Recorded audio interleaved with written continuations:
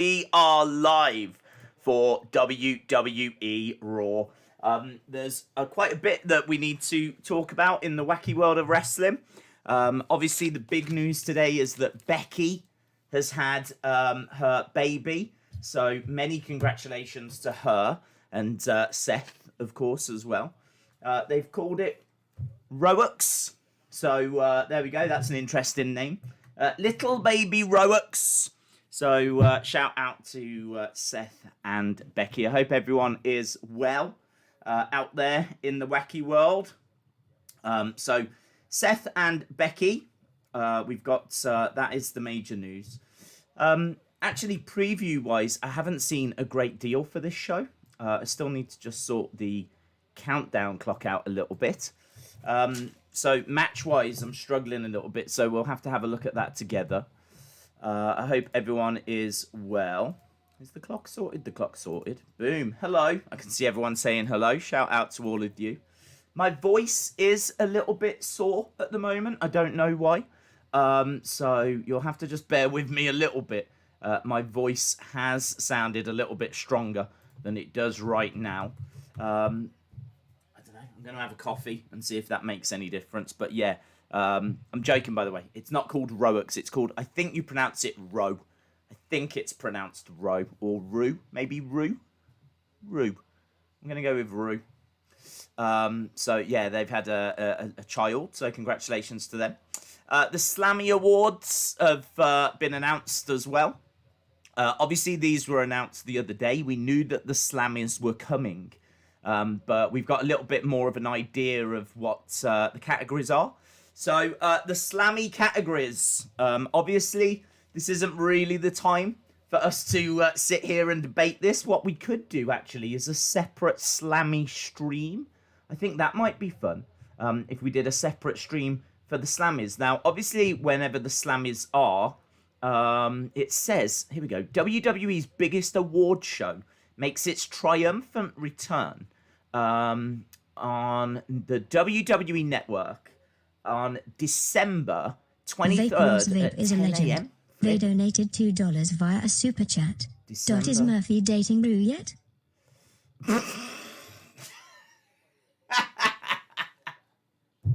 Yeah, I don't know, my friend. I haven't heard any news if Vape Ross Vape, shout out to you. That's funny. That's funny. I haven't heard if he's dating Rue yet. No, I think he's quite happy with the child that he's already got, but I'm sure he's having a little look in that direction. Oh, we shouldn't say these things. It's really bad, isn't it? It's really bad. In fairness, I didn't. It's Vape Ross Vape that said that. It's not me. So you can't blame me. It's Vape Ross Vape. I didn't even find it funny. I didn't. Gaming in I'm real time is a legend. They donated $2 New Zealand via a super chat. Days should I get pizza for Raw or Subway? The chat can decide that for you, my friend. I think both have got their benefits. Do you know what? It's been a long time now. You've said that since I've had Subway. A long time. Like, I've never really thought about it, but I probably haven't had Subway in about 3 years, which is crazy because I used to have it quite regular. Because when I lived down in Southampton, I didn't live that far away from a Subway. So I used to pop in, not like every night, but I would probably say I'd have 1 month. Probably have one a month. Maybe more if I think about, like, if I popped in at a lunchtime as well. Maybe I went a couple of times a month. Like, you know, maybe went in there on my day off or something and then popped in for lunch. Yeah, probably a couple of times a month. But, I mean, now I don't live near anything apart from cattle. So, yeah, I probably haven't had one in 3 years. Have a Subway for me. Let me know about if you enjoyed it. I used to have, what did I used to have? I used to love the meatball one, the meatball marinara. I don't get the whole marinara. I think it's marinara sauce, isn't it? But I don't really know what that means. I just went the meatball one, please. So, meatball marinara. I mean, it does make it sound a bit more posh than it is, isn't it? It's just meatballs on bread. I'll have the meatball marinara, please. We've got chicken breast was one I had. They always have, like, chicken breast. I don't think I was ever thinking about it now. I was very unadventurous. If you think about all the things you could have. By the way, this isn't sponsored by Subway, although if you are watching Subway, eat fresh, yeah? And also, pick your spokespeople a bit better, hey? We all know what happened to that Jared guy. So, right, yes, let's move on anyway from Subway, because we were talking about Slammies. So, Slammies, December 23rd, a little Christmas gift. That's what Vince has given us. Vince has given us a little Christmas gift. Wednesday, December 23rd at 10 a.m. I don't know why. Why 10 a.m.? Why has he decided on a Wednesday? Yeah, do you know what people need? 10 a.m. 10 a.m. I don't know. I don't know what the logic is there, unless it's to keep it well away from NXT, which is on a Wednesday. Why not do it on a Tuesday or a Thursday? I don't know. But on Wednesday, December 23rd, 10 a.m. Yeah. They're going to be giving out Slammies. Now, these Slammies are going to be for Superstar of the Year. Okay.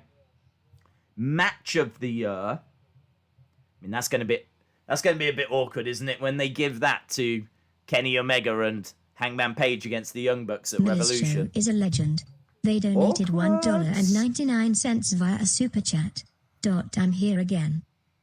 No, I know that feeling, so am I. Shout out to you. Yes, I'm here again as well. Shout out to you, Miller Show. I hope you are well, my friend.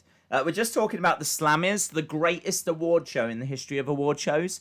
A lot of people see this as bigger than the Oscars. And by a lot of people, I mean no one, except for Owen Hart, who did see it as bigger as the Oscars. He had it printed on the side of his attire. Do you remember that? Owen Hart used to have Slammies printed on his actual ring gear, and he'd always walk down with them.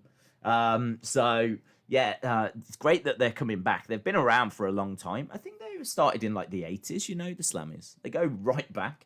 So, Superstar of the Year, Match of the Year, Rivalry of the Year, Tag Team of the Year, Return of the Mac of the Year, Ring Gear of the Year. I don't know why I'm so surprised. They've given out some crazy Slammies in the past.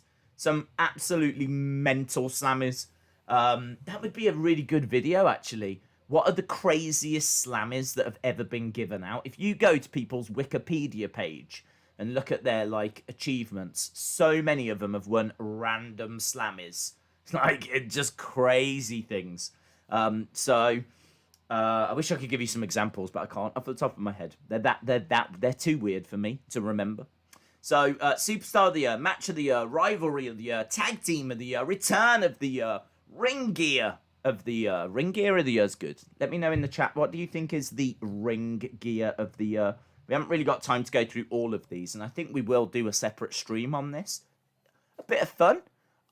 I'm down for trying a little bit of fun. I don't know about you, but I'm down for trying. I've heard about it, and it sounds great.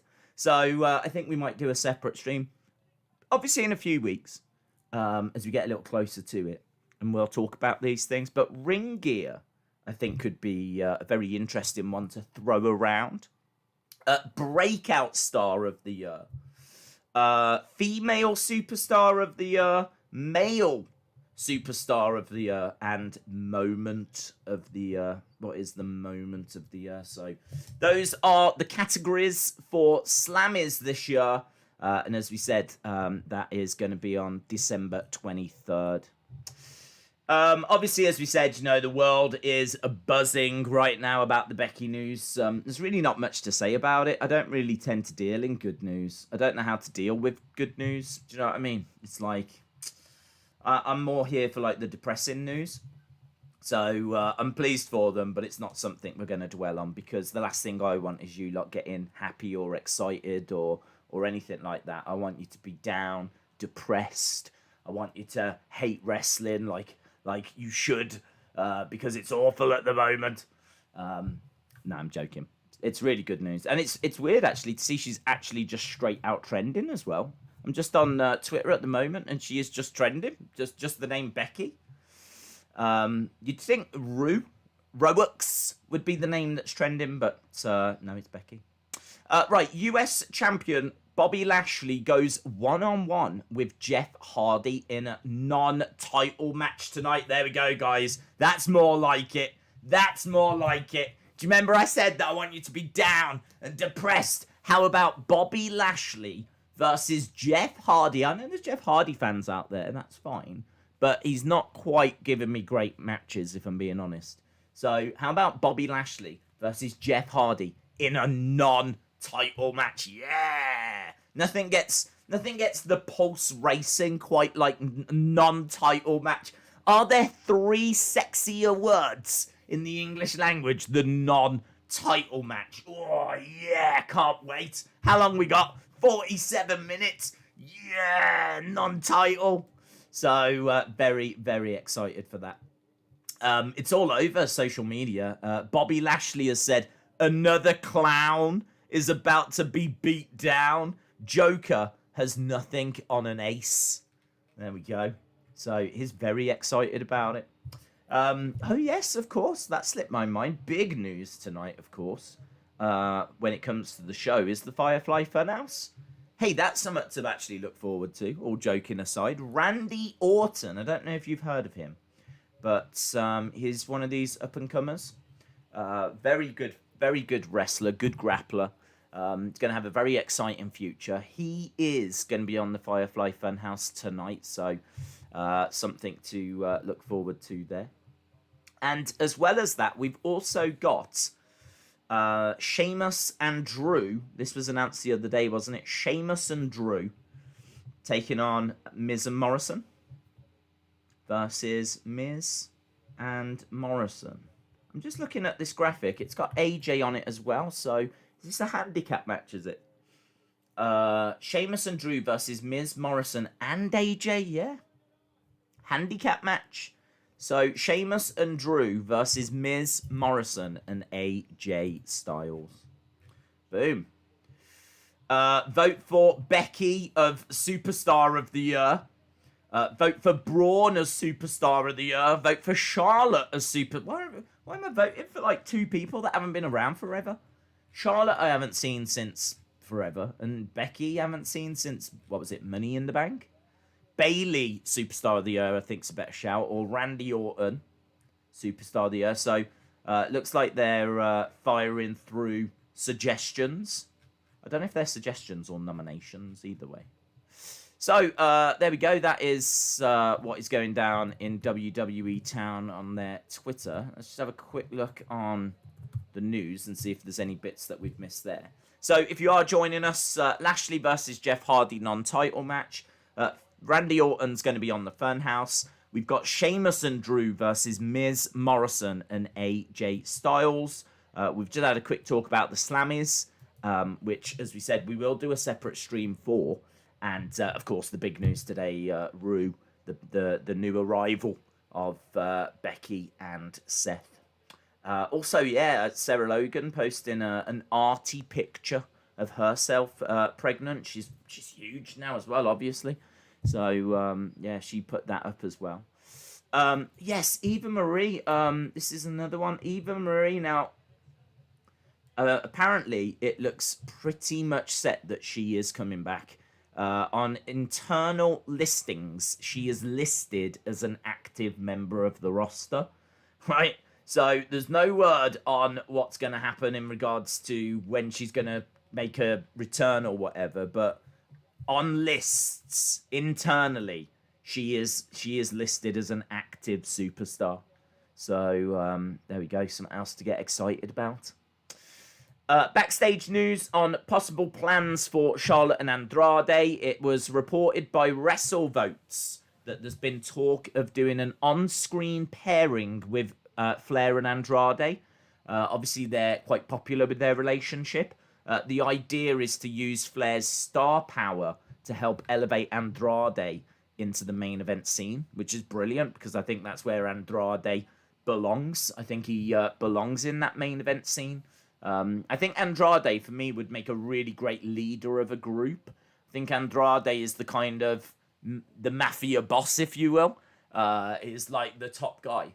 I could see like some babyface fighting with his henchman, getting the better of his henchman, and then out steps Andrade, the big guy. And Andrade is so quick and so good in the ring that I think you could really come up with some really great storylines there for Andrade. So, yeah, we've got quite a bit happening today. You do find that on a Monday, in all fairness. On a Monday is kind of when all the news comes spewing out from after the weekend. So, yeah, it looks like we've got quite a bit going down in Wrestling Town. Days for the Slammers. You can't pick people randomly. WWE is going to force you to pick people that have been listed. Oh. Okay, I haven't seen that news. We'll have to have a look at those listings in a bit. Lana should win a Slammy. Lana should win a Slammy. Someone did. Now you've said that. Someone did send me some kind of list for, was it Moment of the Year? And no, Rivalry of the Year. Rivalry of the Year, and it said Lana versus Announce Table. So I believe that she is up for Rivalry of the Year. Lana versus the Announce Table. So I don't know how you vote. I don't even need to see any of the other people on that list. Lana versus Announce Table. Win Slammy. Win Slammy of the Year. Imagine her acceptance speech. I mean, like, could you imagine, like, this? I could see her in a lovely dress, her hair all done, and like, just grabbing the Slammy like this, like, you love me. You really love me. Making a big deal out of it. And you know that thing would appear on TikTok, like, seconds later. So, I hope she gets it. Hello, Days. I've been watching you for 3 years. Samantha, in any other platform, that would be grounds to call the police. But on YouTube, it actually makes me say thank you. Isn't that strange? Isn't it weird that I'm sitting here saying thank you after such a creepy message that you've sent? So shout out to you. I appreciate the support. Days, don't forget to turn off your alarm. Bobby. Yes, Bobby. Bobby DL. Good guy. You're one of the good guys, mate. There we go. I hate it. Honestly, it does my hair every single time. Like, oh my God. The only thing I will say, Bobby, is I do think that the alarm has managed to pick up a few fans. You know, wrestling fans, bit strange. They gravitate towards the weirdest things. Hello. So, yeah, I think the alarm has got, like, its own little fan base. So I think what you've just done there is, I think there will be a backlash. But not for me, because I don't care. But for you, Bobby, I think you've made some new enemies. Some very strong enemies today, Bobby. But shout out to you, because I'm not one of them. And yes, the other news as well about Undertaker. So shout out to Heather. Heather, I saw ping me a message earlier, and she asked a couple of questions. And one of them was about the Undertaker going to NXT. So this news has kind of been everywhere today. And she asked me what I thought about it. I actually think that it's really good. I think it's good because the Undertaker can go to NXT and he can teach them the lost art of protecting your character. He can deliver them the lost art of sticking in kayfabe, of kind of living your role, and you know, never stepping out of those boundaries, and really protecting the character, creating that mystery, creating that mystique, and really kind of, you know, becoming larger than wrestling in many ways. You know, you could argue that the streak became bigger than WrestleMania itself. Like, there was quite a few WrestleManias I only tuned in to see what was going to happen with the streak. Via a super chat. Why no NXT stream last NGHT days? How you been? Kieran John, shout out to you. Yeah, we don't touch NXT. We've spoke about it many times. So yeah, NXT isn't something that we're covering at the moment. But back to but shout out to you anyway, dude. Thank you for the question and thank you for the support. But yeah, back to Undertaker. So Undertaker very much can teach those youngsters how to protect their characters, how to protect their gimmicks, and then ultimately how to just completely throw all of that away 30 years later, to the point where you're doing cameos for people called All Elite Scooby-Doo, and where you can like look down and look up and go, hello, Granny. Yeah, and then it can go all over social media. Everyone can be like, what's he doing? He's where? He's on the Hot Ones. And then he's like, I love chicken. I love chicken with spicy sauce. Yeah. Is he on breakfast TV? Hello, I'm the Undertaker. Am I dreaming? What's going on? What's he doing? So yeah, it's a lot. That is a lost art. There's not many people that can do that. So I think he will bring a lot to NXT. I think the thing is that a lot of people will be hoping that this means that it will have quite dark characters now. And they're going to have characters that are going to be like The Undertaker.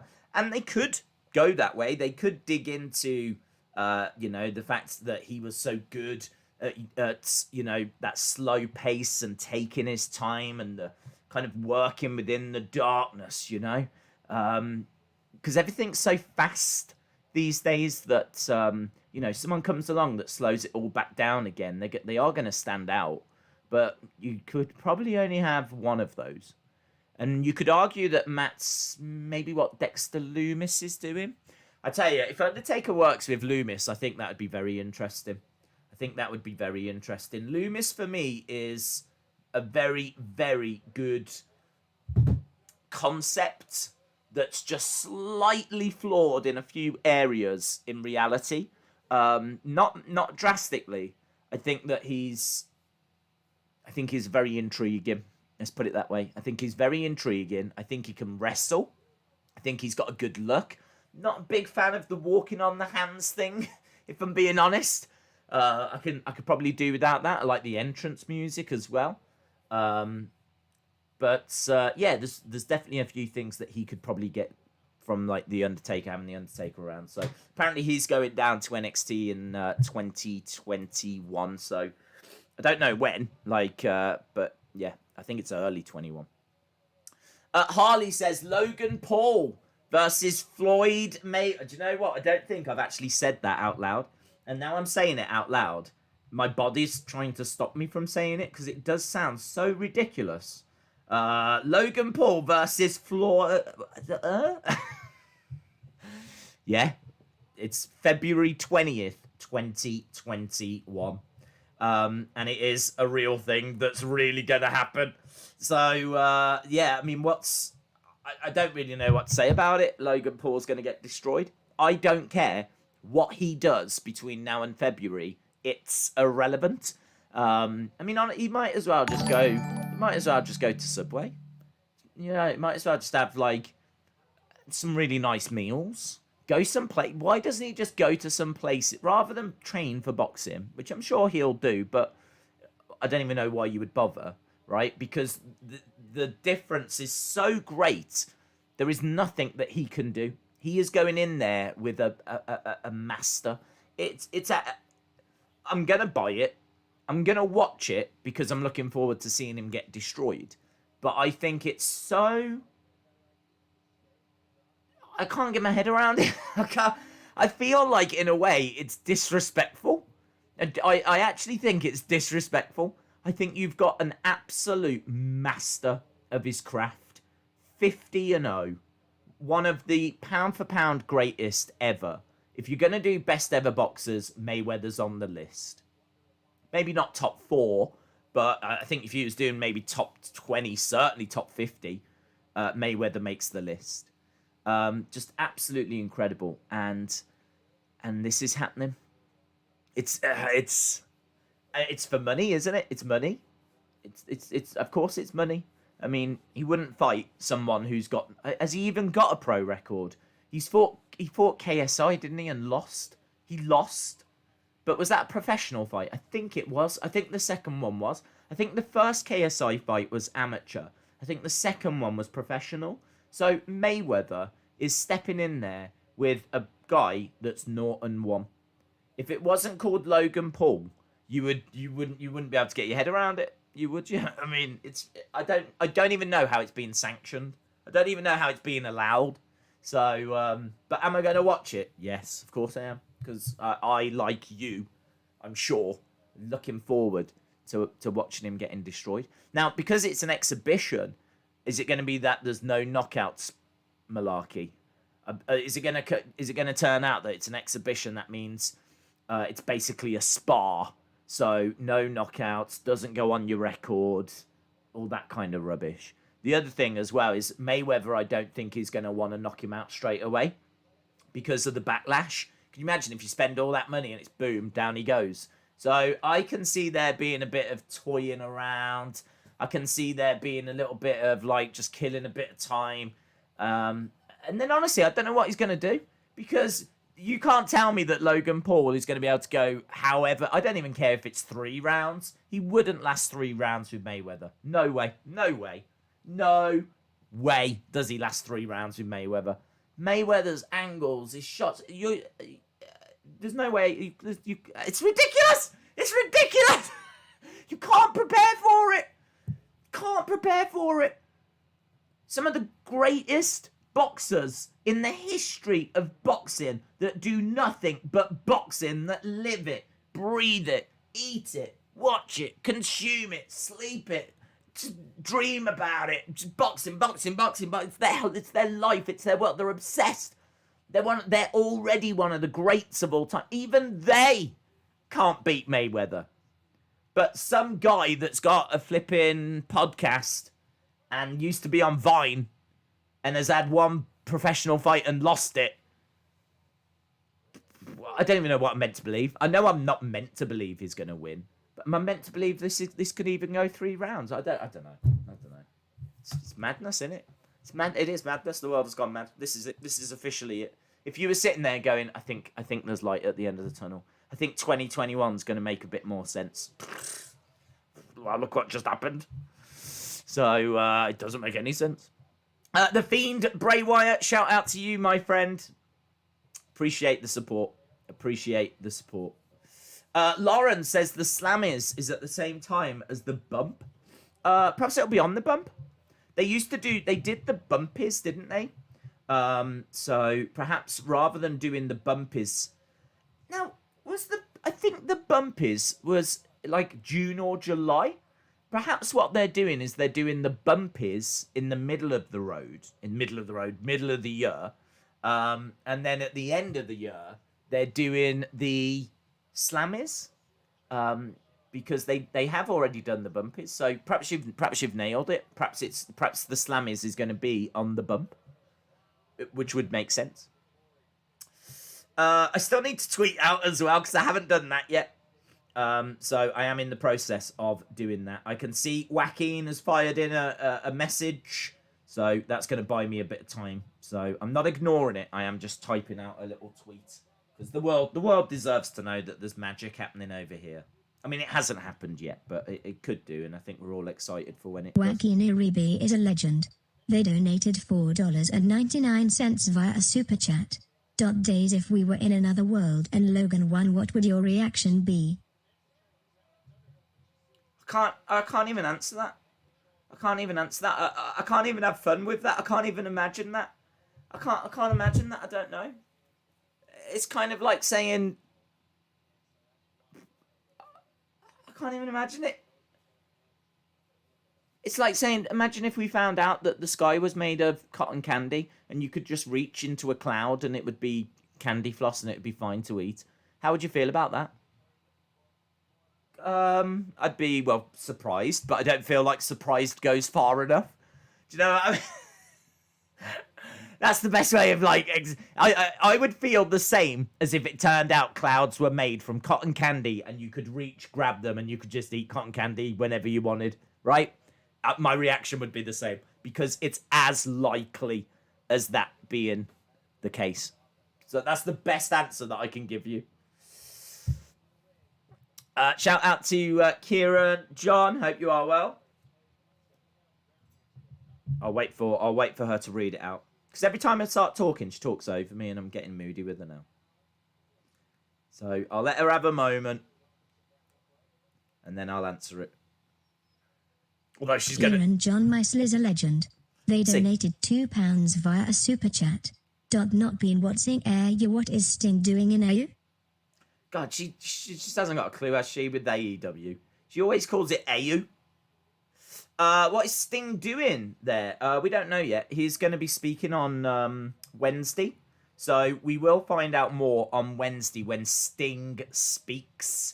He made one appearance. It was done. Well, it was done well, but it wasn't done well. It was done well in the sense of when he came out, it was epic. And what he was doing was epic because the video package looked incredible with like all the snow on the trees. And obviously they had that winter is coming theme. So they had all that and it looked great. And the way he came out, the way he looked, he didn't look like super old or anything. He just looked like Sting. He just looked like what we'd seen in WWE. Still looked to be in like good shape. He still had a good size. He hadn't really changed much. He just looked great. Sting t-shirt looks really cool. Got into the ring. Obviously all the heels ran away and he just went over to the baby faces and just like looked at them all one by one and then left. So little bit cryptic. We don't quite know what he's going to say. We don't quite know why he's there or who he's helping or what he's doing. I mean, obviously, we know he's there for the money. But storyline-wise, we don't know why he's there. So Wednesday is going to be a big, big deal. Tuesday is going to be a big deal as well. Don't forget about Tuesday.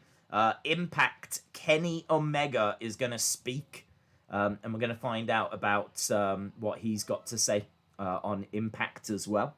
So, big week coming up. We've got, obviously, Impact tomorrow. We've got NXT on Wednesday. SmackDown Friday. UFC on Saturday. We've got the Slammies coming up. There's lots happening. Lots going down. So, yeah, Kieran, I can't quite answer it for you, bud, because we're all in the dark ourselves at the moment. But hopefully we'll find out a little bit more on Wednesday.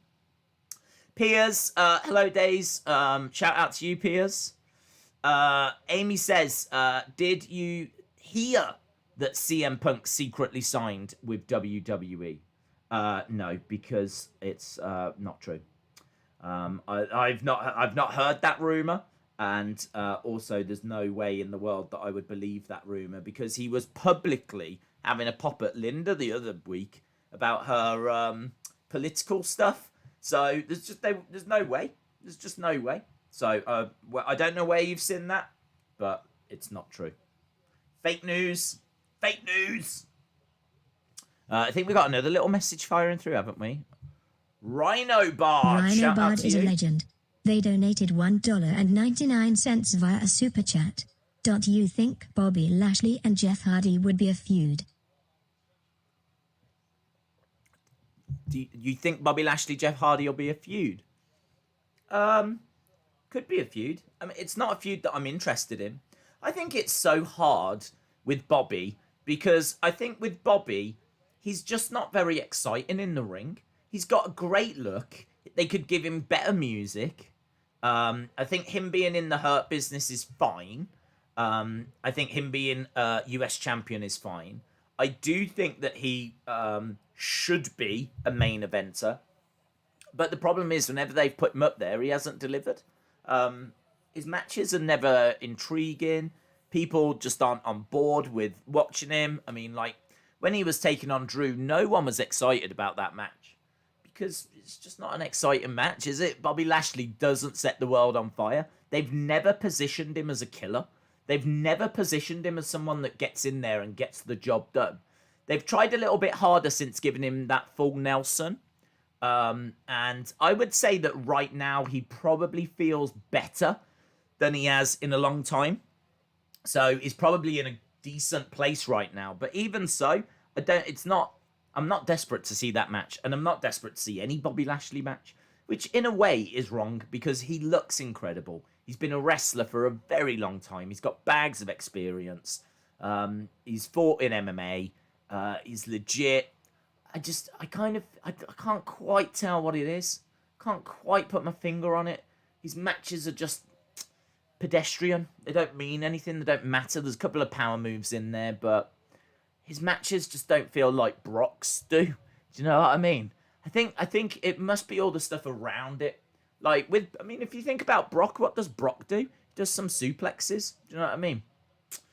It's not as if like he's a genius in the ring. He knows his spots. He knows what he wants to do. He knows what works. He knows what people like, and he sticks with it. And more power to him. This is not a knock of Brock. This is not a Brock knock. But with Bobby, like, I suppose in a way he's got his standing vertical suplex, which is cool. I mean, it'd be cool if there was a way of, like, just giving him a few power moves, giving him a few squash wins. Have, like, people... Maybe it's Paul Heyman. Maybe if Paul Heyman was doing the talking for Bobby, perhaps Paul Heyman really makes that big of a difference. I don't know. It's really hard to put your finger on. But if we do end up with a Bobby Lashley, Jeff Hardy feud, I have to be honest, it's not something I'd be too pumped for. I kind of feel like Jeff Hardy hasn't really knocked it out of the park recently. He's had a couple of good matches, I will give him that. I was disappointed with where his feud with Sheamus went. I thought the bar brawl was fine. I didn't think it was, I didn't think it was like setting the pulse racing. They were just going around a bar beating each other up, really. There wasn't really much in the way of psychology or storyline. It was just it was literally what it said. It was a barroom brawl. And I was it was fine. It was passable. And then they did that silly ending where he was on the ground. He had to put his hat on top of him. He took it off and he had the face paint on. And it's like, what the flip is this? What's this? What's this rubbish? Like, he was lying on the floor with no face paint. They put the hat on, and when he took it off, he had the face paint. It's like, what's that meant to mean? What's that meant to be? Like, it's just silly. Do you know what I mean? You can't have this hard-hitting barroom brawl that you're watching and you're getting into. You're like, yeah, good fight, you know. And then all of a sudden they do some spooky silliness. I mean, even if it's meant to be that he's drunk, it's like, what? Okay, so now I'm looking at the fight through Sheamus's eyes. What? I don't understand. What's going on? So, yeah, they really dropped the ball there for me. So, and the rest of it, the rest of Jeff Hardy's stuff's just been so-so. So I know he's got fans out there. There's people that are really into him because he is a legend. No denying that, he is a legend. But all legends kind of struggle towards the end. And I think we are towards the end with Jeff here. I think even Jeff has said he wants just one more good run, you know. So he's still got potential to deliver a big moment, you know. Pogba is flying to Turin tomorrow to meet with Juventus. Yeah, I have heard this news. I hope he goes. I know we don't talk too much about football, but I am a Man United fan. And Pogba has been non-stop problems, really. We didn't have him for a lot of last season. So not having him isn't going to be an issue. We coped a lot of last season without him. He's a great player. But there's so much drama, even if he's not connected, even if it's his agent that's doing it, there's so much drama with him that it's just, get rid. So many players, great players in the world that can do what he can do. I know he's one of the best, one of the elite, but still. Go and get Grealish. Do you know what I mean? Go and get Jack Grealish, or go and get, like, some really good players. Was it Mitrovic-Savic? I think he was called. One of them. Pogba is overrated, says James Chadwick. I don't know if he's overrated. I mean, I don't know. I kind of feel like he's not consistent. I feel with Pogba that you've got one of the best midfielders in the world, but just don't expect that week in, week out. If you've got Pogba in the team, you don't quite know what you're going to get. So, yeah. I don't want to talk about football too much because this isn't obviously a football stream. But I do have to agree that time for him to go. That's a very white cup that you've got. Yes, it is, isn't it? It is. And it's getting a little bit dirty as the coffee is spilling down. Logan Paul versus Floyd Mayweather is such a weird matchup. I love it, says Harley. What are your thoughts on War Games? I can't give you any. I haven't seen it. I didn't watch it. I didn't secretly watch it. I haven't seen any results. I don't care. It's just not on my radar. Like, I didn't watch it, and I have to be honest, I didn't miss not watching it. I was doing, like, video editing, and I was actually doing a bit of learning. I'm trying to get my head around, like, Adobe at the moment, Adobe Premiere Pro. I've never used it before. And it's like one of the best video editing softwares out there. And I've always been not intimidated, because that's not really the right word. But I suppose I've never really had much time to sit down and learn something like that. So I've always edited my videos in the quickest, easiest way possible. So now I'm actually trying to sit down and try and get my head around like something a bit more professional. And it is taking time. It's taken a lot of time. But I'm kind of at a point now where I get it. I understand how to use it. I know the features, or at least some of them, enough to be able to edit a video. And some of those raw reviews were done through Adobe. And as I start to kind of get my head around more, it'll start to give me more options with things that I can do with it. So I spent a lot of last night doing that and looking into that and watching videos on that and trying out a few things with that and trying to get my head around that, because I'm hoping it's going to allow us to do some fun stuff in the future. So yeah, that was my night. Fabian says, Days, how are you going to book Randy Fiend at TLC? I'll have some screwy finish like Randy running away, so the feud continues. I don't know how you book it at TLC, because I wouldn't have booked it at TLC. So it's hard for me to now sit here and say, yeah, this is what I would do. I don't know. To be honest, I really don't know, because you do need the feud to continue. So you would think that Orton has got to get the win. I don't see how it benefits the feud if the Fiend wins, but equally, how does the Fiend lose? So I feel like Alexa is going to be the answer here. Could it be that it's TLC, matches going? Could it be like, Kyrie? Do you remember when Kyrie was getting beaten up backstage and Asuka had to choose? Was she going to go and help Kyrie, or was she going to save her title? And she ended up running backstage to go and get to Kyrie. So it was her against Sasha, wasn't it? And Kyrie lost her the belt, basically. And after that, Kyrie left anyway. So, do you know what I mean? She shouldn't have bothered. But maybe it'll be something like that. Maybe Alexa's going to be in peril, and the Fiend's going to have to choose in a way, and he doesn't get chance to finish Orton off. That sounds wrong. Doesn't get a chance to beat Orton, and has to go and save Alexa or something along those lines. Easy. Orton wins by jackhammer and spear.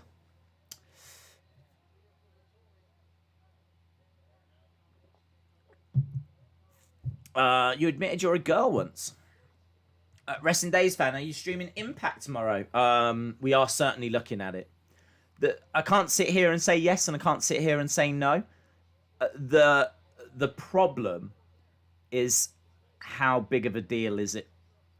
Because I'm not an Impact fan. I'm not watching for Impact. I'm watching because of its connection with AEW. So if it's an Impact show, I'm not too bothered by it, because I don't really care for Impact. I've never been into Impact, and I'm certainly not going to sit here and start pretending that I am, because I'm always honest with you guys that I'm not an Impact fan. I've never got into it. I did start watching it at the start of the year, and when the whole Tessa stuff came through, and I was like, do you know what? What's the point? Do you know what I mean? She's being accused of racism and bullying, and they go and put the biggest belt they've got onto her. So I was like, forget this. So I ended up walking away again. You know what I mean? You give people a chance. You give people a chance, and they slap you in the face. So I ended up walking away again. And obviously now Tessa's gone. But that's not a massive problem, because I don't know what the truth was happening there anyway. I don't know what the truth was. That never really came out. She's still accused of those things, and she's still saying that she didn't do them. But she ended up getting released. So she's not there. But I don't know what the involvement with AEW is. The rumours are it's going to be one segment. The rumours are it's one Kenny Omega segment that's been taped, and he's going to say a few words. Now, we don't know what that is. But we know what is not happening is there is not an invasion tomorrow. If you're sitting there thinking, I can't wait for tomorrow, I bet there's going to be like AEW are going to invade. That's not going to happen. It's already been taped, so we know that that doesn't happen. We know that there's a segment that gets included. It's like a backstage interview with Kenny. So I'm expecting Kenny to say, I don't know what I'm expecting him to say. I'm expecting him to call someone out, or I don't quite know. So yeah, I'm debating it. Is it worth it? Is it worth it? Is it worth doing? Because it's a show that I'm not too bothered about. I know that it's not going to give us what we thought it was going to give us last week. We thought it was going to be a full-on invasion. Because, as I said, I'm watching it for the AEW aspect of it. I'm not watching it for the Impact aspect. If I was interested in watching it for Impact, I would be watching Impact, wouldn't I? I would have already been watching it. So I'm not interested in the Impact side. I'm interested in the AEW side. And I don't think it's going to be that much. So we might do it. We might not do it. I'm leaning towards yes, to be honest. I'm leaning towards yes, because I am very interested to see what he's going to say. And I hate watching wrestling if I'm not streaming it. Wacky What's the point? Niribi is a legend. They donated $1.99 via a super chat. Days hasn't WWE been racist before?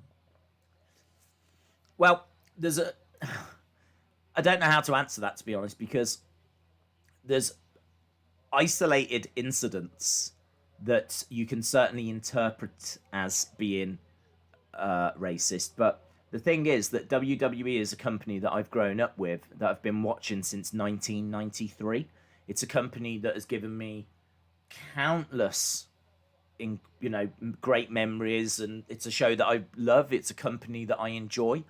But, of course, there's going to have been superstars within those companies that have, done things wrong. I mean, we know that for a fact. Look at Benoit, for example, right? So, yes, there's incidents of, there's going to be incidents of racism. There's going to be incidents of, sexual abuse. There's going to be incidents. You're going to get that in all companies, unfortunately. If those companies have been around since the 40s and the 50s, like WWE has, you would imagine that over that kind of time scale, with the amount of employees that they've got, it's a sad case of the world that you would imagine that that company will at some point have to deal with racism, sexism, sexual assault, loads of different things. To me, it's how the company deals with it. Now, I wasn't impressed with how Impact dealt with this. They appeared to just put their fingers in their ears and carry on. And it didn't make any sense. These were quite strong allegations that were coming out from a lot of different people on social media. It wasn't just one person. It was a little bit like that speaking out movement that we just had, where you had lots of stories coming from lots of different sources. It was like that, only this was all directed at one person. So it was like speaking out, but at one person. Now, granted, sexual assault and bullying are very, very, very different things. So in a way, it's not right to compare them. But I'm just saying, I'm using it as a comparison because it was lots of different sources on Twitter that came out and said, you bullied me. Do you not remember what happened when we were working together at such and such? Or, and it was from women in different companies as well. I don't want to get back into the whole Tessa thing because it's done in many, many ways. I mean, she doesn't work for Impact anymore. But I was what you would want to see as a company taking a stand. I would want to see a company coming out saying that they were going to look into these. These weren't allegations being made by fans, and I think that's a difference as well. Because I think with fans, they can be causing trouble. They might not be fans. I mean, they could be anyone, couldn't they? They might not be people that even watch wrestling. How can you look at Twitter and even know that person is a wrestling fan? How do you not know that's not just a person that's going around jumping on a bandwagon and causing problems? So when it comes to fans, I can understand that being treated with a little bit more, do you know what I mean? Like, okay, we should look into this. Let's see what we can find out from this. Maybe try and get in touch with them or whatever. But I could understand that being a slower, longer process. If you've got professional wrestlers from companies like AEW, companies like NWA, companies like NXT coming out saying this is true, then I feel like that's a whole different world then. Do you know what I mean? All of a sudden, for me, that carries a lot more weight. A lot more weight. And look, I mean, how long has she been out of a job now? No one's come in and snapped her up. No one's, I mean, like, she was released from a contract. Can't believe there's a no compete clause or anything. No one's come in for her. NXT had the opportunity to take her when she was part of the Mae Young Classic. They didn't go for her. She's been a great wrestler for a long time, but rumors are these backstage issues are well known, well documented, and it's part of the package. You get a great wrestler that's a real issue behind the scenes. So I don't know. Yeah, so in answer to your question, hasn't WWE been racist before? Yeah. But I feel like they've dealt with things better at times. At times, not always. But you are dealing with a company that's been around for a long, long time. Whereas Impact has been with us for, 18 years? Something like that. And I just don't think that they dealt with this very well at all. I mean, you could argue NXT didn't deal with the Velveteen Dream situation well either. They say they investigated, and then there was still that one guy running around saying that no one had spoken to him. So, yeah, I don't know. I don't know what's happening with the Velveteen Dream thing. I think, that massively hurt NXT. Because Fire Velveteen Dream was trending, wasn't it? So if you want to talk about WWE messing things up, you could look at that. You could look at Velveteen Dream and how they completely botched that and completely got the tone of that wrong in relation to what the audience wanted. People wanted an investigation, Instead, they were like using him in main event matches and all of this kind of still trying to put him in feuds. And like when we had crowds, they were not buying it. So I think Allysin Kay was starting trouble for Tessa just before her biggest moment, and others decided to pile on. I disagree. I have to disagree because Tessa came out with that tweet. This wasn't Allysin Kay completely out of the blue jumping onto it. Tessa tweeted out, "Why can't women learn to support each other?" That's what she said. She lit the fire paper. Allysin Kay, it wasn't as if Tessa was like, "I can't wait for tomorrow. It's going to be a big moment in my career," and Allysin Kay came in and jumped in with the allegations. It was Tessa that came out and went, "Why can't women just support each other?" I mean, come on. If she has done those things, that's a real flipping slap in the face, isn't it? To come out and say those, why can't women be more supportive? More supportive! And it was from such different... If you look at likelihood, is it more likely that all these women came forward with their own accounts of Tessa being, bullying them and not being respectful to them and in one instant being racist? Is that more likely, or is it more likely that they just decided to make that up, go public with these lies on Twitter, and pile on to Tessa for no reason? What's more likely? I have to say it's more likely the other way. Now, I'm not someone that's ever said that she is out and out guilty. I feel it's more likely that she did it than she didn't.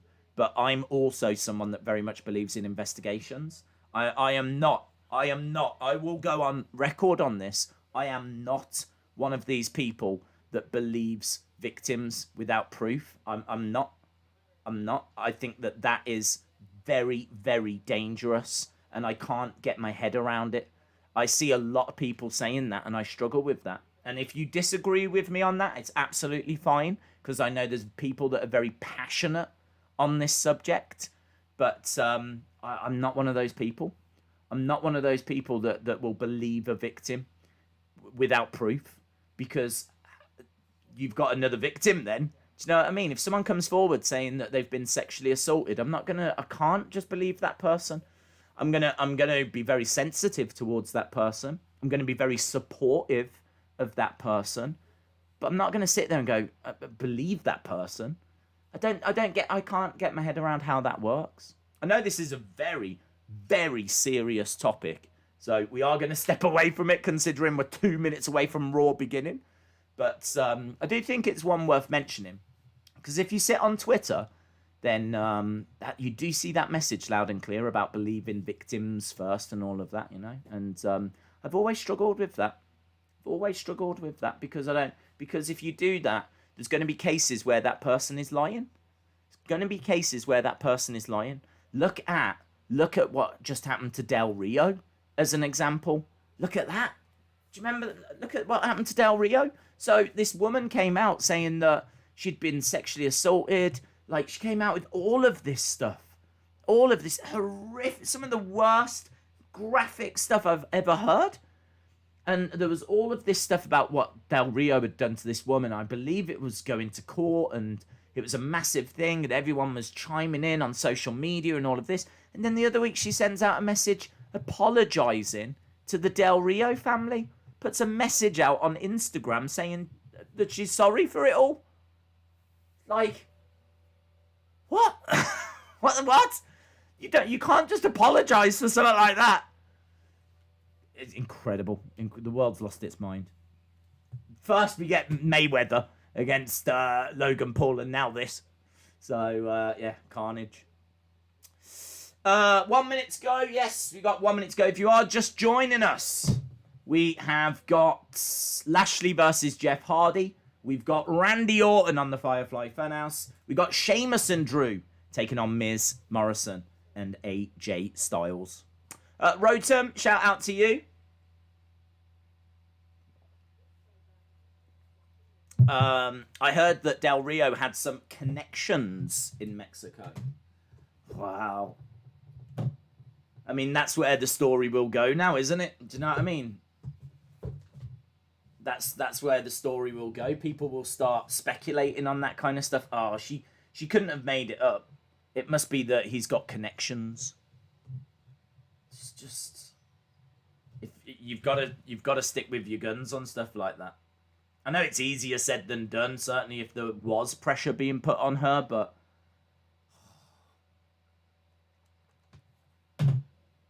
we got a Pat Patterson tribute anyway.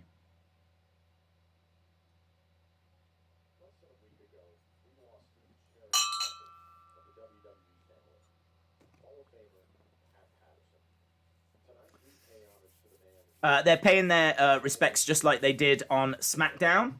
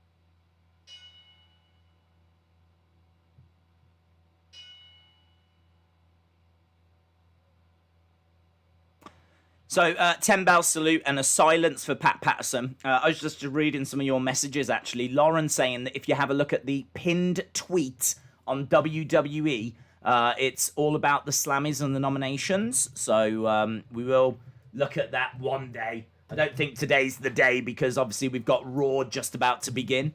And as we said, we will do a separate stream for the Slammies. So, very, very cool. In regards, I saw Heather saying something as well.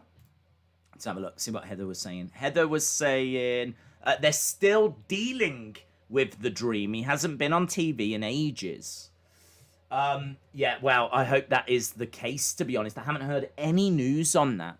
And they've got to deal with that. They've got to. I mean, even in the Thunderdome, there was people holding up Fire Velveteen Dream signs. It got so bad, it was happening so often, that he started to try and claim it as a positive thing.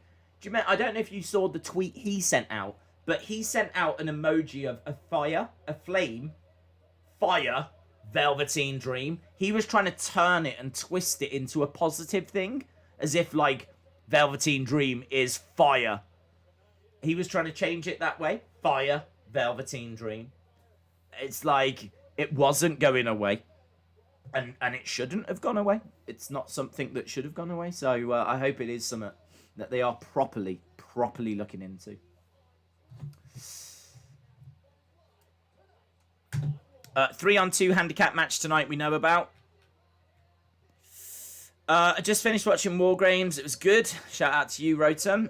I didn't see Alexa or the Fiend, but Alexa is only 5 foot. You can't have the Fiend standing there. You could have Bray, but you can't have the Fiend standing there. Fiend's all about darkness. Do you know what I mean? That wouldn't have worked. There's a few times where with these tributes they won't have certain people out there. Orton is making his way down to the ring. Yeah, we are starting with Orton. Days, the Randy Bray feud is more insightful and personal than any other feud Bray has had in the past. It deserves long-term storytelling. It's too early for Randy to face the Fiend. Yep. I agree. An older generation of women were taught that we had to be competitive and cut each other off at the knees. The younger generation, not so much. Earlier on main event, Keith Lee beats Angel Garza, says Big Boy Dally. Right, we've got Randy coming down to the ring then. We're going to get into this week's show. I really like that conversation we just had. I think that those kind of conversations are kind of what makes these streams what they are, in the sense of we really can go anywhere. These streams go wherever the conversation goes. Whatever it is you guys are talking about, we kind of go with it. So I do really enjoy those kind of conversations. I think it's what makes the streams a bit unpredictable. And things, you know, can get serious at times. Obviously, we're moving away from that now the show has started. But respect to you guys for that. I think that was a conversation that was respectful. I think it was something that didn't get out of control or heated. And, you know, as we said, people are going to have different opinions on this. And that is absolutely fine. It's absolutely fine that people feel differently about it. But... no, I really respect the fact that we can even have those conversations. So, very cool. Very, very cool. Right, we're moving to Randy Orton. We've just got a video package right now. Orton's going to be on the Funhouse later. He's obviously not going to go to the Funhouse now because he's in the ring now. So, I'm guessing this is going to be an Orton promo. And then he might be on the Funhouse later on. If so, that means they're giving him 2 segments on this show, which is kind of interesting. Maybe that's how they're going to get around the lack of time. You know, the fact it feels like we haven't got loads of time for this story. Perhaps they're going to give them extra segments, which isn't the worst idea in the world, because this is probably one of the feuds that people are most excited about in WWE right now. So, makes sense. There's the Fiend. When he wanted his, he wants his Alexa back. Joaquin says respectful. Yes, shout out to you, dude. Eric says your dong. Yes, we had a good conversation about your dong last night. But there's Randy laughing. Right, let's see what he's got to say. Joaquin Iribe is a legend. They donated $1.99 via a super chat. Respectful. Can I just say that she says that I have never programmed it to say that. I don't know if it's something that's preset, but every time like it reads someone out, it says is a legend. I never typed that in.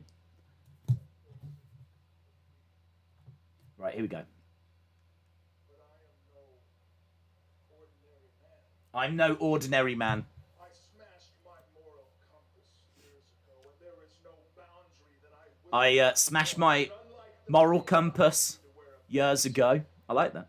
to let the darkness out, to let the darkness show for the world to see. And when I do like Orton's. I like the way Orton's approaching this. Orton is like, we've both got darkness. It's just you're letting yours show.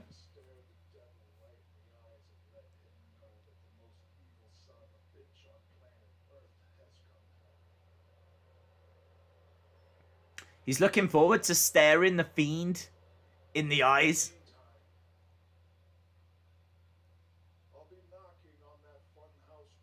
I'll be knocking on that door. Waiting. Why is he knocking on the door?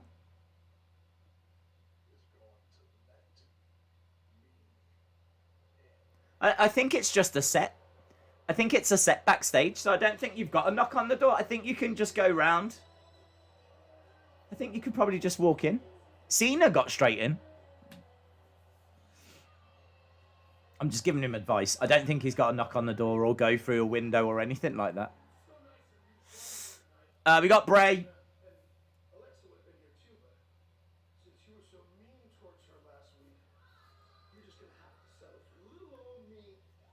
No Alexa.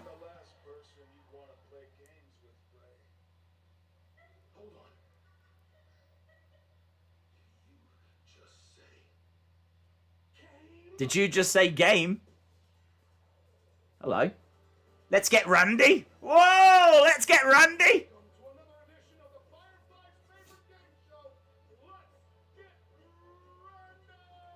Let's get Randy. He's got a new shirt on. Oh, look at all the puppets. They've got little buzzers.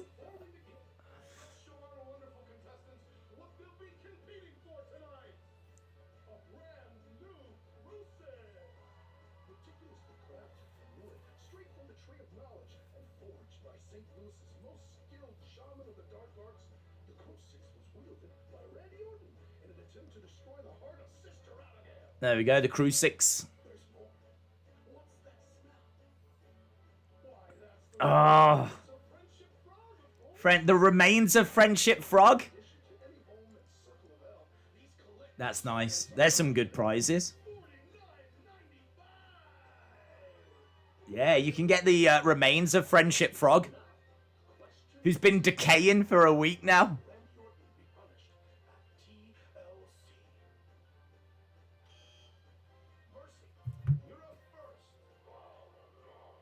Okay, Mercy's eating the buzzer, I think.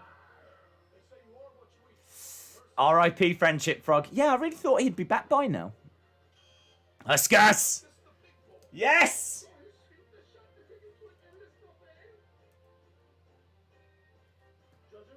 The music's loud, isn't it?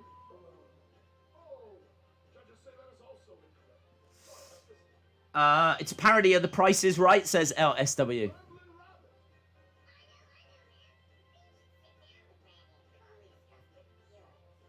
I think the music's a bit loud. I can't quite hear what they're saying.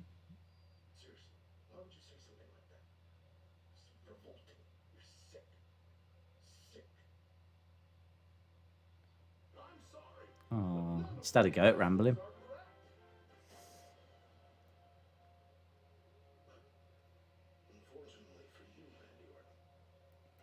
Abby is cussing non-stop.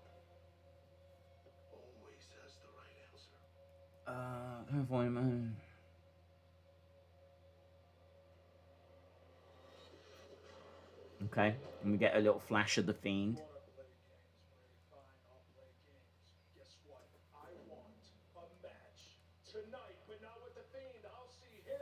Okay, he says, I want a match tonight. Randy wants to face Bray tonight.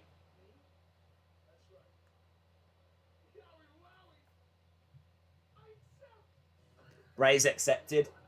So, Bray versus Randy tonight.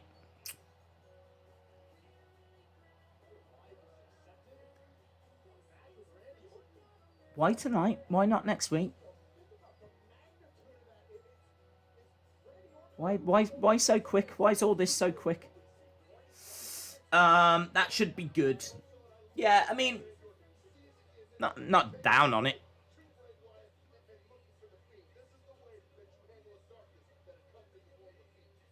Okay. Randy versus Funhouse Bray. Yes. The match will be fun, says to Boy123. This is going to be one heck of a match, says Wendy. Funhouse Bray versus Randy should be at TLC. Yeah. Yeah, it should be at TLC. Instead, it looks like we're getting Orton Fiend. And we're getting Orton Bray tonight. Who's this woman? What's she doing? What's Flo doing? Another video package. Randy is going to win. We know that. Austin says this should be at TLC. Big Boy Dally said, so he's not going to the Funhouse. Well, apparently he's doing that as well. Flip. Are they giving him 3 segments? What are they doing? All of a sudden, it's like, all right, you guys want Randy Fiend? Here you go. Opening segment. Going to the Funhouse. Match. No wonder they're doing it now. They're like, right, we've got 2 months. Let's just give them everything quick. Come on. So they're just throwing everything at us now. It's a progressive ad. Yeah, we're seeing last week with Lana and... Oh, yeah, I forgot that'll be tonight, won't it? I like Lana and Asuka.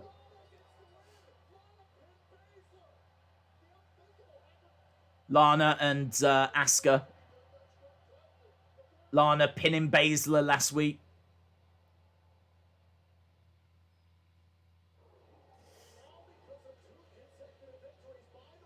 There we go. Shayna and Nia taking on Asuka and Lana. I love this graphic. The graphic's really cool. So it's like a storm and there's all these chairs and tables flying around. It's like a hurricane kind of a thing. That's really cool. I like that graphic. Asuka making her way down.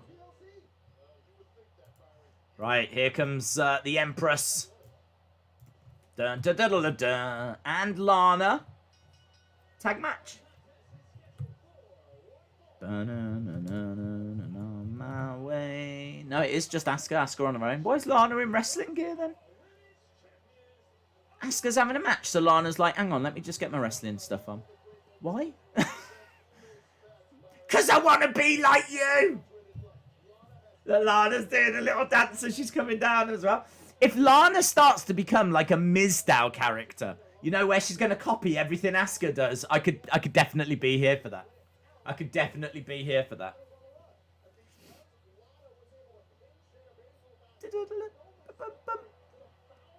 Isn't it nice? It's like Asuka's got a pet. That's how I see it. It's like Lana's a little pet cat. Asuka versus Shayna and Lana is in wrestling attire. Is it busy?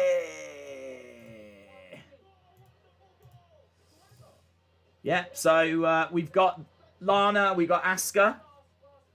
Lana copying Asuka. Yeah, I mean, that would be fun if they really went down that table. Febin says, Days, imagine the Fiend changing Randy in such a way that we get Burning My Light back. That would be cool. I'd like to get that back. I think people prefer voices now, though. That's the only thing. I still prefer the other one. Has Bray got Alexa hidden from Randy? I would think so. I'd imagine that you will see Alexa at some point tonight. Unless there's been some kind of emergency and she's not been able to get to work. But you'd think that would be unlikely. Is Fiend versus Randy at TLC? I believe so, yes. Asuka and Lana have got almost matching colour outfits. Almost. I'm loving the theme and the graphic cards for TLC. Yes. Asuka versus Shayna is a pay-per-view match, to be honest, says Killer Sasuke. Eva Marie is coming back. I'm alright with it. I'm not excited about it. It's not something that I'm clamoring for. It's not something that I'm excited for. But she's been gone a while. I mean, well, I'm not interested to see, but if she comes back... Because I never hated her as a person. It's just she couldn't wrestle. can she wrestle now? Has she learned? Maybe she's been away and she's learned. I mean, she's been gone for a good few years. I don't think she has, though. I don't think she has. I think she's been away doing fitness stuff and Big Brother. I don't think she's been, unless maybe they signed her after Big Brother, and she's been like learning to wrestle ever since. So I don't know. Oh, I don't know. Is it WrestleMania season? Not yet. Not yet. Do you think this Raw will be even more terrible than last week? Is it even possible? No, it won't be worse, because, I mean, we're already going to get the intrigue of the Funhouse. We're already going to have the intrigue of... Last week was bad, wasn't it, thinking about it? Yeah, I don't think it's going to be worse than last week. I think that already there's a few things that I'm interested in seeing on this show. I'm interested in the Funhouse segment. I'm interested in the match. Obviously, it's a very intriguing storyline. I mean, I'm into this Asuka Lana feud as well, so... You know, with them against Shayna and Nia. So, yeah, I'm interested in this segment. I feel like this... Is this going to be a tag match? They can't do a tag match, can they? Because they've already booked it for TLC. So why is Lana in wrestling gear? Little video for Pat Patterson. The tweets. I'm guessing a lot of this is stuff that we saw on SmackDown. Eva Marie has been back in the news again today. What for? What for? Just because she's back in WWE, or is it something else? Big Boy Dally says Ypsilanti was the only thing that got us through last week. I know, mate. I know, and I don't even know if we're going to have a Ypsilanti to get us through this week. We might not need it. We might not need any kind of craziness like that. But you're right. Isn't it crazy? That was a week ago. Ypsilanti getting us through. Hopefully the show will get us through. I'm going to keep my fingers crossed they're actually going to give us a good show. They're giving all this, yeah! Bouncing around, they're all excited.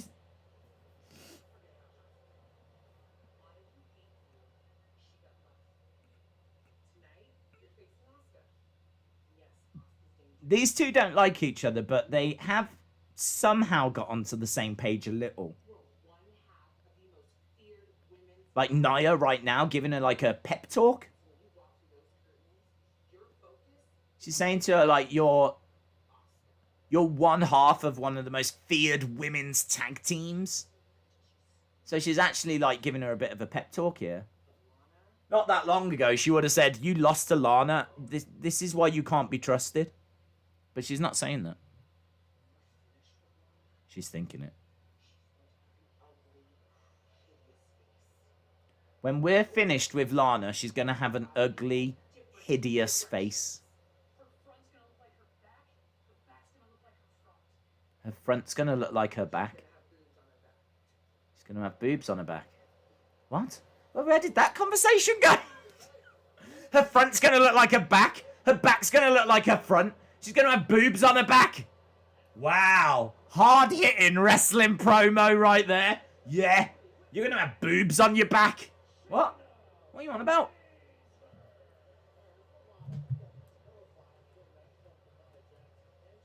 That can't have been scripted. Was that scripted, do you think? Do you think someone actually wrote those lines actually down? She's going to have boobs on her back.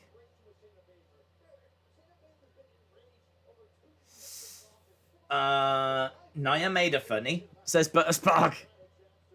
Creed, shout out to you, my friend.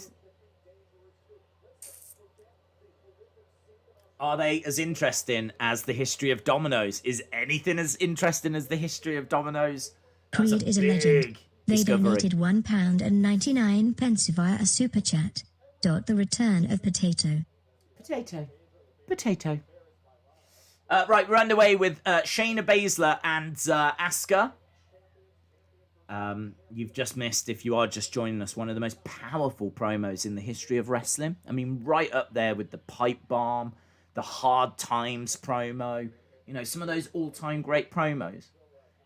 Nia and Shayna talking about Asuka having boobs on her back. Ankle lock already by Asuka. This is the, in all fairness, this is the match that we've always wanted to see. So it's a bit of a shame that we're getting it in these circumstances, because you know they're not going to treat it as well as it should be treated. Trading holds here, Shayna and Asuka. I wonder if these two, like, spend a bit of time, like, really talking backstage about holds, and I wonder if they're, like, friends, Asuka and Shayna, because there must be a mutual respect. Really good. Look at these. Look, they are just trading holds, aren't they? Back and forth. Knee bar applied. We've got Dana Brooke and Ricochet taking on Reckoning and Slapjack. Dana Brooke and Ricochet versus Reckoning and Slapjack. Dream match. Down goes Asuka, dropped onto her head.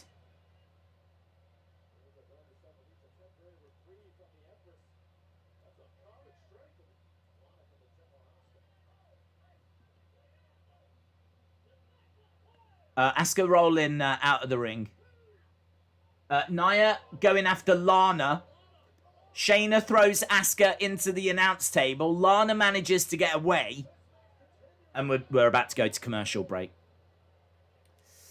Days, they're all friends. Wow. I meant like more, do you think they sit and specifically talk about wrestling? Do you know what I mean? Not recipes and stuff like this. I wonder if they sit and talk about like UFC, different holds, different submissions, that kind of thing, you know? Because a feud, a Shayna Baszler Asuka feud on paper should be brilliant.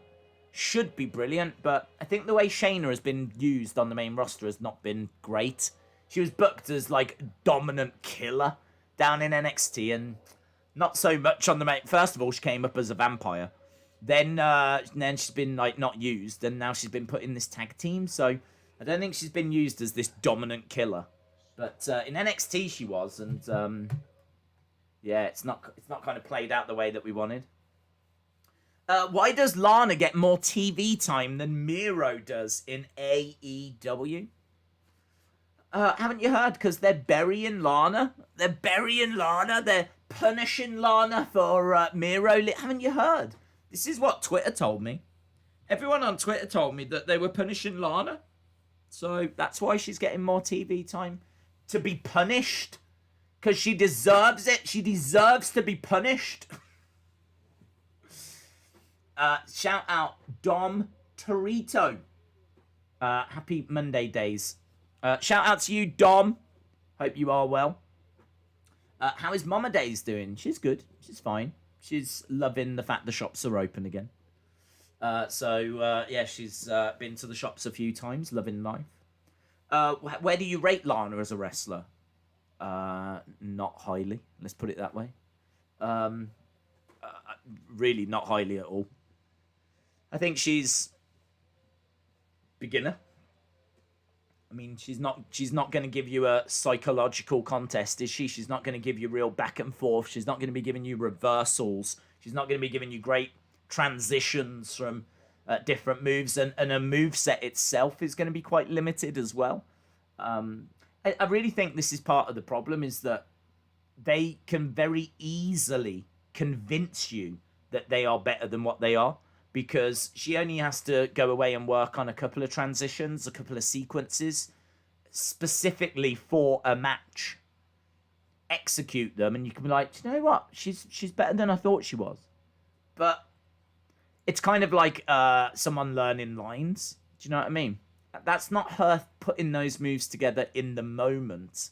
To be a great wrestler, you've got to go out there and be able to kind of really call it on the fly, because wrestling back in the day used to be you was having a different match each night, or you was, you know, on the road all the time.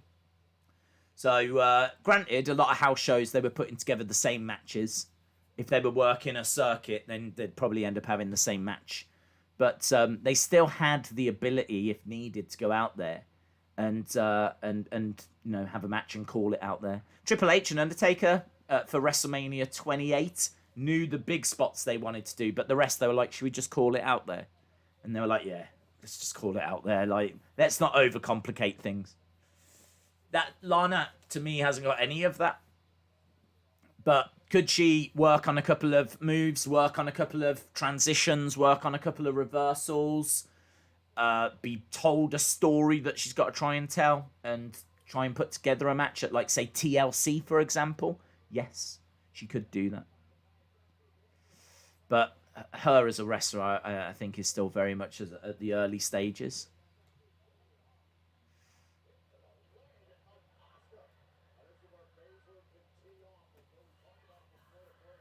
Asuka screaming out at Shayna as kicks are coming in. Look at this. This is a lot of emotion that Asuka's showing here, isn't she? Look at the selling from Asuka here. Duck underneath, grabs the leg. Oh, look. That's the kind of stuff. Look at that. Look at that moment right there. You've got selling where she's like actually in pain and she's still selling right now. But the way that she was screaming and selling, and then as Shayna went for the kill, she ducks underneath and grabs the leg, and this is the stuff that, like, you've got to just do it. Do you know what I mean? You've got to be so confident in your abilities. You've got to know the story that you're telling. This is what sets Asuka apart. She puts emotion and layers her matches, whereas, you know, when do you see other people doing that?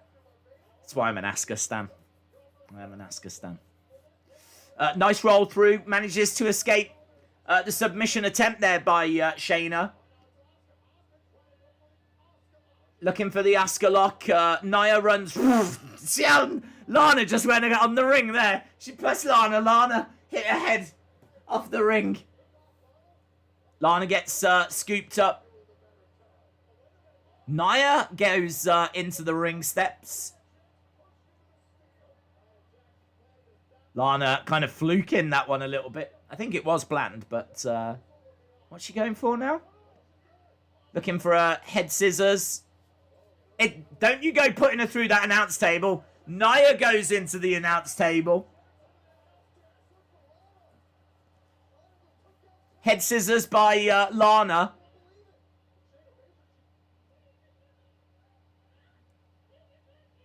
You get back here. Asuka rolls up Shayna. Asuka beats Shayna while Shayna was distracted. I really feel like we've just been robbed of a really great match. Looking at some of the moments in that match, looking at the way that Asuka was selling there, some of the transitions and some of the reversals of those submission moves, kind of show that, could you imagine if Asuka and Shayna got 20 minutes at a pay-per-view, no ad breaks, no interruptions, give them 20 minutes, let them grapple, let them wrestle, let them put on a proper wrestling match, because I think Shayna and Asuka, from what I've just seen there, would be as great as what we wanted it to be. I really do think that. That had some real tasty moments in it. But it's got all this fluff around it, hasn't it? There's all this extra fluff. But I don't mind it. I'm into the story. And it should be a fun little match at TLC. So, yeah, not bad. Not bad. Not bad first half an hour of Raw. This is all right. This is all right. I'm tired of roll-ups, says Lord French Fries. The most devastating move in all of sports entertainment. I think you had to expect that, though. I think we all knew that it was going to have something like that. I think we all knew that it wasn't going to be the Shayna-Asuka match that we all want. It was all going to have a little bit of, you know, outside interference and roll-up and all that kind of stuff. I think I'd already accepted that was going to happen. It's good, though. Good. I'd love to get that match one day. Days for one of the rivalries of the year, Slammy. One is Lana and the announce table. I know, yeah. I know. Lana versus the announce table. Shouldn't it really be Lana versus Nia? We got the Hurt Business backstage. Some young dude. Move. Yeah, wrong way, dweeb. They should have beaten him up.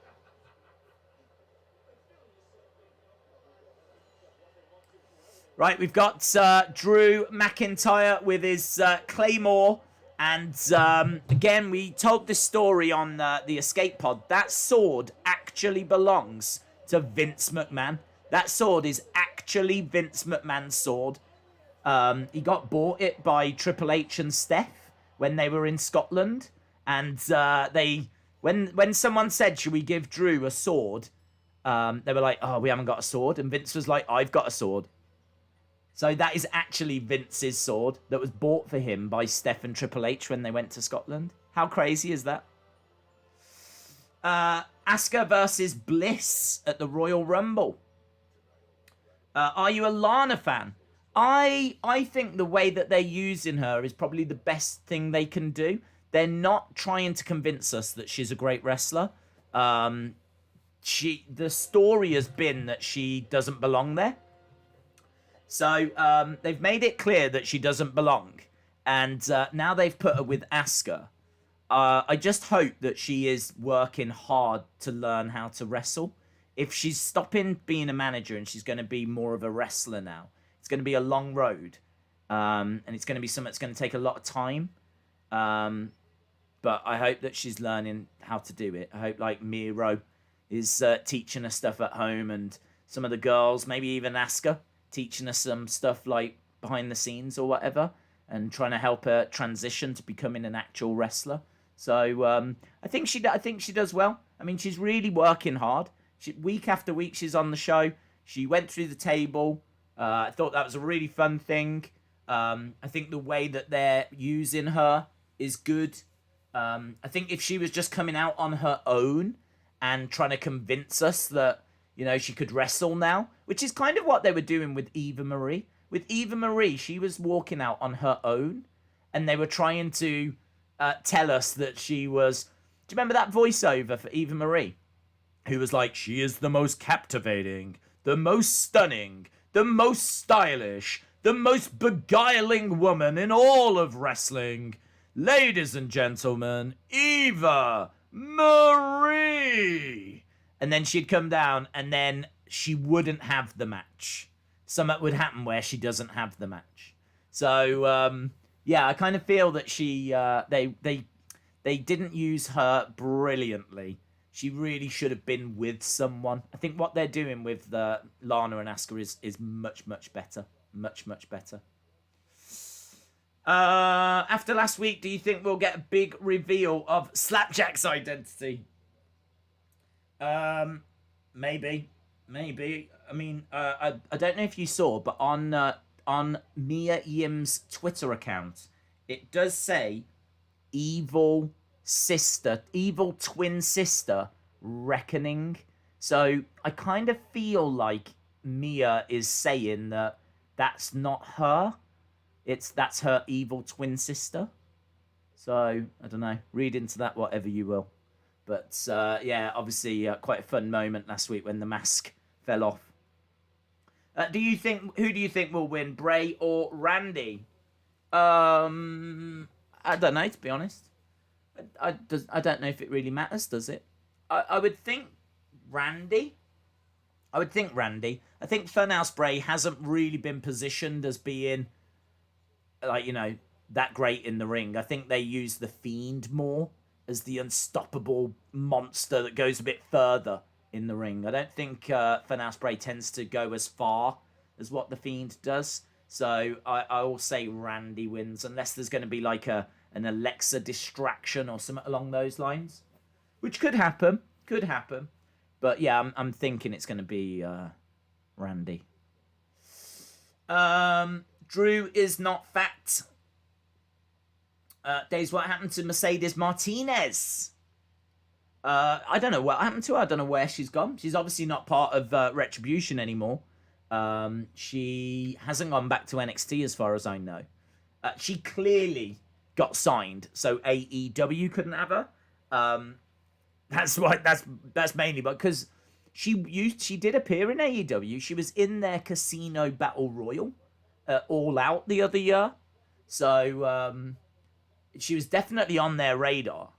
And yeah, WWE clearly brought her in for that reason. And then I think they thought they had something for her. And then I don't know what happened. Maybe she said, "I do not want to be in this group." And I wouldn't blame her. I wouldn't blame her. Look at where they are now. Look at how Retribution are being used just a few months after they were like taking over the shows, when people were invading, and the guy was cutting the ropes and there was graffiti in and all of that kind of stuff. Just fast forward and look at where they are now. Like, they're just forgotten. There's no real stories for them. They're not in any real feuds. They're having a few matches, but they're not this. Since they signed those contracts, they've become very, very tame. Very, very tame. The whole thing was a complete mess. That's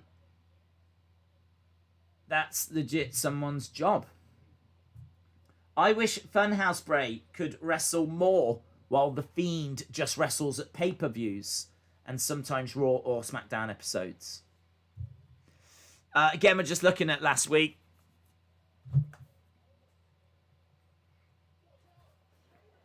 Omos. I hate Lana, says Brian. If her and Asuka win the tag titles, or if Lana wins the Raw women's title, a lot of people, myself included, will turn on WWE.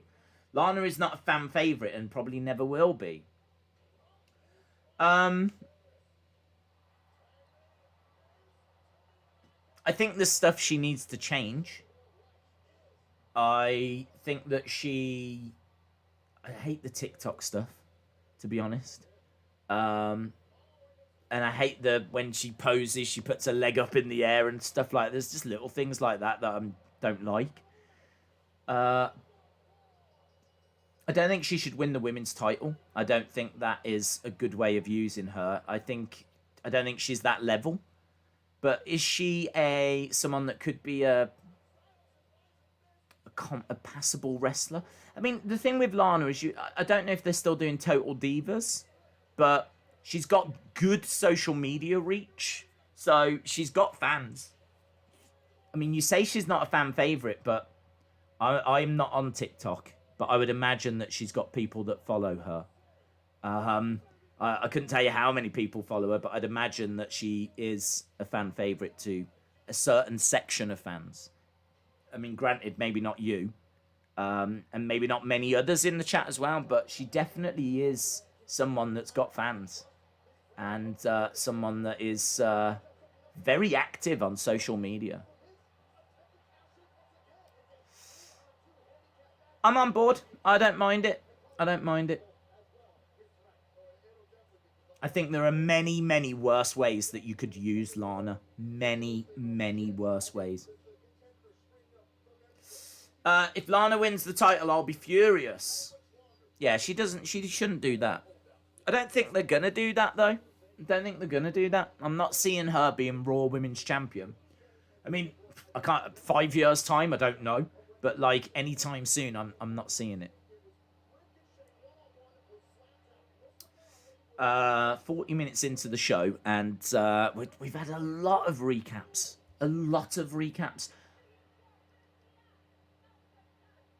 More than usual, actually. I feel like Raw this week has just basically been recaps of last week or 2 weeks ago.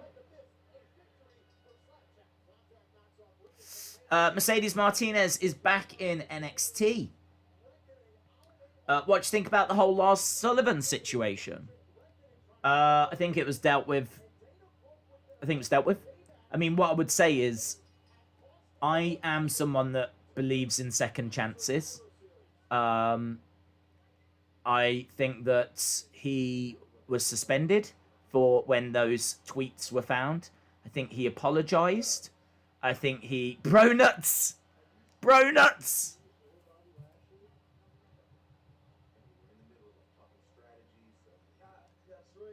Ricochet's talking strategy with Dana. Riddle is here with his bro nuts. Bro nuts. They are literally donuts with the word bro nuts written on the side that he's got from catering, I'd imagine.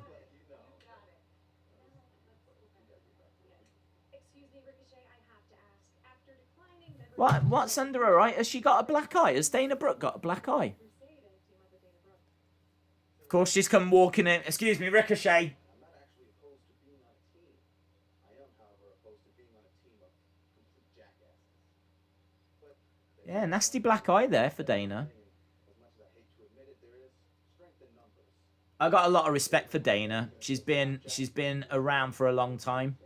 Paid her dues. And if slapping Ali across the face didn't get Retribution's attention, then I clearly made my point last week when I defeated Reckoning. I'm not gonna let anyone disrespect me after I've worked so long and so hard to prove that I belong here. I've worked so long and so hard to prove that I belong here. And if Ali tries to disrespect Ricochet or me again, I won't hesitate to slap him around a bit. And as far as Reckoning, you see my eye? I think I owe her one tonight.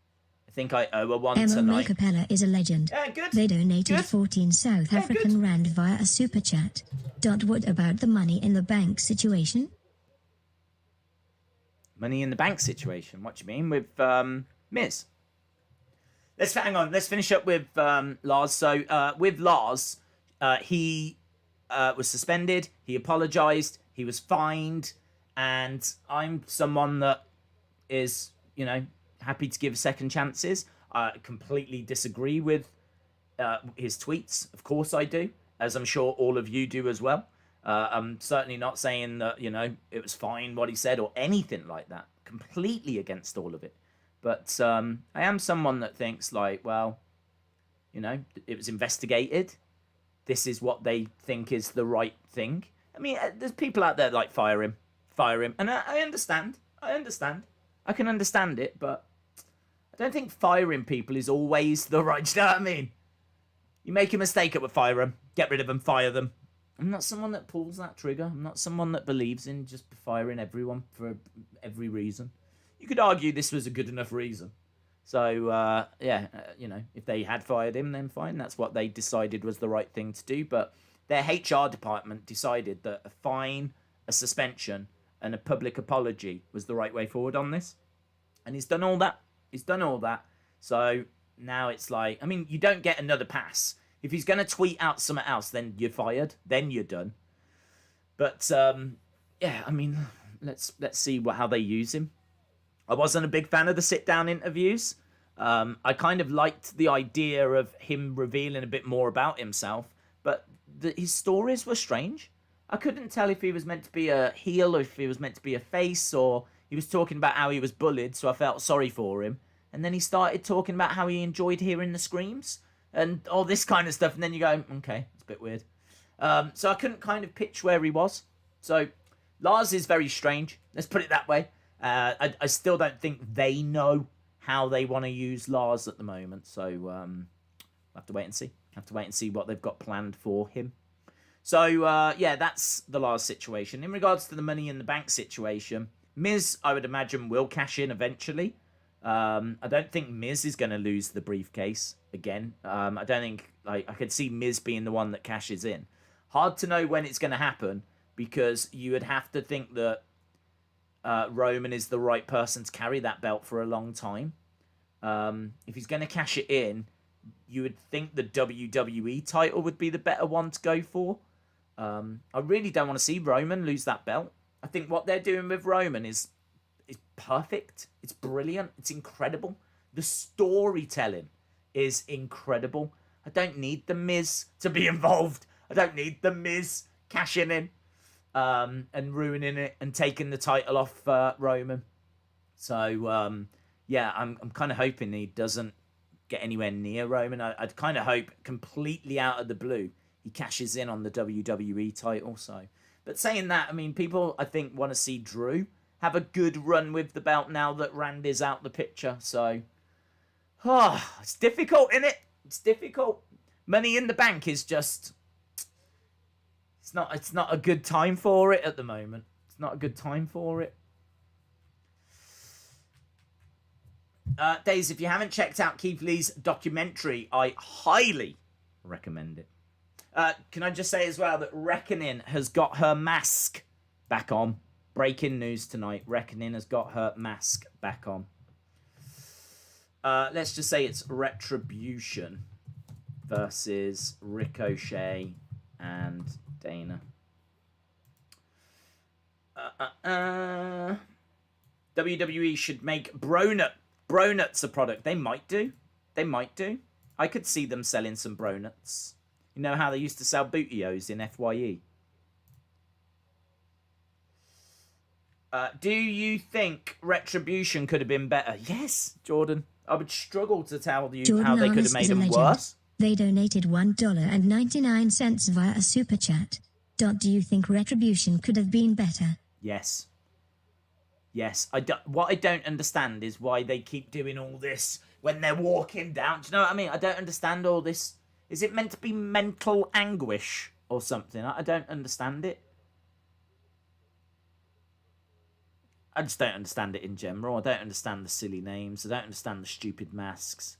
I know Ali came out on, I don't know if it was Twitter, but he said, I gave them silly names. He admitted the names were silly. I gave them stupid names, silly names. I gave them masks so that they know what it feels like to be judged by your name and by your looks, just like I have been my whole life. Right? Now, I understand that's a powerful message, but why would anyone want to join him and put themselves through that? Do you know what I mean? Like, these are people that haven't been used very well. That's the whole point of Retribution. They feel they've been mistreated by WWE. So this is like a group of people who feel like they've been mistreated by WWE, that have come together, that have united, that have joined forces. I can get with that. So how does it make any sense if the leader then turns around to them and goes, right, guys, I know that we're angry at WWE, but also, as a side note, I have been harassed my whole life and judged by my looks and my name. So you lot are going to have to wear masks and have silly names. But, sorry, what? I'm going to start my own group then because you're a flipping idiot. I ain't doing that. So I just don't get it. I don't get it. I understand the explanation. I think it's stupid. I think the name's stupid. They've admitted they are. I think the masks are stupid. They've kind of admitted they are. The only thing that tends to get trending is if one of the masks comes off, like last week. And it looks like it might come off again. I mean, honestly, I think her mask is literally just like hooked around her ears. I think it's like one of those COVID masks where, do you know what I mean? It's not like, doesn't wrap around the head or is supported. I think it just goes over the ears. I mean, there's a really good chance that mask comes off again. And almost there as well with an enziguri by Dana. And then, yeah, add in the fact that they're all, like, doing this. Do you know what I mean? It's like, what are you doing? It's been a mess. We could do a good hour just on how Retribution have been booked horrifically. And I wouldn't be telling you anything you don't already know. I know you're sitting there going, I know all this. I know all this. I know you know all this. Ricochet kicking out of a modified Falcon Arrow. Slapjack in one corner. Ricochet in the other. Slapjack hurls himself into the corner. I mean, the one thing I would say is I am definitely more excited for seeing Slapjack versus anyone than I would be seeing Shane Thorne versus anyone. So I will give them that. I will give them that. 1, 2, 3. Dana Brooke gets the pin, gets the win, and Ali has already said he will not tolerate failure. This isn't looking good for Reckoning. She's kept her mask on, but she's not kept her shoulders off the mat. Ali is in and he's shouting at Reckoning again for the second week.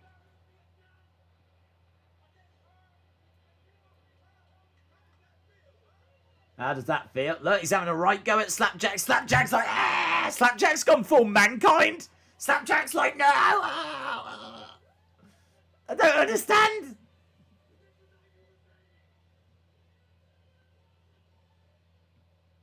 Oh, look, you've disappointed Daddy. Daddy's upset. I'm not angry. I'm just disappointed. Well, there we go. Slapjack. Reckoning. How the mighty have fallen. Keith Lee backstage with Sheamus.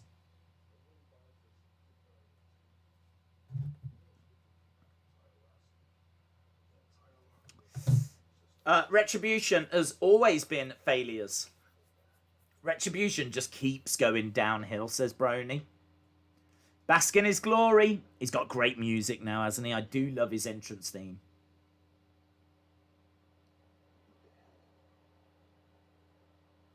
Sheamus getting in Keith Lee's face.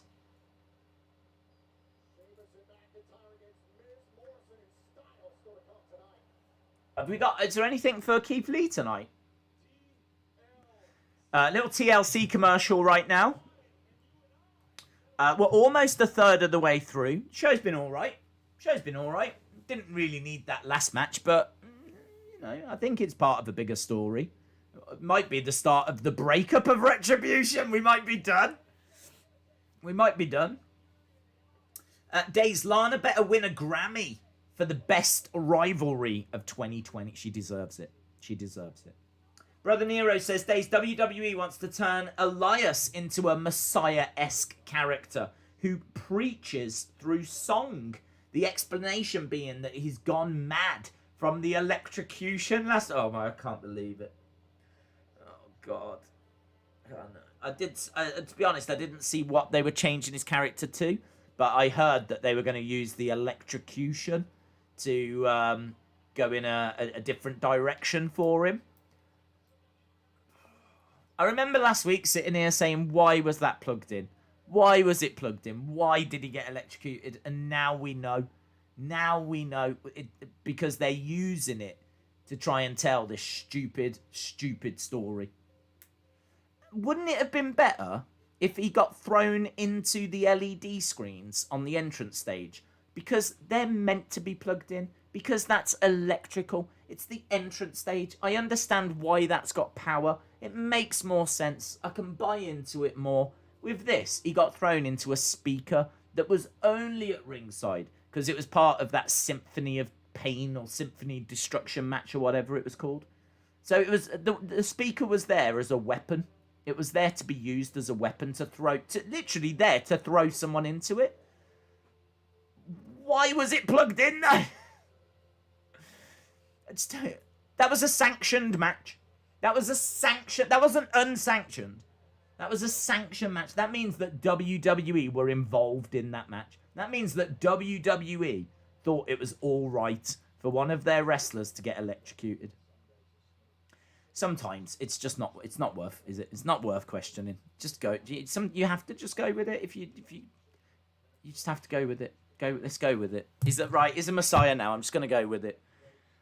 Elias got electrocuted and now he's going to preach, right? Through song. Let's just go with it. I'm losing. We can't. All right. Yeah. Good. Mr. Rotella, shout out to you, sir. Hope you are well. Row. What I don't get, why have Roman turn on Jay? That defeats the purpose. I do like that story though. That story is so intriguing. I'm interested to see where it's going to go. So if they are taking it in a weird direction, I kind of trust them with that story because they've delivered so much that if they're going a way that doesn't seem logical, I'm happy to go with it. Just because I'm a little bit more confident that they won't mess it up. Just a little. I don't know why. Their track record isn't brilliant. Naomi and Charlotte need to come back. Yes, they do. Miss them. Next year it's going to be big, isn't it? It's going to be a lot of returning stars. People like Becky, Charlotte, Naomi. All will come back. Lars, see him a little bit more. I know that won't excite too many people. But if they can find something good for him, then it'd be interesting. There we go. Welcome to the world, Roex. You are the love of our lives. You can't see Roex. You can just see Roex's hand. It looks like Roex is grabbing Becky's little finger, and it looks like Seth is trying to get his finger in there as well. He's like, no, I'm your dad as well. Grab my finger. But little baby Roex is like, no, I want the man of the family.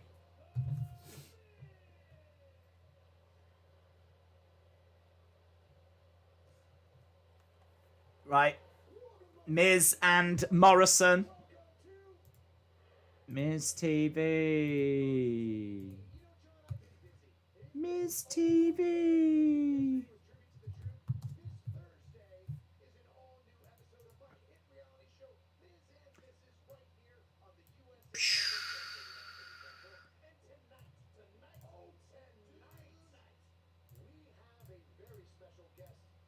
Who's their guest? Is it a baby or a girl? Is it a baby or a girl? Asks Dorian. That's such a good question. That's such a good. Is it a baby or is it a girl? Wow. Dorian, I don't know. We're gonna have to get some of the greatest minds on that. Guys, what do you think? What do you think? Do you think it's a baby or do you think it's a girl? What do you think? Big, big question. Right, AJ is the guest on Miz TV with Omos. It's actually got his name written on the graphic. Vape Ross Vape says that was Murphy's Vape finger. is a legend. They donated $2 via a super chat. That was Murphy's finger. They were on a date. Dude, you little cheeky monkey. You little cheeky monkey. That was Murphy's. He's already getting in there, isn't he? He's trying to introduce himself. That's what he's trying to do. He's trying to shake little Roex's hand. Hello, nice to meet you. I'm Murphy. Hey. 1 week from Sunday, WWE Championship tables, ladders, and chairs match. I forgot that he was facing Drew. I completely slipped my mind that he was going on to face Drew. I don't know. A girl was a type of human, says Eric. Wow, we're going to have to try and look into all of that.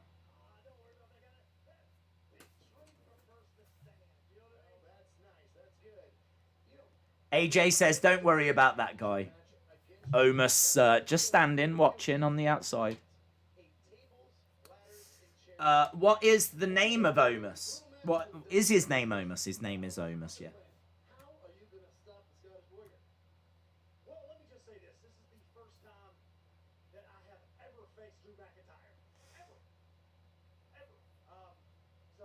Okay, so AJ says this is the first time he's ever faced Drew McIntyre.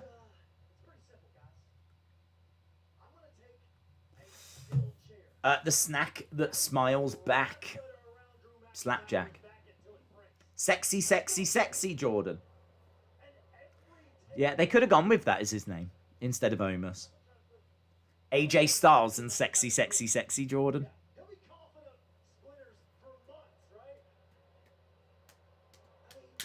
Right, so I'm guessing this is just going to be an AJ promo.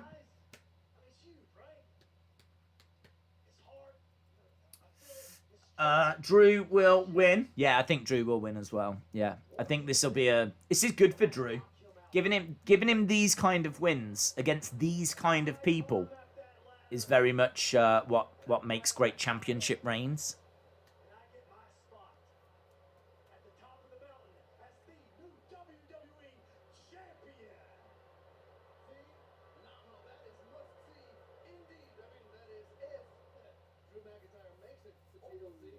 That's if Drew McIntyre makes it to TLC. So they're talking about the three of them annihilating Drew later in the show. They are in suits at the moment, so we're not going to get a match or anything yet.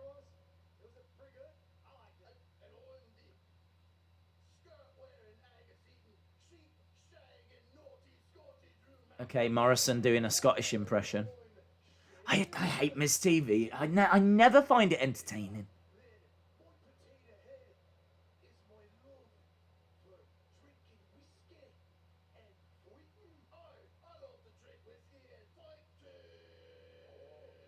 Okay, Morrison trying to do a Scottish impression. Miz trying to do an Irish impression.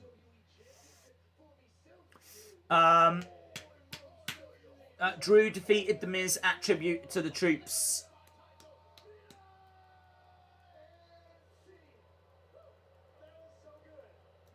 This is stupid, says Rota. AJ is confident. AJ for champ. Yeah, yeah. I do think Drew's doing a good job, though. Sheamus is making his way down. This is cringe, says Noah. I know.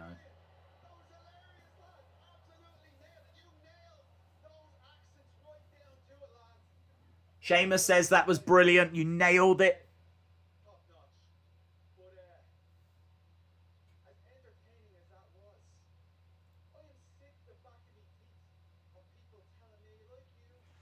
AJ might win at TLC and become a 3-time WWE champion. Well, I can kind of see arguments for both. I do think AJ would be a brilliant champion again. And if they were to give him a run with the belt, that would be great. But I do think it's Drew's time. I do think it's Drew's time. No, but you know I was not into Drew being champion. So for me to sit here and say I think it's Drew's time shows how well he's been as champion. Is won me over. So I think it's these kind of matches against these kind of names that really make championship reigns. So his matches with Randy have been very important. But to move on now and face someone different and someone as good as AJ, I think, again, also very, very important. So, yeah, I could see arguments for both, but I think Drew's going to win. Unless they're really into the AJ Omos partnership and they're going to put the belt on AJ and have Omos helping him retain it. It's a story that's been told before and it's a story that can be told again. Right, here comes Drew. Drew will win the Rumble to come back after AJ beats him.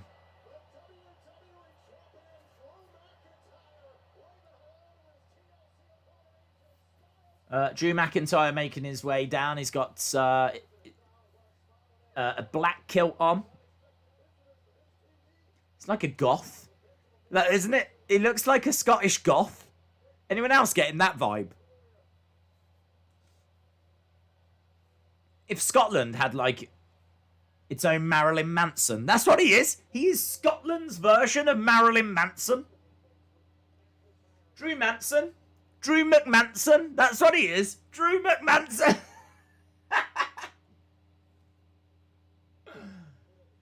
The beautiful people. The beautiful people.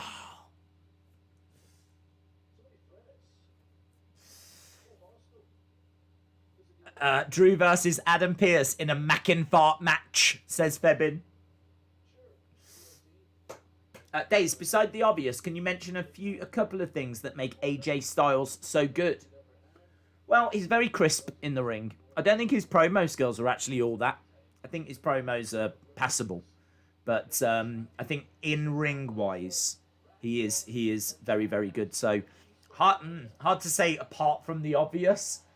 I think the in-ring stuff, there's lots of different elements. I think his selling is excellent. So I think the way that he can tell stories in the ring as well. I think that he can really take you on a journey in his matches, which is very hard to do. I think he uses a few different techniques to do that, and one of them is his selling, which is a real strong aspect of his game. I think as well as that, he's very good with changing the pace of his matches. He can have, he could be down on the ground, doing like some groundwork, and then very quickly is springboarding with a phenomenal forearm. Like, he can obviously work lots of different levels in his matches. He's not like a mat-based wrestler. He's got a lot of aerial attacks that he can throw in as well, which makes him very intriguing. I mean, you don't tend to see Miz, for example, or Drew coming off the top so much. If they do, it'll be a standard move from like the top turnbuckle. But with AJ, he uses a lot of springboard attacks. So you'll see him going on the top rope and doing a lot of attacks there. He can obviously come off the top rope as well, but that mixed in with his ground game gives him a lot of different levels. Makes him like a walk-in highlight package in a way. But obviously it's not just that. I mean, like, Ricochet, you could argue, is even better at that. But I don't know if Ricochet's got the storytelling, got the selling. I think he could do. He just never gets an opportunity to show it. But, yeah, AJ brings a lot into... It's not... You can't just really say he's great in ring. It doesn't really do it justice. I can tell you that the set is being trashed at the moment. Miz, Morrison, AJ have all been driven out of the ring as Sheamus and McIntyre stand tall. McIntyre's got the Money in the Bank briefcase. Imagine if he cashed it in on himself. He just hurled the briefcase. He just threw it all the way across the Amway Center. Did he just trash the thing? I think he's just walloped the LED board. It is like a discus throw, isn't it? They do that in like the Scottish Highland games.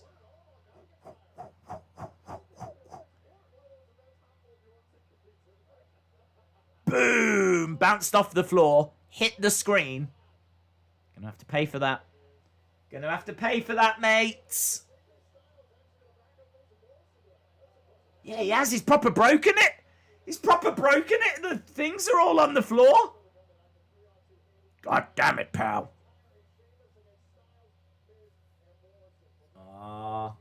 Uh-oh. He's in trouble. He's losing the belt now. Now he's going to lose the belt at TLC. That's going to be a few $100s to him. Does he think that Vince is made of money? Flip. He broke the Tron. He did. He broke the Tron. Should get arrested. Property damage. Need to get the big boss man. That is one strong briefcase. Yeah. Because it bounced, didn't it? It kind of bounced off the stage and shot up into the thing.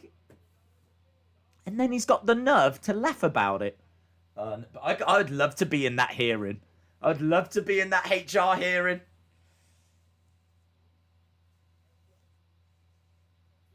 I wonder what he's going to say backstage. When he walks backstage, do you think he does have to apologise for that?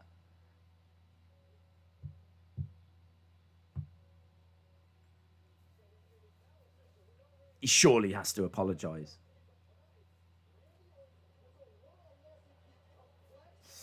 Daddy Vince is going to come for Drew's candy ass. You're fired. I'd love it if Vince just pulled down his trousers and was like, you know what you've got to do. To make it up to me, you know what you've got to do. They've tried to repair it, but they can't. There's a couple of strips that have been missing. He's proper damaged it. He's ruined the show. I can't get into this now. I don't even know who's coming out. I can't quite make out the name because of the strips that are missing. Is it the New? I think it's the New Day. I'm not sure. The stage is damaged. Raw has been amazing, says the gamer. Well, compared to last week, it's been amazing. Funniest thing I've ever seen from Drew, says Prince. LOL, says John. When are they going to Tropicana Field?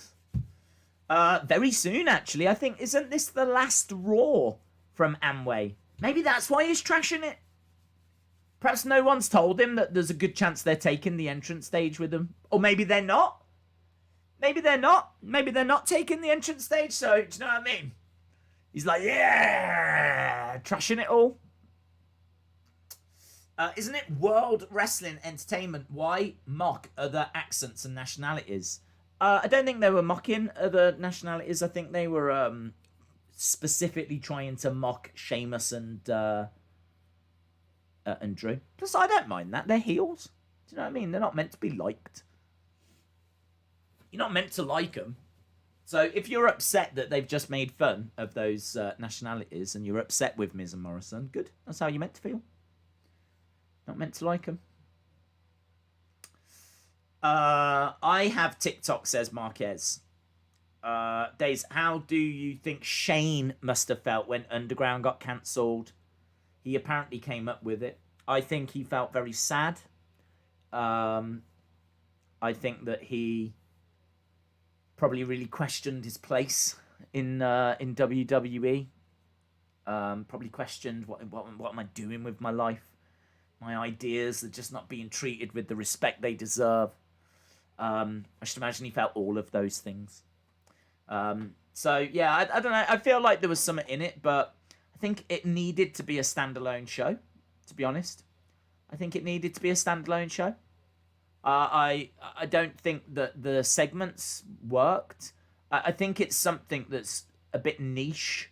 I don't think it's got mass market appeal.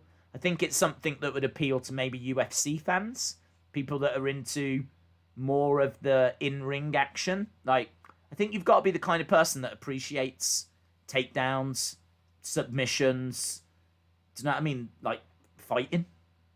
And maybe not so much the storyline aspect of things. Because I don't think it needed storylines. It doesn't need it. It just needs...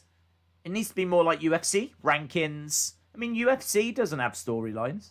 UFC is just... You know what I mean? You look at your rankings and you go with whoever needs to face each other. Do you know what I mean? Like, number 2 versus number 3 to figure out who's going to be the new number 1 contender. I mean, there's not a feud there. It's just done by the rankings. I think it needed to be more like that. And it needed a championship, really needed its own show, needed its own roster, maybe weight divisions. I mean, you could still do open weight exhibitions, but really it should... I think even those kind of fight clubs would probably have weight divisions, to be honest. I would think even those would probably have... Because I would imagine even those kind of fight clubs would be heavily inspired by UFC. Probably what they'd be basing it on. I mean, they'd probably have, like, a big champion and you might get some smaller guy trying to step up to him. So once in a while, they'd be fine to do. But, yeah, I mean, look, it was so far from where it needed to be. It was right that it got put down. I think they said as well they didn't want to mix NXT talent with... main roster talent. They didn't want to expose people before they'd already been called up, so...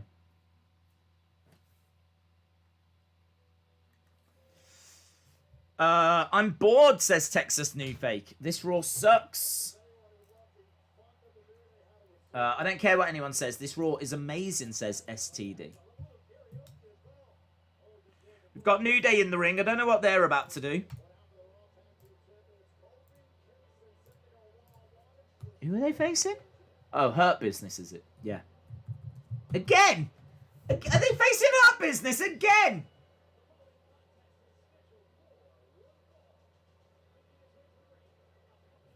Oh my god. This is like Groundhog Day. Oh, okay, so it's... Hang on, so it's not everyone. It's just Kofi.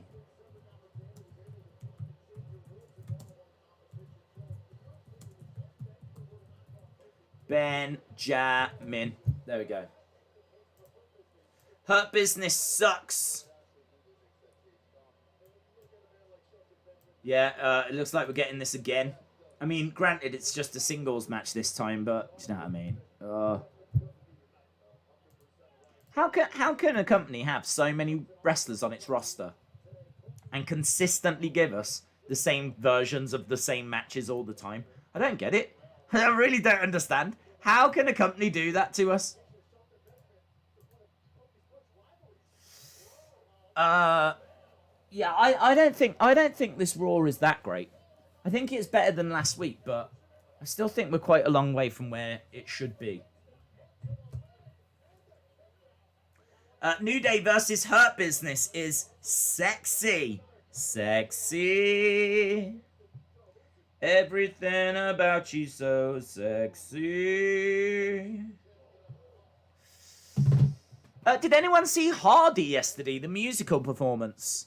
How was it? If you saw it, apologies for not doing the stream. We were meant to do a stream yesterday, and we didn't do one in the end because I never realised that it was actually being shown at different times in different places.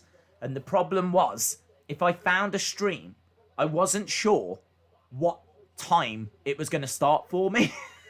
So I was like, hang on. So if I do find Fox, I'm not going to know what version of Fox. I don't know if it's going to start at 3. I don't know if it's going to start at 4. Plus, then there's going to be some of you that will have seen it already if we start at 4. But then there'll be some of you that can't watch it till 4 if we start at 3. Like, it was such a mess. It was such a mess. I thought it just started the same time everywhere. And it was just a case of finding the stream. As soon as I found out it was actually different times everywhere, I was like, this is too messy. I don't even know how I can make this work. I don't know how we're going to make this work. We're going to have people in the chat saying, spoilers. You're giving, like, I can't see it yet. And then we're going to have people in the chat saying they've already seen it. And I was like, oh, this is a mess. And for a show that was an hour long and had no build. I was like... Nice ankle lock here by Shelton. So yeah, did anyone see Hardy? Was it a musical extravaganza? Dave in real life says the third Hardy was awesome. Well, there we go. Looks like there was one fan out there, Dave in real life. Big supporter of what he saw. Becky has had her baby, says Prince. Yes. Little baby Roex. Benjamin dumps Kofi outside the ring. So Kofi is down outside the ring. I don't care about this. I hate tag teams in singles matches. Hate it. Into the barricade goes Shelton. This is Botch City, says Kenny. The NFL games were scheduled after Hardy was not my kind of music. In the ring goes Shelton. Trouble in Paradise connects by Kofi. 1, 2, 3. And Kofi gets the win. So Kofi beats Shelton. I think we are getting towards the halfway point, aren't we? We're definitely sneaking our way there. No. No. I'm getting sick of you guys. Stop beating us. Stop beating us, you meanies. I'm so sick of you guys winning.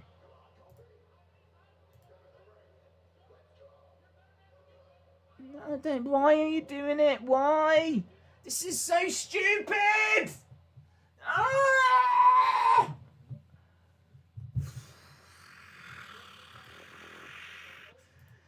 Right. Now we're getting Kofi versus Cedric Alexander. I'm so sick of you guys winning. Come on, Kofi. Fight me. All right. God. Oh, my God.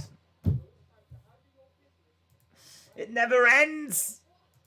It's the never end. It's the 2020 version of the never-ending story. The never-ending story. One more? Yeah. And then after this, MVP's going to get up and go, come on, Kofi, why are you so scared? Why won't you fight me, Kofi? Oh, it's all well and good beating Shelton and Cedric, but why not? Why won't you fight me? And then Bobby's going to come out. And then we'll have a tag match. And then Big E will come out and we'll have a 6-man match. And basically, we'll just keep having these matches until the end of this show. Till the end of time. 3 out of 10 for this match, says the gamer. Why does it sound like Cedric sound like he's just hitting puberty? He did, didn't he? Come on, Kofi! Kofi! Why won't you kill? Kofi, why won't you fight me, Kofi? Are you alright? I'm fine! I'm just not feeling myself at the moment. Days on main event, Riker showed up, and he is now Elias's roadie. Very cool. There we go. So the Forgotten Sons are no more. They're off being friends with King Corbin and Elias. New Day are so steel and boring. I don't know what that means. What does steel mean? They're so steel. Daisy, you sounded like Shaggy. No, you mean Scooby. Oh, Shaggy. Scooby-Doo. Maybe he has Rona. Who? Who? Cedric? No. I hope not. Pretty sure they are properly testing people now. Not just saying they're testing people, but not really doing it. I think they are actually doing it now. Is Hurt Business, remember Triple H, Batista, Ric Flair, Randy Orton, Evolution? Talking about Evolution. Is Hurt Business like the modern Evolution? Is that your question? I suppose, in a way. In a way. Because you've got, like, older stars like MVP and Bobby and Shelton, and then a newer star in Cedric. But I think they were meant to be more like the Nation of Domination, but with the BLM movement and everything that happened, they swerved away from that. Just read, Friday will be the first show at the Tropicana. I love her at the Tropicana. Anyone else think that all the wrestlers are going to come down with, like, pineapples and fruit on their heads? Yeah? Like, Hawaii skirts at the Tropicana. Club Tropicana, drinks are free. I can't wait to go to the Tropicana. Honestly, it sounds like a killer club, doesn't it? We're going to the Tropicana tonight. Woo! Better than the Amway Center. You go to the Amway Center to watch a Hardy concert? No thank you. I'm going to the Tropicana, where the dancing girls are. Right, we're underway with this Cedric Alexander versus Kofi Kingston match. It's a dream match. Wow, that dream is a reality now. Do you remember? Yes, Crazy Michael. Of course I remember. Hope you are well. Hope you are well. Nice. Look at that. Pulling on the leg of Kofi there, Cedric. What's... Yes, Birak, I did see that comment. And I think it was CM Punk having a little dig at NXT. And in all fairness, I have seen a lot of people saying the same thing. I mean, I don't watch it. But a lot of people have said similar. And it is a really bad reflection on NXT that people are feeling that way. Do you know what I mean? Like, they should be learning this stuff at the Performance Center. And then someone's coming in and getting all this praise. So, I think it was CM Punk having a real dig at NXT. And in all fairness, they deserve it. Because he's not the only one that's been saying it, so... Lauren says it's the way of reenacting the Seth and Ray feud. Is Alexa on Raw tonight? Well, she hasn't been advertised. She hasn't been advertised. Nice kick out by Alexander. Days, I think Orton going to the Funhouse might be cancelled since we have Bray Orton. You know, I've changed things. I don't think so. Because he said earlier that he was going to go to the Funhouse and knock on the door, and then it led to the match. So I kind of think that he said that he was still going to do it. I don't know. He said in the promo that he was going to go to the Funhouse and knock on the door.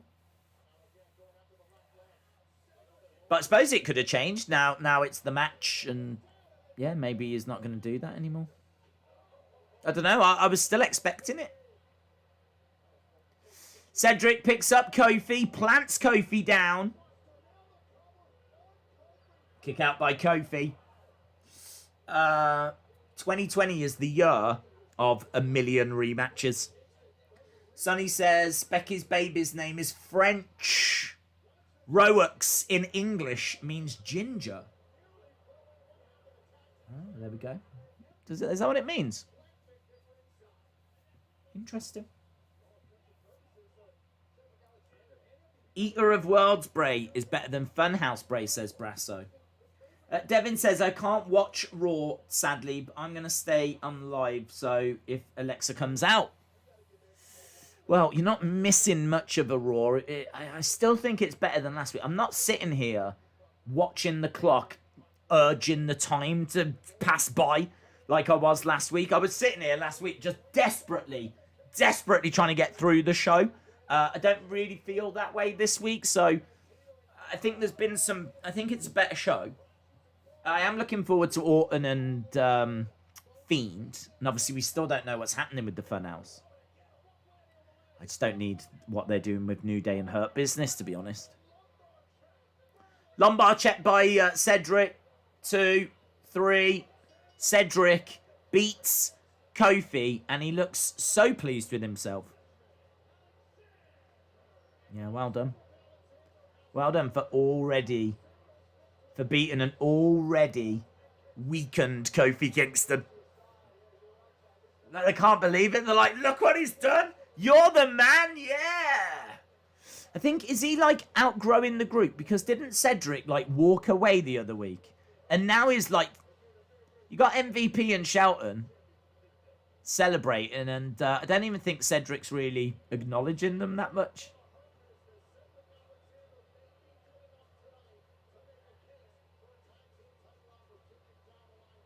Cedric Alexander might have just made a case for a tag team opportunity. No. How? How has he done that? By beating up a Kofi Kingston that had already had a match. Just no. I feel like it's so easy to tell better stories than what they tell. I feel like they have to go out of their way to tell stories as bad as this. Do you know what I mean? There has to be a degree of doing this on purpose. I just don't know. Kofi beats already, says Mo. Yes. Watching 3 hours of Raw makes me want to have a little bit of bubbly. We've got a recap of last week's Symphony of Destruction match. As soon as we get to commercial break, then I will get your halftime scores. Your halftime scores when we get to our next commercial break. Coming up next, we've got another little video package to Pat Patterson.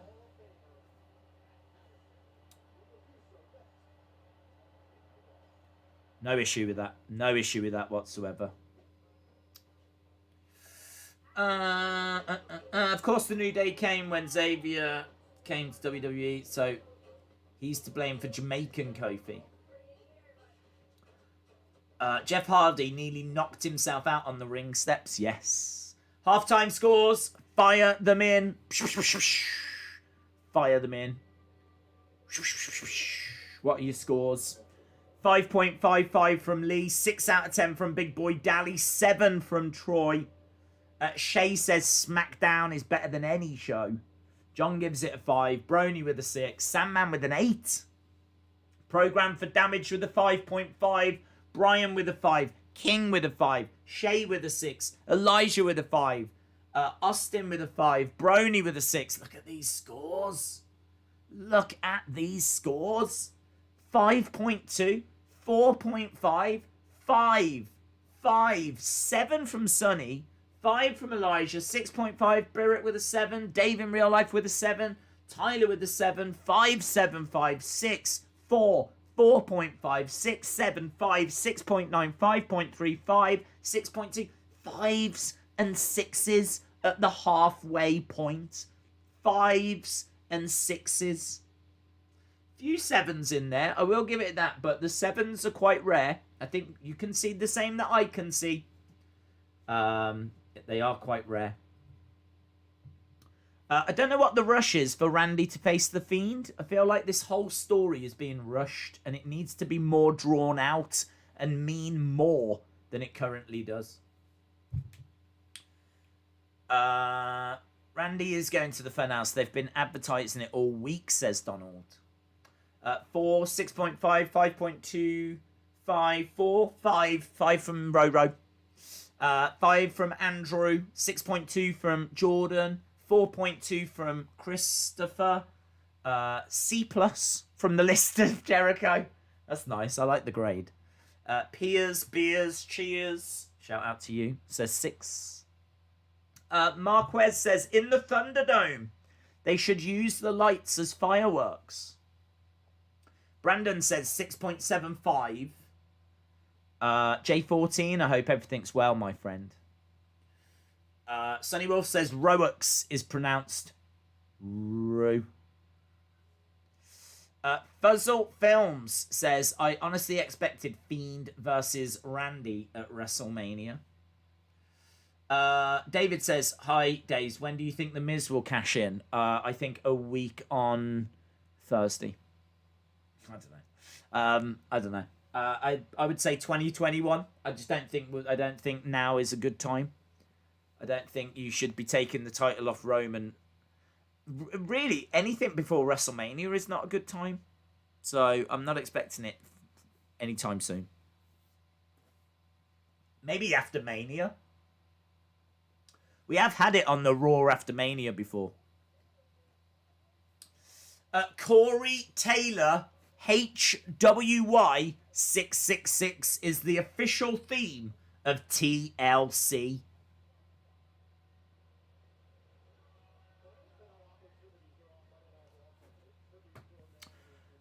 Right, we're going to the Pat Patterson tribute. Let's change over the graphics. So if you are just joining us, the show not being received that well this week. Better than last week. But we are at 5s and 6s. I would agree. I think that the show has had some nice moments. I enjoyed the Ask a bit. I enjoyed Orton. Orton and Bray will be fine for later. I thought their little promo was good. Funhouse was fine. So all of that was fine. But yeah, we've had some awful things as well. Like New Day Hurt Business. Wasn't feeling that. It's a lovely video package, this, isn't it? Really good. I love the song My Way by Frank Sinatra. Sounds even better being sung by Pat.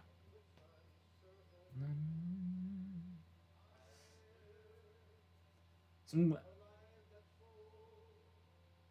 really cool. It's been really interesting listening to people talking about him. I know Jim Cornette did a really good segment all about him. Cornette was saying that the ring boy thing, you know how everyone's come out and said about, like, how he was accused of, you know, was it sexual assault? But he was saying that the only reason that Pat was accused of those things is because he was one of the only gay wrestlers around at the time, and it was a slur on him, really. There was no evidence or proof or anything that he'd done anything wrong. But because he was one of the only gay wrestlers, he was kind of, I think, friends with Garvin. He was, you know, connected with it, but that was it.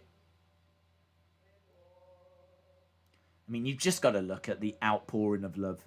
You've just got to look at, do you know what I mean? All the people that have come out and said that he improved their lives, was there for them. Like Sammy. Sammy said when he won the NXT championship, they said to Pat, you can't go out. It needs to just be like the NXT guys that go out and celebrate. And Pat was like, you try and stop me. He was so proud of Sammy. He went down and celebrated in the ring with him. And all these shots as well. Just such a loss. Such a loss.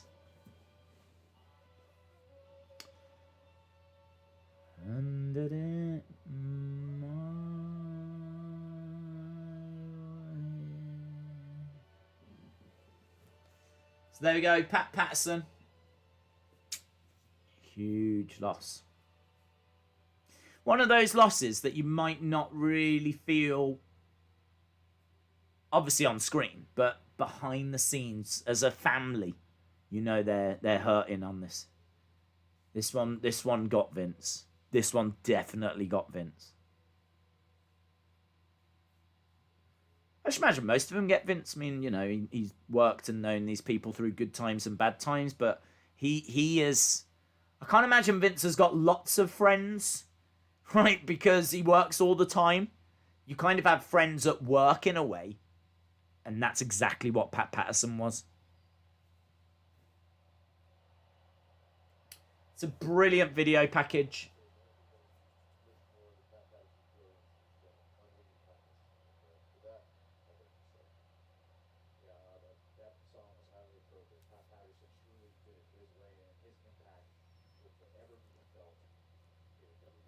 His impact will forever be felt in WWE. It's nice when Byron's serious, isn't it? I wonder what Byron would be like if he dropped the goofiness. Do you think he's like a great announcer? Do you think Byron's like this absolute hidden gem of an announcer?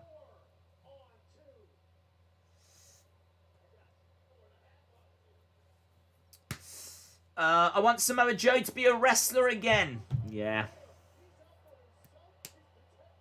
I want Samoa Joe to be a wrestler again. Quinton says, the Pat Patterson tribute is the best thing about this show. Kim says, I still feel that people like Vader, Shad, King Kong Bundy should have gotten the same tribute and not just graphics. Because WWE never saw them as big stars. It's difficult, isn't it? I mean, I don't know where you draw the line. I mean, there's so many wrestlers that come and go through WWE. Where do you draw the line of who gets a graphic, who doesn't get a graphic, who gets a video package, who doesn't get a video package? I don't know where that line is.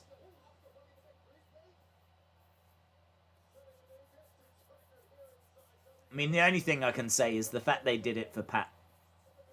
The fact that SmackDown started with all the superstars on stage. The fact that they had a match that was dedicated to him and they actually flew into Florida. The original Intercontinental... I mean, I was thinking about this. The original Intercontinental belt made an appearance on SmackDown. That means that someone had to get it from Connecticut, where I'm sure it's in the offices. Had to get it and fly it down to SmackDown. I mean, I don't know if, like, say, Vince brought it with him, or if someone actually flew it especially. I don't know. I love the idea of Vince having it in his hand luggage. I love the idea that Vince had the original Intercontinental Championship in his hand luggage.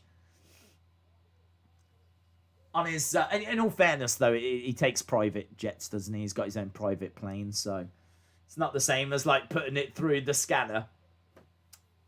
I think we missed out on that. Drew making his way down. Looks like we're getting this tag match now. Days, today is the day the greater good has arrived. I don't know what that means. What does that mean? Drew McIntyre and Sheamus versus Miz, Morrison, and AJ. It only feels like a few seconds ago we had the Miz TV and now we've got the match. I really thought this was the main event, you know. That is very small text, isn't it? Very small text. Drew coming down. Days, how is Linda? She's busy sorting things out for Christmas. Apparently she's got to spend it with her family, which I don't think is very fair, but I'm not going to get into it. Jim Ross should come back to Raw, and Byron and King and Joe need to go back wrestling. I don't agree with 2 TLC matches at TLC, says Mark Clark. Dom says, if Lana fought the Hurt Business, I would seriously root for Lana, but I hope she would go through a table before she wins the 4-on-1 handicap match. I don't know how she wins that 4-on-1 handicap match, but that 4-on-1 intergender handicap match. But I wouldn't worry about it. I don't think we're going to see it. Brian said it was very nice that Vince had Gerald out there after just firing him. I do respect Vince for that. Yes, I do as well. I don't respect the fact he fired him. I think there's some people that deserve some kind of contract for life. Do you know what I mean? Some kind of check. I don't know. I just don't know. I don't know what to say about it. I just can't believe that they even fired him in the first place. So it's hard to get past that bit.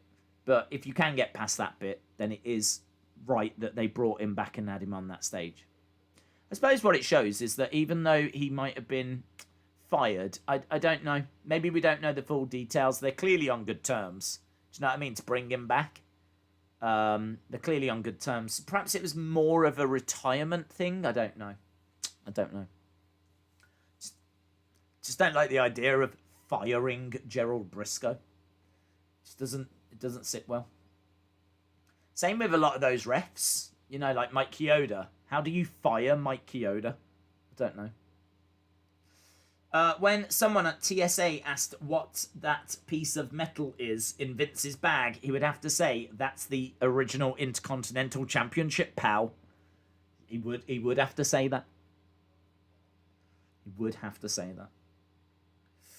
How does a mental preacher Messiah Elias gimmick sound to you? All right, actually. I mean, it doesn't fill me with joy. And preachers should do that. But it doesn't fill me with joy because obviously we've just had the Monday Night Messiah. So from a timing point of view, it's pretty awful. But do I think that Elias coming down, spreading the word of the Lord through song in maybe an annoying way, maybe like a Brother Love way? Wasn't that what Brother Love was? Wasn't Brother Love meant to be like a preacher? I think we've kind of already had it with Brother Love, haven't we? I love you. Yeah, well, let's put it this way. I'm interested in seeing it. I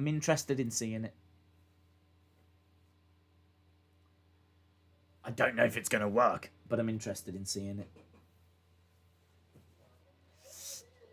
My throat is sore. My throat's been a bit off. Yeah. I don't know if I don't know. Don't know if I've got a little cold or something. I've definitely not got COVID because I don't go anywhere, and neither does anyone else. So there's no way it would have got to the house. So I'm pretty comfortable and confident that it's nothing like that. But I do feel a little bit run down today. My voice is a little bit off as a result. So I'm just pleased that I'm being rewarded with a brilliant Raw. That's all. I'm just really pleased that even though I'm not feeling 100%, WWE have given me a show to get enthusiastic about. They're just showing us what went down at Tribute to the Troops, which I never even saw.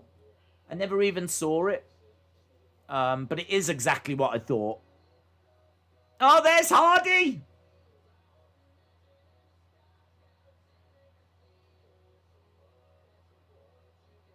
Oh, yeah, it sucks. Terry Crews. Rob Gronk.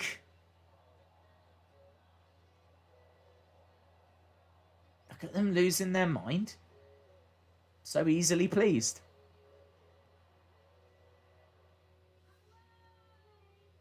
What's this? A few cameo things, is it? To servicemen? That's cool. That's really cool. I like that. A push-up contest with Lacey.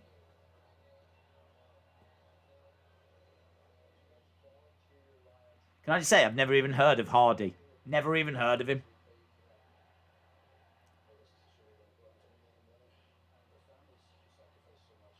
Well, do you know what? It looks to have been held in really good spirit. It looks like it was, for what it was, it looks like it was a fun watch, to be honest. That's what the highlight package makes it look like. Even though the matches are just irrelevant, don't mean anything. Nothing went down that we need to talk about. Still looks like they've put on a fun show, you know. Right, where are we? 12 minutes. 1 hour, 12 minutes. Sheamus making his way down. Braxonitron says, USA! USA! USA! Yes. The 25th of December will be a special Christmas episode of SmackDown. Good. Because we're watching it, we're streaming it. We'll be here. I'll be here. Wrestle with Andy, shout out to you, sir. I thought it was going to be Jeff Hardy's band. Got him. Got him. I was hoping that it was going to be Jeff Hardy and Matt Hardy. And their father. Hardy. Isn't someone... Oh, it's football, isn't it? In football, we've got Gary Neville, Phil Neville, and apparently their dad is called Neville. That apparently is true.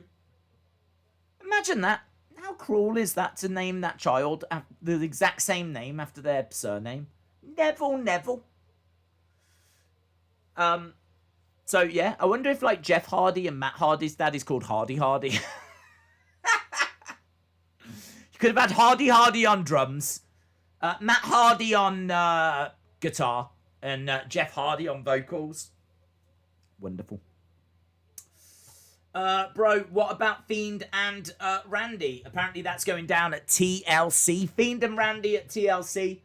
We should be getting Bray against Randy tonight. We don't know what's happening with the Funhouse segment. We don't know if we're getting Orton in the Funhouse anymore. What about Adrian Neville? He's part of the Neville clan, isn't he? Is TLC on the 13th? I don't know. I think... Didn't it say a week on Sunday? So, I don't think it's the 13th. I think it's more like the 20th. I'm sure on the entrance stage it said a week on Sunday. AJ Styles with Omos. Have we ever established how he got his name? Has anyone ever learned where Omos comes from? Yeah, 1 week from Sunday. What about the triangle? Wow. Adrian Neville can play the triangle, can't he? Because he is part of Death Triangle. So I think that means that he can play the triangle. So we'll have Adrian Neville. I know he's not a Hardy, but he can change his name. He changes his name all the time. He was Adrian Neville, then he was Neville, now he's Pac. So now he can be Pac Hardy. So we'll have Jeff Hardy, Matt Hardy, Hardy, and Pac Hardy. This band, honestly, what a dream. AJ is wearing a shirt that says ASAP, which stands for as soon as possible. Has he had that for a little while? I don't know that's new. I might be wrong, but I don't... I've got a feeling I've seen it before. Days, if AEW doesn't get 1 million weekly, even after Stinger's arrived, will they ever stand a chance to beat Raw or SmackDown in the ratings?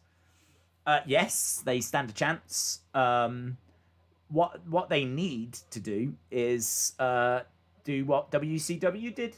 WCW weren't beating WWE in the early 90s, but then things turned around as they got towards like 96. It takes time. I mean, WCW, when they started to win the ratings war, they didn't just start beating them. They'd been around for like, I don't know, it's something like 8 years, 7 years, by the time that they'd rebranded as World Championship Wrestling. So it used to be Jim Crockett Promotions. Then it became, in the late 80s, World Championship Wrestling. But it wasn't until about 96 they started to win the ratings.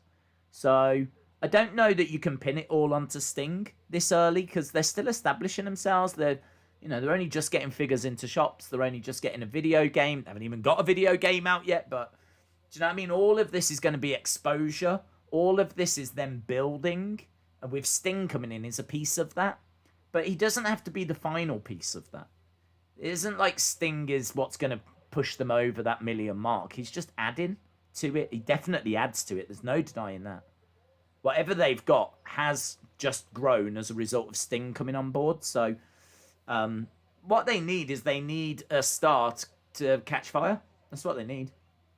They need a name, and it doesn't really matter who that name is, but they need someone that can really, you know, transcend the show. Someone that the chat shows want. Someone that's going to, you know, be seen, have interviews everywhere, be a big deal. Like Stone Cold, like The Rock, like The Undertaker. They need someone like that. They haven't got anyone yet. I'm not seeing Jimmy Fallon picking up the phone asking to speak to AEW stars, or Stephen Colbert, or Good Morning America, or I don't know, your chat shows, Ellen.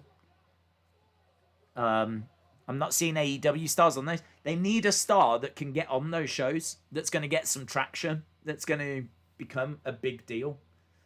And that's not easy to do. And Sting's going to help, but I don't think Sting's the answer. I think he helps, but I don't think he's the answer. So can they beat them? Yes. Will Sting do it? Probably not. I don't know who it would be. It's hard to look at their roster and say that's the guy. That's the guy that can do it.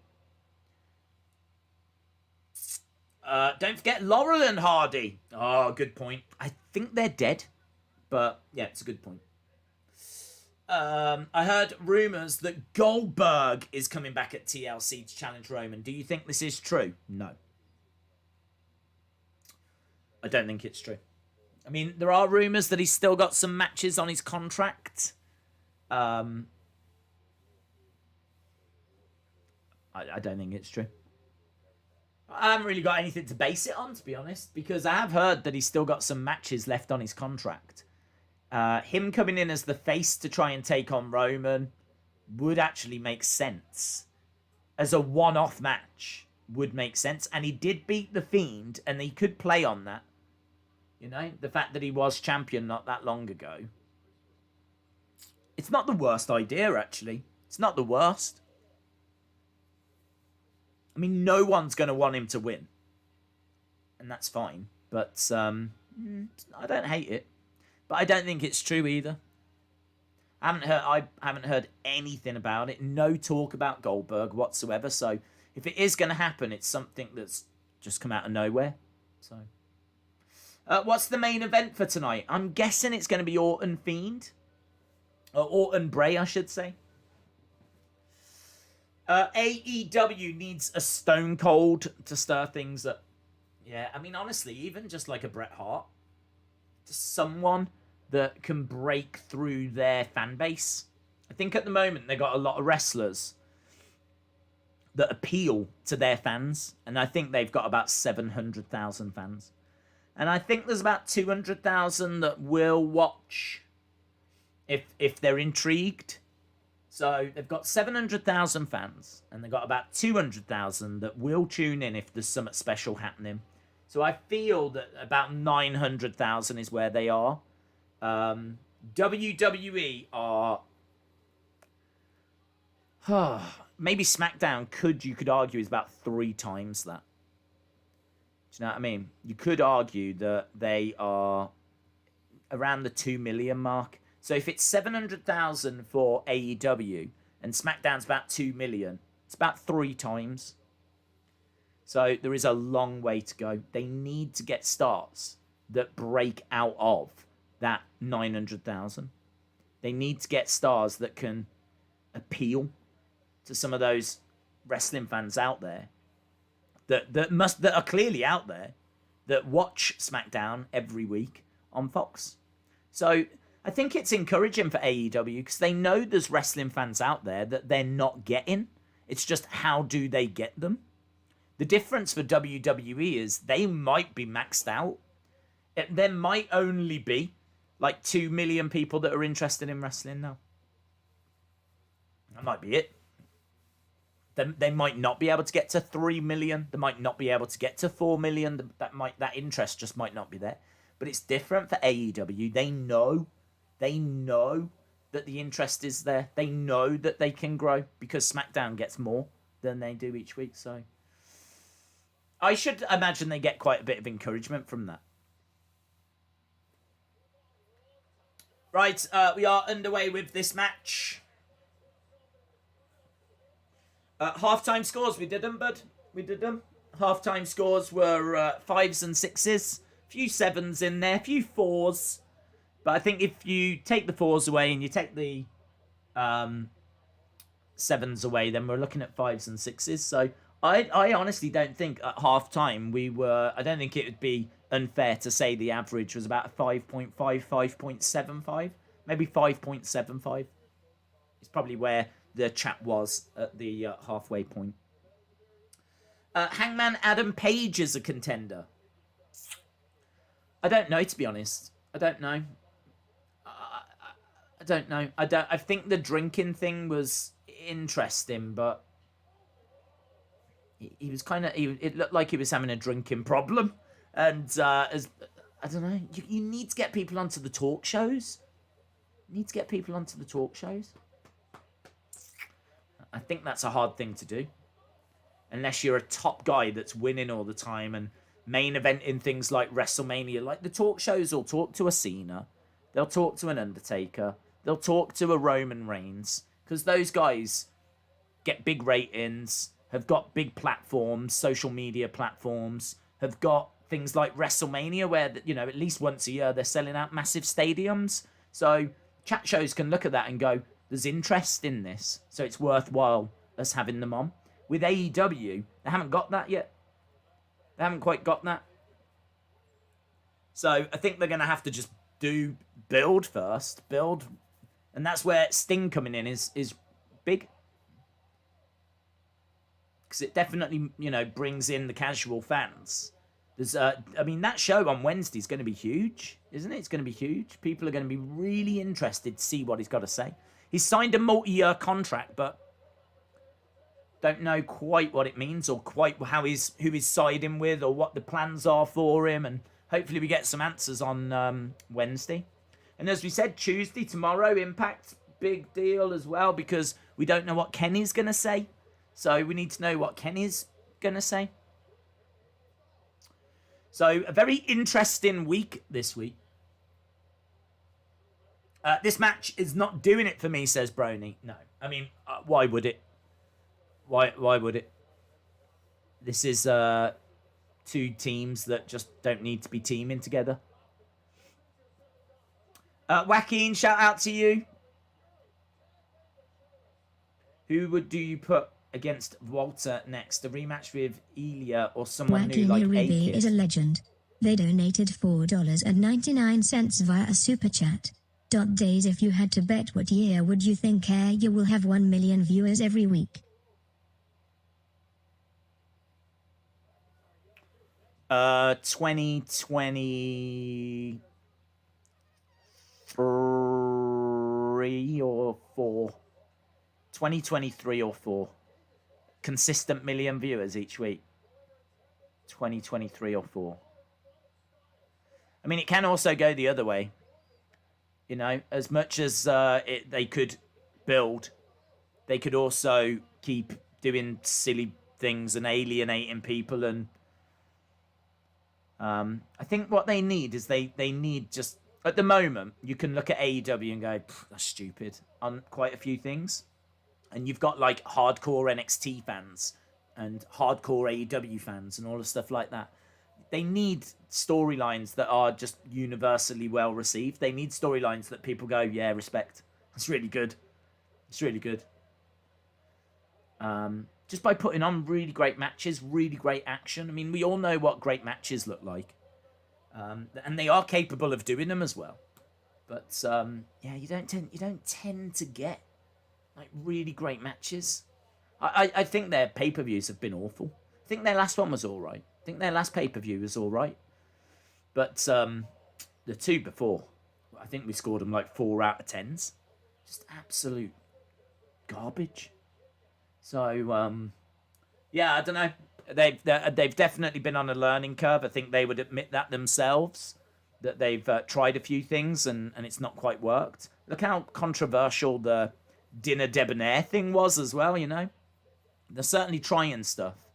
And eventually they'll get into a rhythm of what works. And they'll start to have some stars that are getting over and they'll start to, you know, make some moves. But I don't think next year's that year. I think next year they might see some growth, but I can't see next year being consistent millions. I struggle to see it for 2022, to be honest. But a very interesting question. Very, very interesting question. These things take time. Do you know what I mean? I think this year was about building. And they've done a decent job with it, actually. I do think AEW, as a promotion, probably I'd give it like a 6.5 out of 10. Something like that overall. I think they've done some really stupid stuff. I think they've shot themselves in the foot a lot of times. But I do think to put on a wrestling show out of the blue, and, you know, put a roster together out of nowhere, and you know, they've told some good stories. They've done some good stuff. They've got some good talent. They found some good talent as well. They you know, they got that Ben Carter. They found Will Hobbs. They've obviously, you know, been scouting and they've now picked up Thunder Rosa, Serena Deeb, doing some really good stuff. They've found some good talent. But yeah, I'm far from one of these AEW stans that will tell you it's the greatest thing that's ever been. So yeah, interesting though. I'm looking forward to Wednesday. We're still underway with this match. I know I'm not really talking about it much. It's because it's boring. To be honest, I'm not feeling it. It is boring. I am bored. We've got 55 minutes to go. Days out of Rollins, Owens, Orton. Who do you like best? I like Rollins the best. I think that I think he was great when he was in the Shield. I loved the Shield stuff. I think that was an example of a faction just booked pretty much to perfection. I think then when he went solo and he was like with the Authority, I thought that was great. I thought Monday Night Rollins was great. There's been some missteps.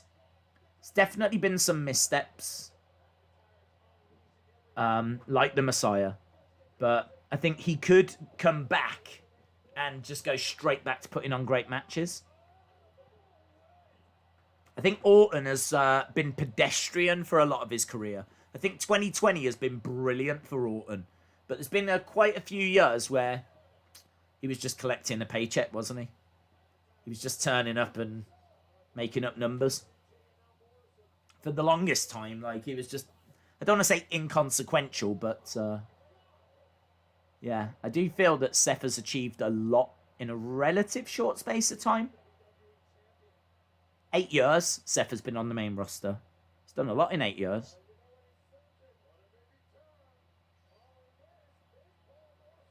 Owens, I just think, is wasted opportunity. I think Owens is a brilliant wrestler. Brilliant promo. But never gets put in the right feuds to show it. Sheamus is in. AJ is in. Brogue. Oh, look at that brogue. That was a beautiful brogue to Miz. Back elbow by Morrison. Went for the crossbody. Ooh, Sheamus accidentally brogues McIntyre. Phenomenal forearm by AJ. 1, 2, 3. So AJ pins Sheamus after Sheamus brogue kicks Drew. Interesting. Wasn't expecting that. Wasn't expecting that little twist. Samoa Joe. Yeah, Samoa Joe. You can put him in the same category as Kevin Owens.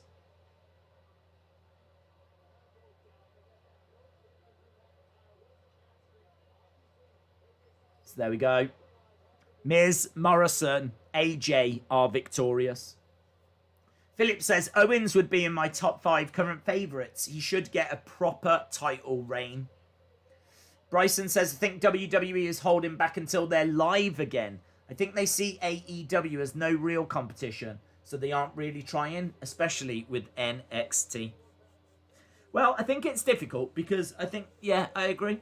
I don't think NXT gets much of a budget. I think that they spent a bit of money on transforming the Performance Center into that Capital Wrestling Center. So they spent a bit of money there. They've obviously given them the budget to have Finn Balor.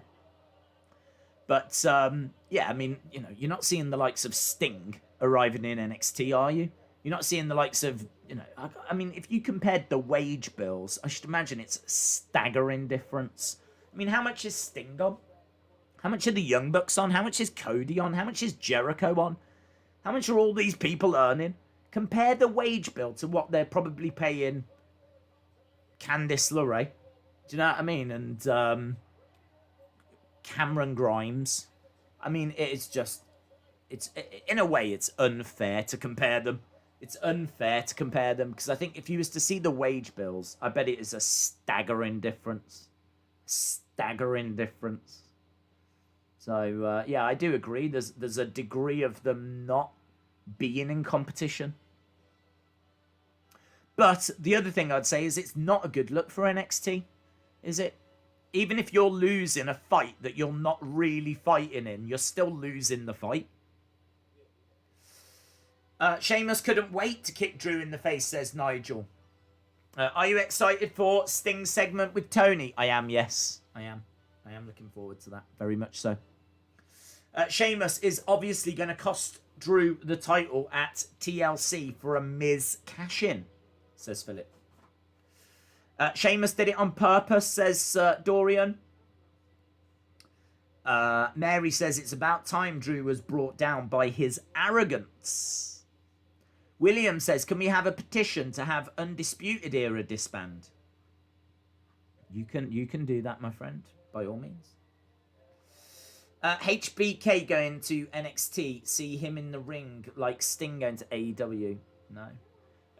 He won't have matches, will he? They don't even use him out there. He's not a manager or anything. I mean, even Undertaker. I should imagine there was quite a bit of people excited about Undertaker going to NXT, but I'm not seeing him being a manager. I'm not seeing him doing any of that kind of stuff. I mean, you could argue that they should be using those in that way, but again, that's only if they are fighting against AEW. I don't think they are. I think they're trying to hold their own, to be honest. I think they're just trying to not get embarrassed at this point, let alone win. They're just trying not to get embarrassed. I mean, wasn't it last week 900,000 against 600,000? It's like a 300,000 difference. Which, granted, you know, winter is coming, all that kind of stuff. But wasn't that like the go home for War Games? Like, I don't know. Even if you're not fighting it, it is a problem. NXT versus AEW is like when you get in a fight and you get beat up, but then you turn around and say, I don't care. It's exactly like that. Well, I don't know LSW because I've never been in a fight and got beaten up. So I'm sorry to hear that that's happened to you. But yeah, no, normally I'm in the fight and I'm normally winning the fight. So I just can't sympathise. I can't sympathise. Drew looked peed at Sheamus. Well, he probably was. He just got kicked in the face. Do you know what I mean? You would be, wouldn't you? If you just got booted in the face. Taker wouldn't work as a manager. It would just be bad, says Philip. True. Yeah. I think Sean could do something. And I think Taker could do... I do think Taker could offer something on screen. Maybe not so much as a manager, but... Man, if they're going to find a way of Sting doing it, if they're going to find a way of Sting being a manager, I don't expect him to be at ringside banging on the edge of the ring. But could he watch and guide and give advice from a distance? Could he be up in the bleachers, just watching down and shaking his head or something? That might be all you need from Sting. Just like a few moments where he is thinking or shaking his head or nodding because he likes what he sees. Just a few little things like that. You don't need him at ringside banging on the edge of the ring trying to get his guy fired up. Do you know what I mean? You could do little vignettes where he's giving advice and training, and you can make it quite dark. And I don't know. I don't know if Undertaker would work that way either. I don't know. Either way, I'm not expecting it. I'm expecting him to just work behind the scenes. Tell all the Performance Center recruits how best to film cameos. Right, we've got 47 minutes. 47 minutes.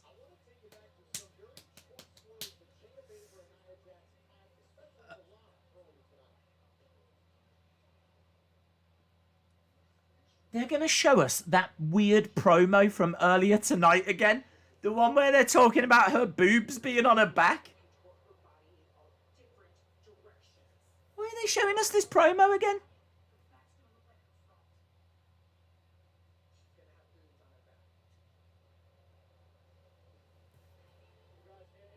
Why are they showing it? That was an awful promo. Look at this awful promo that happened earlier. In case you missed this awful promo, Gaming here it is in real again. time is a legend. They donated $2 New Zealand via a super chat. Days I am buying a new car. Very exciting, smiley face. Shout out to you, Gaming in Real Time.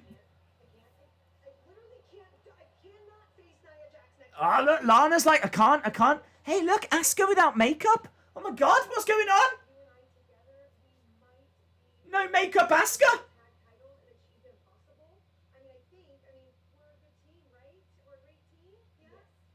Asuka says, yes, we're a great team. Oh my God, they're making Asuka more human, guys.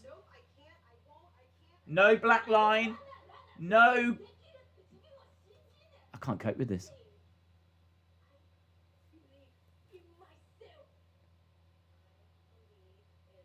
Say, I believe. I thought she was going to say, I believe in you, and she didn't. She said, I believe in myself.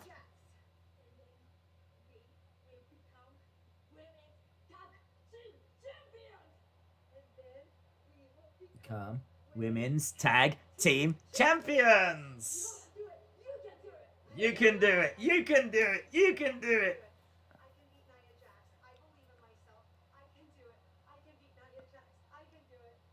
Oh, there's Nia.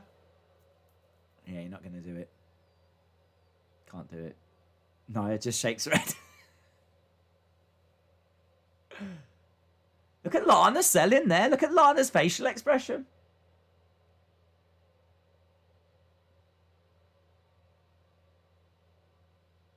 Yeah, that was all right, man. That was all right. Oh, Sheamus. We just saw you bro kick your best friend, Drew McIntyre. Do you think that he's going to return? That's what I know. I know Drew McIntyre's gonna come back. I know Drew. He's gonna try and kick my ass. He's going to try and kick my ass. I'm gonna try and kick his. And I'm going to try and kick his. Okay, Sheamus, before we even Okay. get to that point, I have to ask you, was what happened out there intentional? No, it wasn't intentional. What happened was. Here he is. Ah. Not happy.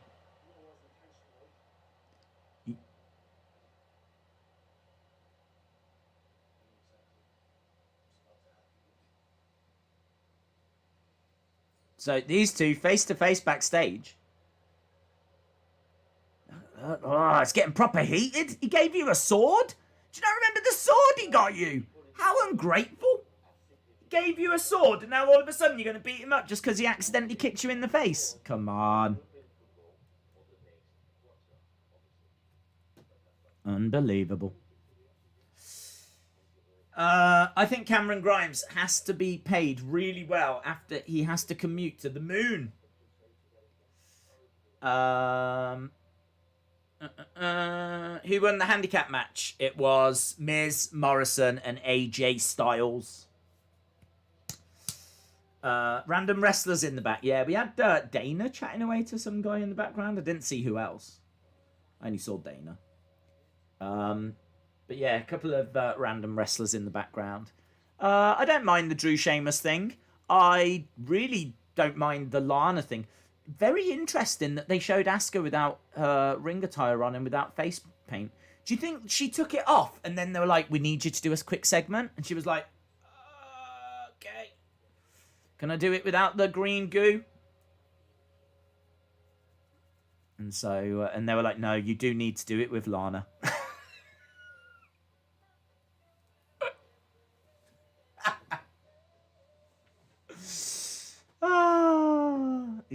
See what I mean? Green goo. No, you've got to do it with Lana. Can't wait for SmackDown, says Texas New Fake. Drew versus Sheamus is a must for the Royal Rumble, says David. Sheamus is better than Drew, says Austin. Just heard that Jackson Riker is Elias's new muscle. Really? Is he like, you see this here? That's Jackson Riker right there. Been working on that all week. It never used to pop out like that before, but there he is. Look. Jackson Riker. I miss Lana going through tables, says Brian Coleman. Days, do you prefer 2 people on commentary or 3? Probably 2. It was 2 back in the day, wasn't it? So, probably 2. Drew looks like an idiot. He was told it was unintentional, but yet he stands there and says, I know, and gets mad at him. Yeah, idiot. Days, can we sing Happy Birthday to Sonny Wolf? Is it your birthday, Sonny? When's it your birthday? Is it your birthday today? Is it Sonny's birthday today and it's not been mentioned? Where is Braun? That's a good question. Where is Braun? Days, maybe Randy beats Funhouse Bray and then goes to the Funhouse and finds Alexa. Maybe. Oh, hello. They're brawling. We've gone back. It's carnage backstage. Drew. Oh, look at this, guys. It's happening. Sheamus thrown into a ladder. These two proper going at it. The roster's there. Not splitting them up, but cheering. Drew Gulak's taking... Filming it. Gulak's... Why are you filming it? It's on TV, you idiot. Pat Buck breaking it up.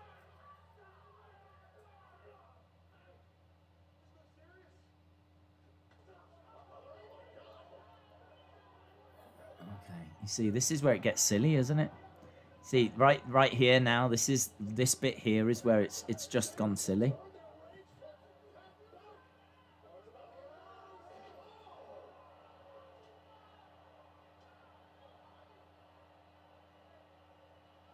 Okay.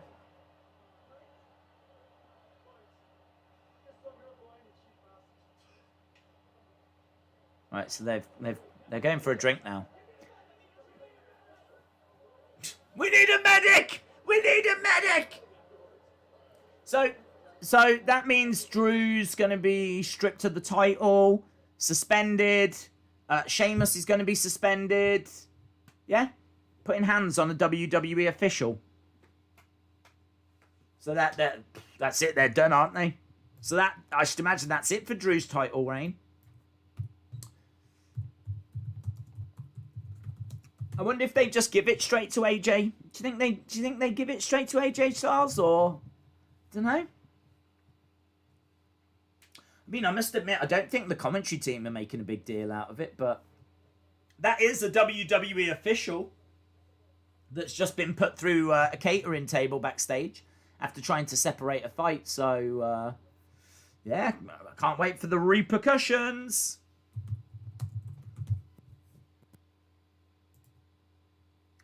Lashley versus Hardy. Now they're besties again. Yay! Well, do you know what? They are good old friendship frogs, aren't they, them two? They're good old friendship frogs.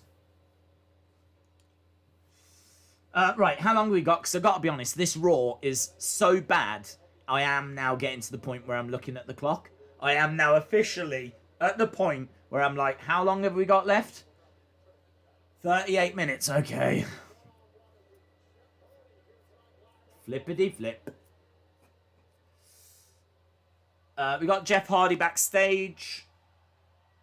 Days, you're right. It's a $100 fine for putting your hands on a WWE official. Hey, look, someone's been having some of the bro nuts.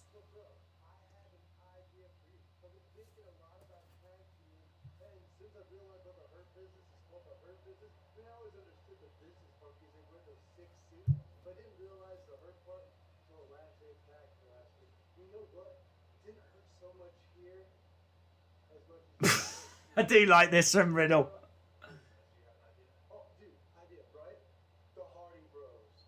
The Hardy Bros.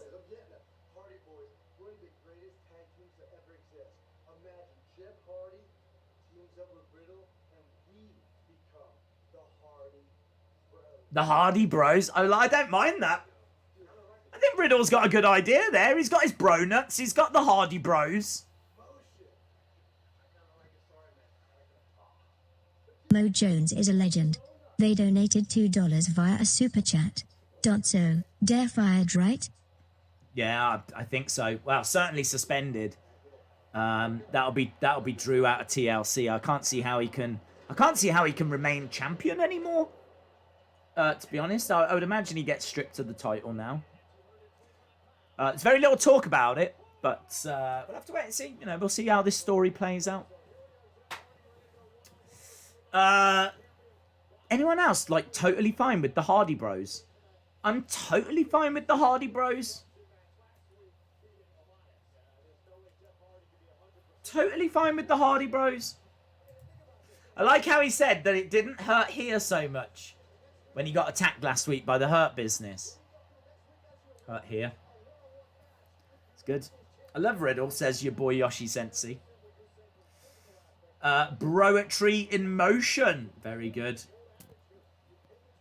Yes, Knob Freeze. I wonder what Matt Hardy is thinking as he's watching this.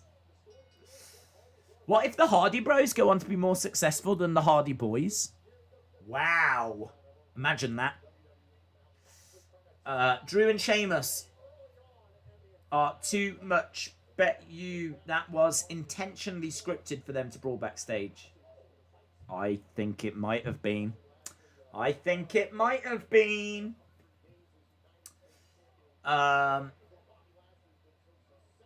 If they take the title off of him because of that, it would be pathetic. Why? He's just put his hands on an official. Can't go beating up officials without consequences. Maybe they would choose to just suspend him for a bit and fine him, as it's maybe a first offence. Was that a Drew heel turn? It is flipping stupid, isn't it? Yeah, he's turned heel. One of the biggest faces in the company that's a champion has just put a WWE official through a table. And I think we all know, let's put the joking aside, but I think we all know there's going to be little to no repercussions on it. Drew might get fined. Well, he should. Joking aside, they should do something. You can't just put your hands on officials and then not do anything. I'm okay with the Hardy Bros, says BMS55. Same. Real American says it's not like it was Adam Pearce. What? It's like saying, oh, I just punched someone from HR in the face, but it's fine because it's not the head of HR. It's not the head of HR. It's just like, do you know what I mean? I don't even know if they're full-time. I mean, yeah, they work here, but I think they're only part-time. So what? It doesn't matter, does it? I think you are allowed to do that. I think if you work at Walmart, I think you are allowed to spit at part-timers in the face because they're only part-timers. You're allowed to steal their lunch, put them through tables, spit in their faces because they're only part-time. They're not a full-time member. Where are we? Oh my god. I just looked and I was like, is the show, like, are we almost done? And it hasn't really moved. Back elbows coming in by Jeff Hardy, who gets pushed into the corner. Hardy going up top. MVP distracting. Bobby Lashley going over. Electric chair. Who's this? Riddle? Riddle's come down. Oh my god, we might get the Hardy Bros! We might get the Hardy Bros! Hardy Bros versus Hurt Business. Hardy collides into Bobby Lashley. Yeah, Riddle cheering on Jeff. They donated $2 via a super chat. Okay, let's be for real. It was Pat, so who cares?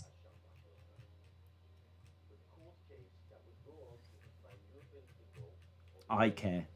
He's still a human with a family and feelings. Heather says, like I said before, Asuka is a beautiful woman. Heather, aren't all women beautiful women? I think so. I think all women are beautiful women. So it doesn't matter if Asuka wears makeup, doesn't wear makeup. She's a beautiful soul. So weird though. I wonder more than that. I wonder if they're gonna try and like make her more human. Not that she wasn't human, but do you know what I mean? Like she very much was a character, wasn't she, dancing with the face paint? Now, like no makeup in a suit backstage. It's a very different vibe. Very different vibe. So I wonder if that was a one-off or if they're going to explore something different for Asuka.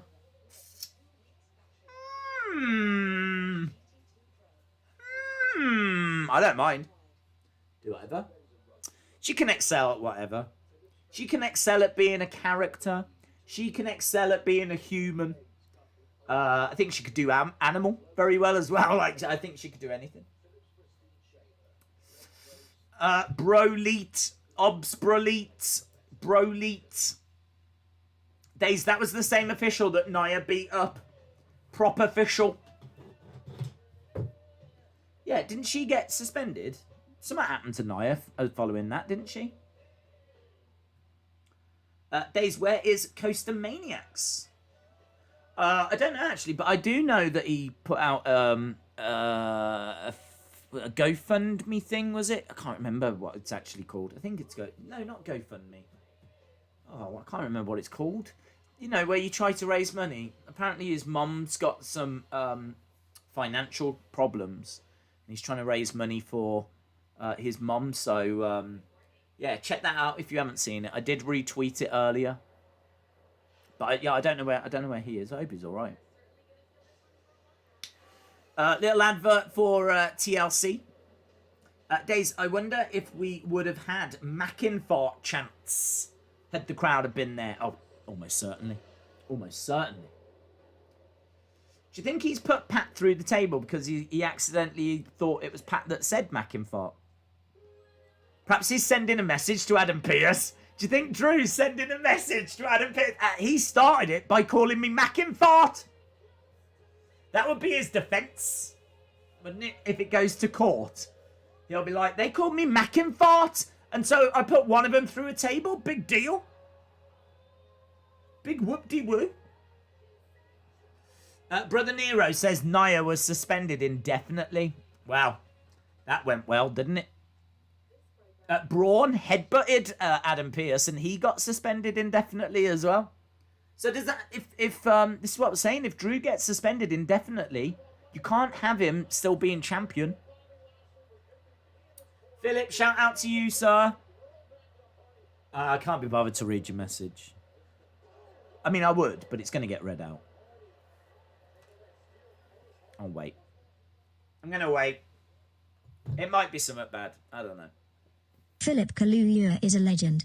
They donated $4.99 via a super chat. What did Philip say? With the pandemic going on, do you think they will have restrictions on how many people they allow in the ring at the same time for the Rumble? No. No, because the Rumble doesn't really ever get like to the point where all 20 are in there, all 30 are in there, sorry. The way the Rumble has its eliminations throughout, it's quite rare moments where you get loads of people in there. Maybe during the middle of the Rumble you could maybe have 10 people in there at one point, but I don't feel that that that's an issue. I mean, we've been seeing battle royals. We saw a women's battle royal not long ago, didn't we? That had 20 women in the ring at the same time. That was only a few weeks ago. Do you remember Lana ended up winning it? So maybe they'll book it a certain way with that in mind. But I wouldn't expect a different Royal Rumble. Because I really don't think there's many examples where the Rumbles ever got more than, say, 10, 12 people in it at once. And I feel like that's absolutely fine. I mean, we just had Survivor Series, didn't we? And that was 2 teams of 5, all kind of in the same match. I know they were standing apart from each other, but there's like 10 people that are in relatively close proximity. So, no, I don't think it's going to make any difference, my friend. But a very good question. A very good question. Something that's worth thinking about. But no, I'm expecting the Rumble to be exactly the same as it always is. Awesome! Love the Rumble. Love the Rumble. Always a huge fan of the Rumble. Hate December. Never a big fan of December. December in wrestling is historically one of the worst months. It's kind of like end of the year. Do you know what I mean? No one cares. Everyone's off thinking about holidays and Christmas and all of that kind of stuff. And it's not really WrestleMania season. And there's no great pay-per-view. It's TLC. Which sucks. Hate TLC. Although this year might be alright. I'm down for Drew against AJ. And I'm down for, like, Orton Fiend. So, it might be alright. But historically, it's not one of the big shows, you know?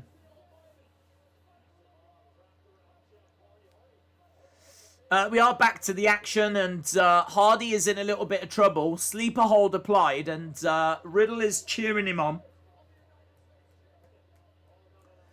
Linda and Vince are seeing a marriage counsellor. Is that true? Is that true? Linda and Vince are seeing a marriage counsellor. Is that true? He's found out about us. Oh my God. That's you guys, that is. That's your fault. You always ask me how's Linda. You always ask me how's Linda doing, and he's found out. Because we know he watches these streams. Oh my God, and now they're seeing a marriage. It's happening, guys. I need that gif. I need the it's happening gif. It's happening. My baby's coming home. Vince's reign of oppression will soon be over. Basement dropkick. Linda's still alive. Oh, Linda's still alive. I can tell you that.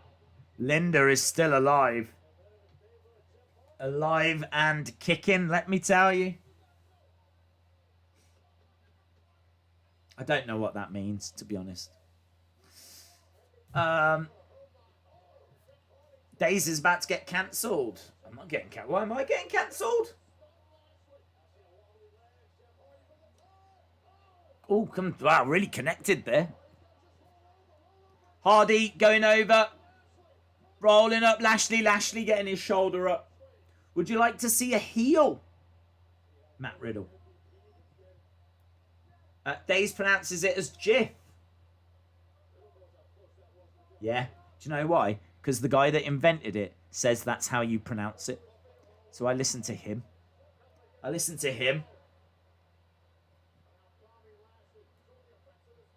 Face first. If Days gets Linda, I want Stephanie. You might have to have a word with Triple H.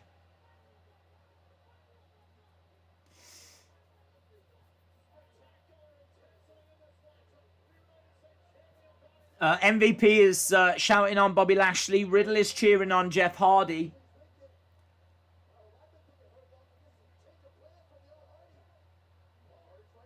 Kick to the midsection by Jeff.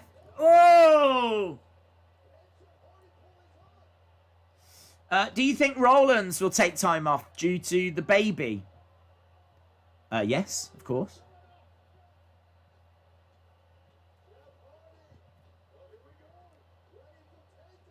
Here we go. Hardy up top.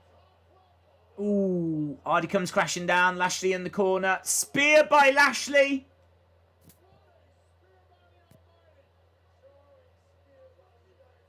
Spear by Lashley.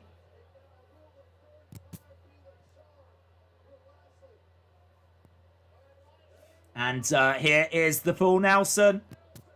That's got to be it. They've done a really good job of protecting the full Nelson. And yeah, taps. Love it. They've done such a good job of protecting that full Nelson. Once it's on, you know it's the end. But at some point, someone will go into that full Nelson and they will break out of it. Hardy is thrown into Riddle. Lashley against Riddle.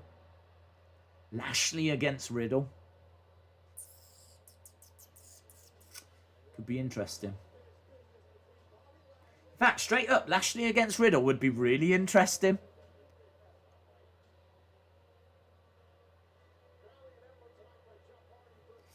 TLC, Lashley against Riddle. I don't like Jeff tapping out. Full Nelson, baby. What you going to do?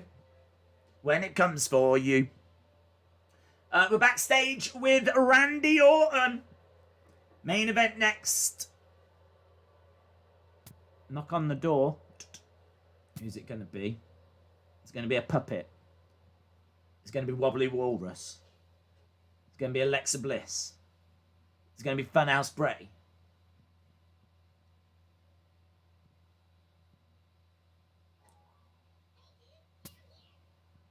It was a puppet! Oh my god, it is Rambling Rabbit! Open the door. Who is it? Find out who's the puppeteer.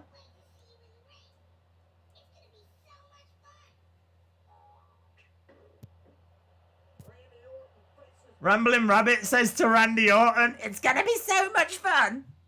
Can't wait to see him. If I was Randy Orton, I would open that door and I would want to see who it was. Because it can't be Bray. Can't be Bray. Well, it can. It could be Bray. But it's not Bray in the Funhouse. Who are the puppeteers? Who are they?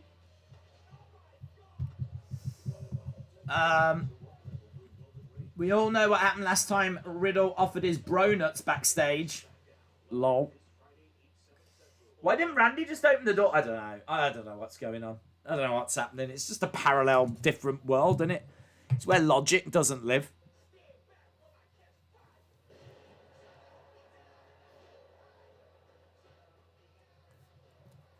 I would kidnap Rambling Rabbit. Yeah. Yeah, you could just grab it, couldn't you? Just grab Rambling Rabbit. And then you just have someone's hand there like this. And then they'd have to awkwardly like slide their hand away. Can you imagine that? You just take the puppet off their hand and the hand's there and they have to be like awkwardly slide it away. And then you open the door to see who it is. Oh. Karrion Kross and Scarlett are the puppeteers. I want Bo to be a puppeteer. Harley says, why am I still here? Just to suffer. The puppeteers are Retribution. I think The Fiend turned Kevin Owens back into Kevin Steen, says Jim Gore. I wouldn't want to know who the puppeteers are. Why?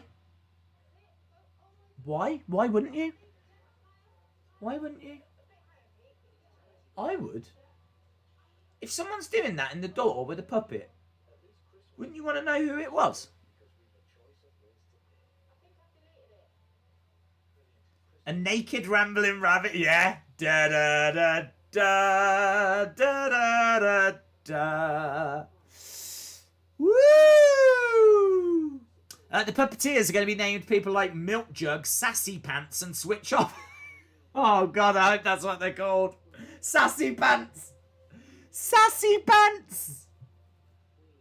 I think Dominic's got a pair of them, hasn't he? Dominic Mysterio. Pretty sure he's got some sassy pants to go with that wonderful pink turtleneck. Sassy Pants. No wrestling IQ. Shout out to you, my friend. Shout out to you. Christian says most puppets could be voiced by Bray, such as Abby, and then have puppeteers do the work. Yes. Yes. But who are they? They're still part of the Funhouse, aren't they? They're still helping to bring the Funhouse to life. So who are they? Who are these people? I've said for a long, long time, it's an easy way of Bray having a new family.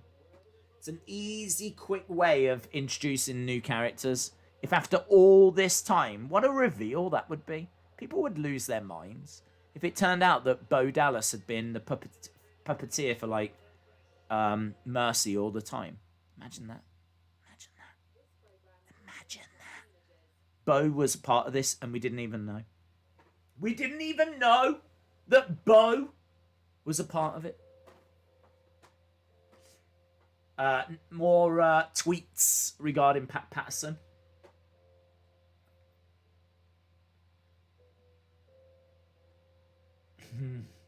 I just caught the end of Ric Flair's tweet then. I don't know if I've seen that one before.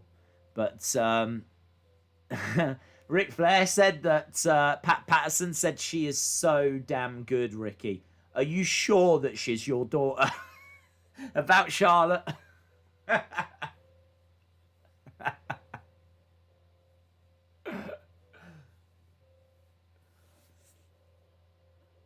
It's very cool. And I love the Drew one as well. The Drew one where he went up to Drew and said, "Do you know who's just been talking about you?" Absolutely no one. Ah! What a jokester. What a prankster. Pat the prankster Patterson. Randy Orton versus Funhouse Bray. It was me, Bray. It was me all along. Dax Torito. Happy birthday for next week, Dax. Shout out to you, my friend. Dax Torito. It might be Toretto. Could be Toretto. We're getting some of the greatest minds working on that. I've gone with Toretto.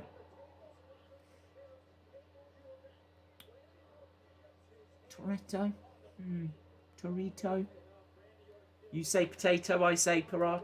What? Parato? No one says parato. Fiend versus Parato. Where did that come from? Fiend versus Randy Orton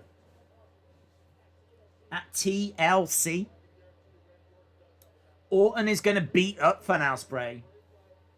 Well, I think we can all agree something spooky is going to happen. Something spooky is going to happen, guys. Something spooky.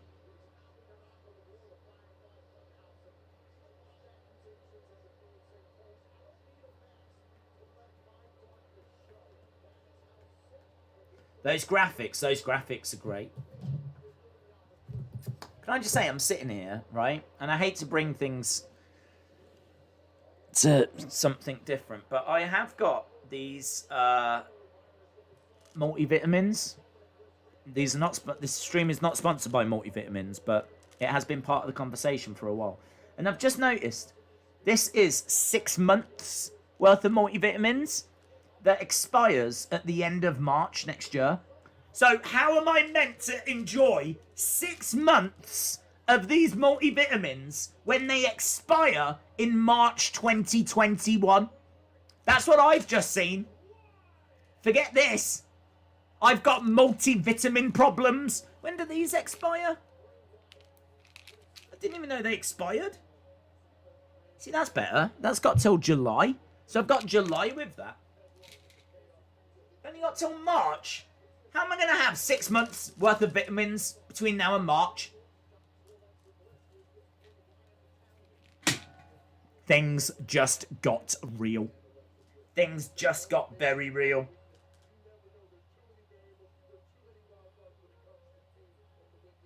Can't believe it. Gutted.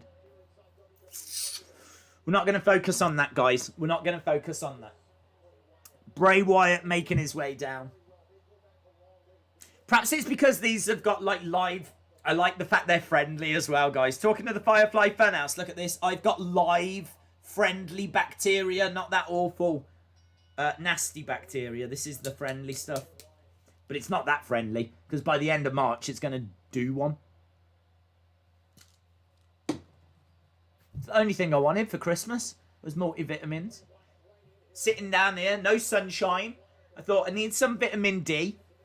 Finally got some. 6 months worth, going to expire in March. Good. Funhouse Bray in his granddad top. He's not got his nice red jumper on. He's got like something that my granddad would have worn. Although saying that, my granddad never had hair like that, nor did he have a funhouse with puppets that I was ever told of.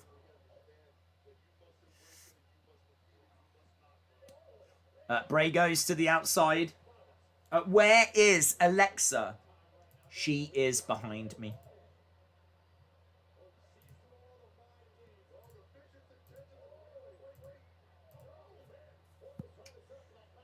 We should be going to commercial break soon. Orton goes into the announce table, and that might be it. That might be the moment we go. Vitamins. Yes. Oh, hello. Who's he going after? Headset. He's going to talk to us. Yowie wowie, we'll be right back. I think, did Byron Saxton just go over the barricade? Yowie wowie, we'll be right back. Petitions get Funhouse Bray to wrestle more.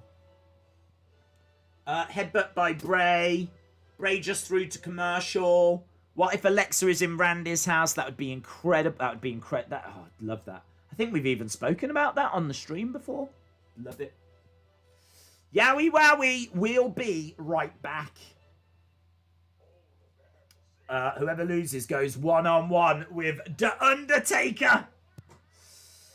OMG, OMG, OMG. Lol. 10 minutes left. 10 minutes. It's not bad. It's at least we've got an intriguing main event. I'm not sitting here hating it now. So at least we've got an intriguing main event. 10 minutes when we go back. See what they've got. Santa Claus, shout out to you, sir. Days, is Randy a demon? Why were his eyes glowing in 2017? Huh? I don't know. What do you mean? What do you mean? Why were his eyes glowing? Is the tattoo on the back of Bray Wyatt's neck a transformer? I don't know. I've not seen the tattoo on the back of his neck. I don't even know much about Transformers, to be honest. So I don't think that if I was to see is it a Decepticon logo? I don't know that I would know it.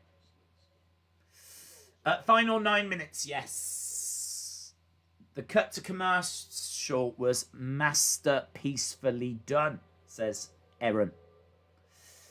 That was incredible, says Donald.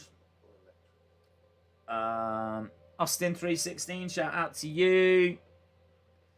Remember, the reptilians are coming. Yes, they're coming. His eyes weren't glowing. They were the Viper's eyes. Well, we are at commercial break. I've got no idea what you guys are on about. We're 8 minutes away from the end of the show. I think this show has been better than last week, but still a bit disappointing, to be honest, considering they can do anything. And this is the best we can get. It's a bit... SmackDown is definitely better.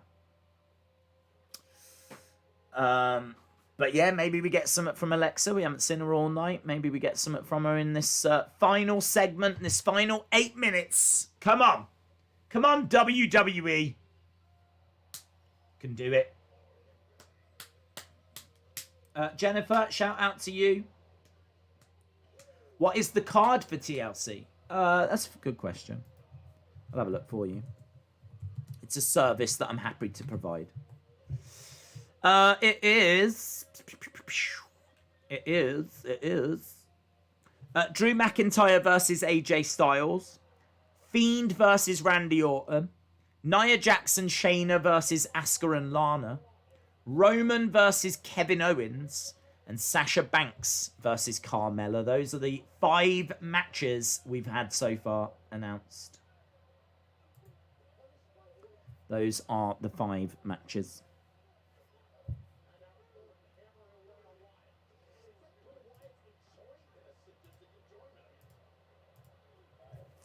Five matches announced, yes. Very Irish potato. Shout out to you, my friend.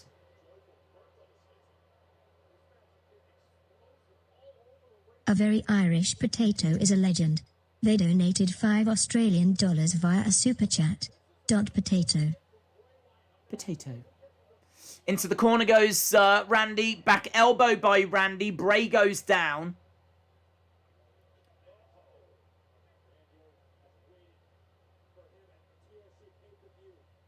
Knee strike by Randy. One. Just a one. Bray kicks out. Stomp by Randy. Do you feel like there'll be a Funhouse interruption or something along those lines? Do you feel that we're going to see something from Alexa or there's going to be a big talking point?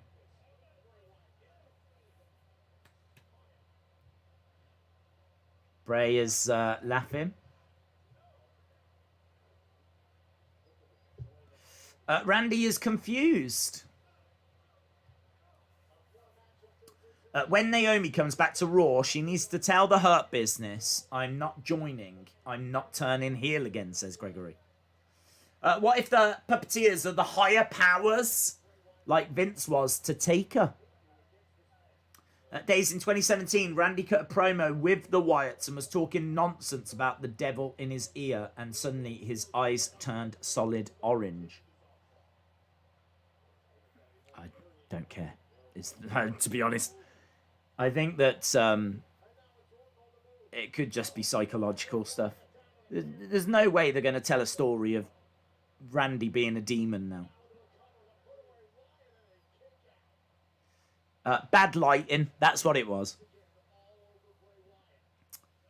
Headlock by Orton. Bray doesn't care, says Mary. Can I get a quick recap of your fascination with potato? I haven't really got one. It's just the way that she says it. The voice is very, like, posh. And the way that she says potato is kind of lovely. It's like this weird English accent, isn't it? Like Mary Poppins. It's like how Mary Poppins would say potato. Potato. Big strikes by Bray. Orton goes for a clothesline. Atomic drop. Orton into the corner. Big collision by Bray. Bray against the ropes. Crossbody. Orton goes down. Kick to the midsection. Nice. Plants Orton. 2. Shoulder up. 4 minutes. That's all we've got. 4 minutes. Dave said Randy didn't have orange eyes for nothing. He got tangoed. David said we want the Fiend. Alexa probably isn't here. Ooh, I like that. Straight across Orton's back. Going for the cover. 1, 2. Bray rolls over, gets his shoulder up.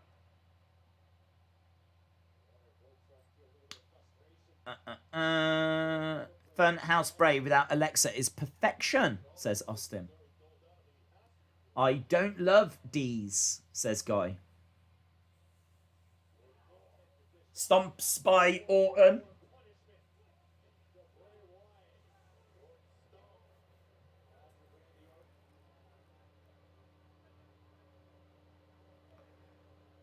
Get ready for it, people. Jericho has done a Christmas metal song. Has he? Oh, no. Just when I thought we were moving away from Judas. We're going to have that now.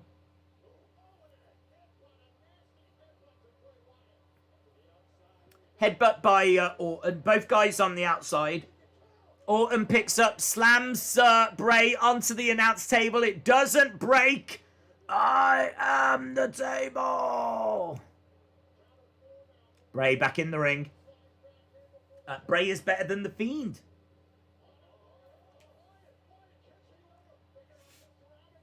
Poked him in the eye.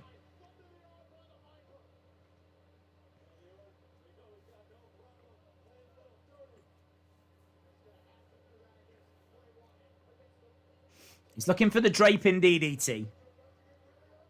Hits it. Hits the draping DDT. Bray's down. Orton's going to that dark place. He's looking for the RKO and the lights are starting to go. Lights are starting to go. The lights are shutting down. Does that mean when they come back on, Fiend will be in the ring? RKO though. Yeah, count, ref. Ah, I just went pitch black so the ref can't count.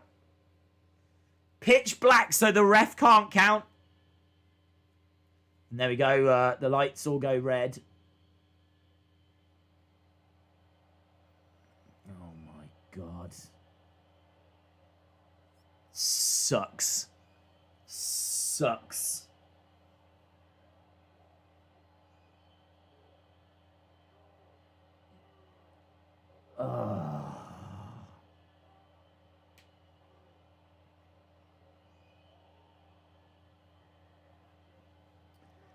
Okay, let me tell you what's happening, because there'll be people that like it.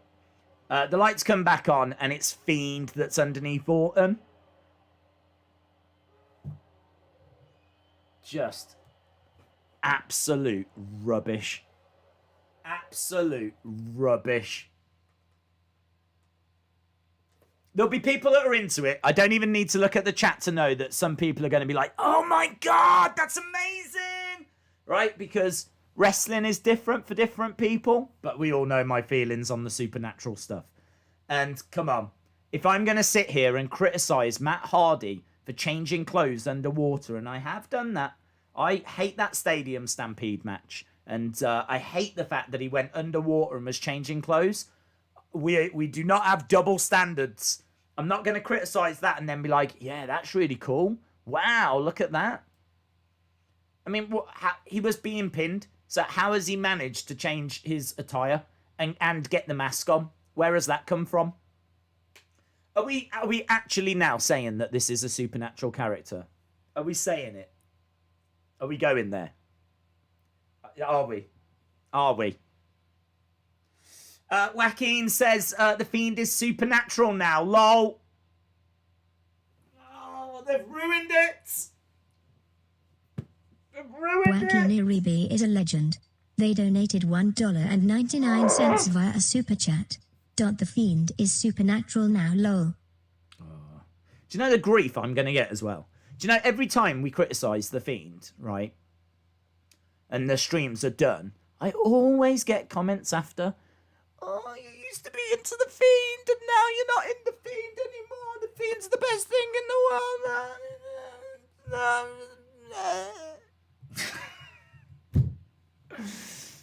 I watch wrestling because it's two guys fighting, trying to settle their differences and interesting stories and things like that. I'm on board with the Fiend if he's a split personality. If he's like, you know what I mean? It's just Bray. It's Bray's darkness. What? I've learned how to control my darkness. I've also learned how to change clothes in seconds and put masks on that are literally nowhere. And then, did he have the mask on? How did he? What? I don't get it. I don't get it. How are they going to explain this? Well, they're not going to, are they? They're not going to explain it. People that are into it, and people that aren't into it, aren't into it. So let's look. I'm going to leave it. We'll leave it there. I'm not into it. Some of you are into it. I'm not into it. Okay? If you like it, it's fine. It's fine. Look, let's make sure this is clear. Let's make sure this is heard, right? Let's make sure this is heard. If you like it, it's fine. Oh, it's fine. It's no problems. It's no dramas. If you like it, it's fine. You're allowed to like it. We're allowed to like different things. It's fine. It's all right, you know. You can like it. You're allowed to enjoy it. So if you like it, it's fine. It's not for me. It's not for me. I'm struggling now. I'm gonna struggle with this now. Oh. Okay.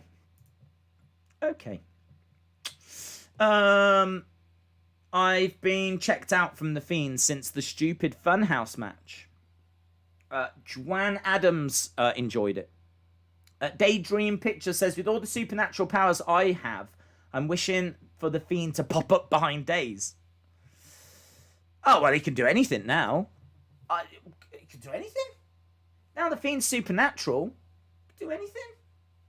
Do you know what I mean? He can go anywhere. He can do anything. He can wear anything. He can beat anyone. I mean, he might as well just give all the belts to The Fiend. Do you know what I mean? He can do anything. Just give all the belts to The Fiend. A Very Irish Potato says, WrestleMania 37 main event changing clothes match. A Very Irish Potato is a legend. Yeah. They donated $5 via Against a Matt super Hardy. chat. WrestleMania 37 main event changing clothes match. Yeah. Love to see it. Love to see it. How many different costume changes can we get in one match? If we're gonna do it, guys, let's do it. Do you know what I mean? I think that changing once is not very impressive at all. What I want to see now is I want to see The Fiend go through a whole series of costumes. I want to see Funhouse Bray. Anonymous is I a want to legend. see Hero They World. donated I wanna $5 see via a super chat. Police light. Moda. Police light. Moda. This feud feels too rushed. Why are we rushing and overbooking this? I don't mind some supernatural stuff. I just don't get this. Police light. Love this question.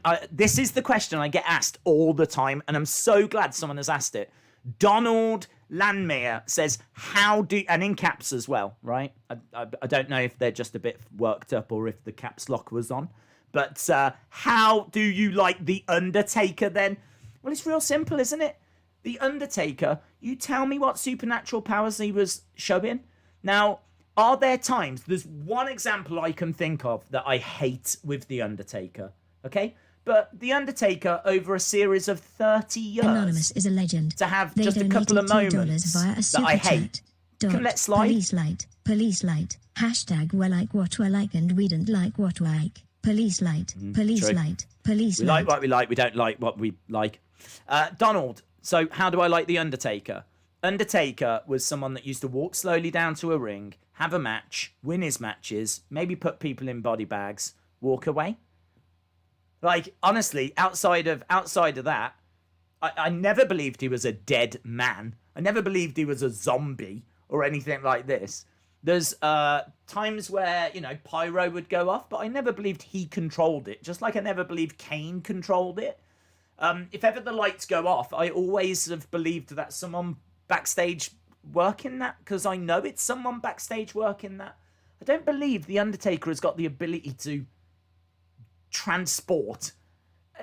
Neither have I ever thought The Fiend has had that ability to transport and vanish and reappear and, wow, where have they gone? I've always took that as mental mind games.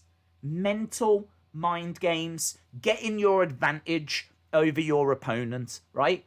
Getting that mental advantage, putting that seeded out. What is this person going to do next? And that's where the lights going off has always been a brilliant thing, because it gets your opponent thinking, what are they going to do next? I don't mind the lights going out. I mean, I think it's a problem for the match because Orton was about to win and 1, 2, and the ref couldn't finish his count. I mean, that sucks. Funhouse Bray was about to lose. 1, 2, because he just got hit with the RKO. And the lights go out. So for me, it's interfering with the match, right? So whatever. But if it had come on and somehow Bray had got out of the ring, I can cope with that. Maybe Bray wasn't completely unconscious and he was able to just roll out the ring. I can always reason these things. I can always justify these things. I can always find an explanation for these things. And there's a few moments where Undertaker went a bit too far for me. But as I've said before, over a 30-year career, I understand that there's going to be a couple of moments. And I can cope with that. With this, he's only been around since last year. We're less than 2 years into this thing. In fact, in ring-wise, he made his debut at last year's SummerSlam. So, in ring-wise, he's only been around, competing in arenas and in ring, since SummerSlam last year. So this is a very short shelf life to be doing all this kind of nonsense already. Do you know what I mean? Undertaker, I can think of a moment where he put his hands out and, like, they managed to get it to look like lightning was shooting out of his hands. Now, that's silly. It's a special effect that's silly, right? But we're talking 30 years. That guy has given me so many incredible moments as well. I mean, like the matches against Shawn Michaels, the streak. Do you know what I mean? He gave me so much that a couple of little moments like that I roll my eyes at. And who knows? I mean, look, if The Fiend goes on to not do any more of what he's just done tonight and goes on to give me matches like Undertaker did, then The Fiend can still become one of my favourites. But, come on, in the space of just over a year, to have moments like this already, after, you know, the bad booking with losing to Goldberg, the Firefly Funhouse match, I mean, 2020 has not been brilliant for The Fiend. And for Bray. I think, you know, I suppose the alarm bells were sounded with that Hell in a Cell match against Seth. That upset a lot of people. I'd say that was the first real misstep, was that Hell in a Cell match against Seth. And then you fast forward and he does win the title. Brilliant. We got there. We got where we needed to get. And then shortly after he loses it, then he gets a big match at Mania where he can make a statement, where he can really put on a killer match, where he can show, you know, what he can do. And we get some weird thing instead, which none of us still really know what it was. I mean, visually, it was interesting. I think you can sit here and say it's interesting, and they could use it further down the line, but we're still sat here about 6 months, 7 months later going, I don't know what that was. I don't know what that was. I still don't know what that was. And then, like, his feud with Braun was so-so, and then he got the title again and lost it very quickly after, which I didn't mind, because I kind of feel like Roman getting the belt was the right thing to do, but if you actually look at it, as for The Fiend, it's not been brilliant. And I think now, if we're going to start really acknowledging that this character is supernatural, I'm out. I'm out. I mean, I didn't like the ambulance thing that happened a few weeks ago. Do you remember Bray got beaten up, got put in the back of an ambulance, filled with smoke, and it went red in the ambulance, and then outstepped The Fiend? It's like, what? What is this? This is meant to be Bray's darkness. It's not meant to be, I mean, like, as far as I know, it's not a spirit. It's not a separate entity. It's not 3,000-year-old Damascus. It's Bray's darkness that he's learned to control. If you've got anger problems, if you've got darkness problems, and you learn to control it, you don't all of a sudden become Superman. I don't know, man. I feel like they're really losing their way on this. Maybe some analytics are suggesting that this is the right way forward and this is what people want, and maybe I'm in the minority. Maybe I'm someone that's completely not their target on this. Josh is a legend. They donated $4.99 via a super chat. That was just a sneak peek, that's all. You'll get a great match. He is playing with Randy still. That's all. Neat little mind trick. Yeah, you see, I would agree, but how? Because he got RKO'd, so straight away you'd think he should be down and out for the count. Like, he got RKO'd, which you wouldn't think that he would be able to kick out of a 3 count of. Let alone, even if he was able to get out of the 3 count, he shouldn't have enough energy after an RKO to completely change his costume and put a face mask on, all within the very short time period that he had to do it. Like, he would have Anonymous to is a legend. He would have to They have took off his donated $5 trousers. via a super chat. It's okay if Funhouse Bray loses BC, he is supposed to. He's not a threat. The Fiend is the threat, so the less we see him, the more powerful he feels. What's that got to do with what we've just seen, though? I understand that beating Bray is fine, and I didn't have a problem with Bray losing tonight. My problem isn't that. My problem is that within the space of just a few seconds, the lights went out, they came back on, and he had managed to, still lying in the same position, change his attire and put a mask on. What I can't do is sit here and logically tell you how he was able to do that. I can tell you how it's been done. It's been filmed in advance, and what you've just seen is a video clip. But how, if this is meant to not be supernatural, how do you explain it? Can it be a separate person? Well, no, because that clearly was Bray, and the person in the match was clearly Bray. So it can't be a different person. I mean, if Bray had a twin, then we could start exploring that. But Bray doesn't have an identical twin, does he? And you're not going to be able to, in that time, get your trousers off, get that granddad jumper off, and get a mask on, all while still lying underneath Randy Orton. Like, for me, we're at a point now where I can't defend that. I can't explain that any other way than saying WWE are now telling you that The Fiend is supernatural. So I think if you're a youngster, I think you're going to be into it. Because, as I've said, when I was a kid, you're just into it. Do you know what I mean? You just, get brilliant. He's a spirit now. Love it. So when you're a kid, I think you've got more of an ability to do that. I think as you get older and you start looking at the wrestling that you enjoy, the wrestling I enjoy is two people fighting against each other to try and win championships, to try and establish who's the best. Legend. You know, the They Mr. Perfect donated versus Bret $10 via Hart a super chat. kind of stuff. Red circle, red circle. It took Undertaker years before he had powers, and even then you can say it was mind games. But The Fiend isn't at that level for me to let that slide. Especially with his Book him. Shout out to you, Mo Jones. Shout out to you, yeah. I mean, I like how you've worded that. Powers. Because there's Undertaker fans out there that will believe that he had the ability to shoot thunder out of his arms and all this kind of stuff. I never bought any of that. That to me is exactly what you've just said. It was mind games. It was getting that psychological advantage over your opponent. And this for me is what The Fiend has always been. The Fiend is Bray's way of showing that he has changed. He's harnessed the darkness. And now he's got this new character that gives no Fs. This character doesn't know limits. This character isn't like the old Bray that had a little bit of human inside of him. This Fiend is meant to have no. This is why his relationship with Alexa isn't right. The Fiend shouldn't be feeling love. I suppose in a way what I said was you could explore that of, you know, has Alexa messed Bray up so much that the Fiend character kind of comes and goes? Maybe the Fiend isn't feeling love. Perhaps it's Bray, and Bray comes through a bit more when he sees Alexa, and you could explore that. But I've got no confidence that they've got the creativity to tell us that story. I think they're literally just telling us that the Fiend has got feelings for Alexa.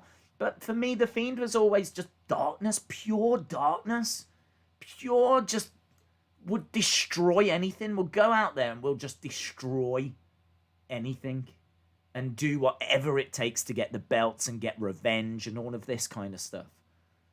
The fact now that they're making him to be supernatural, I think is, for me, Josh is a legend. It's disappointing. They donated $4.99 via a super chat. Do you not think that Bray didn't have a good career before he gained powers as The Fiend? He faced Undertaker and everyone. He's third generation. I think he was unfulfilled potential. I think Bray was someone that we wanted to be the new face of fear. So Bray was someone that we wanted to be the new Undertaker.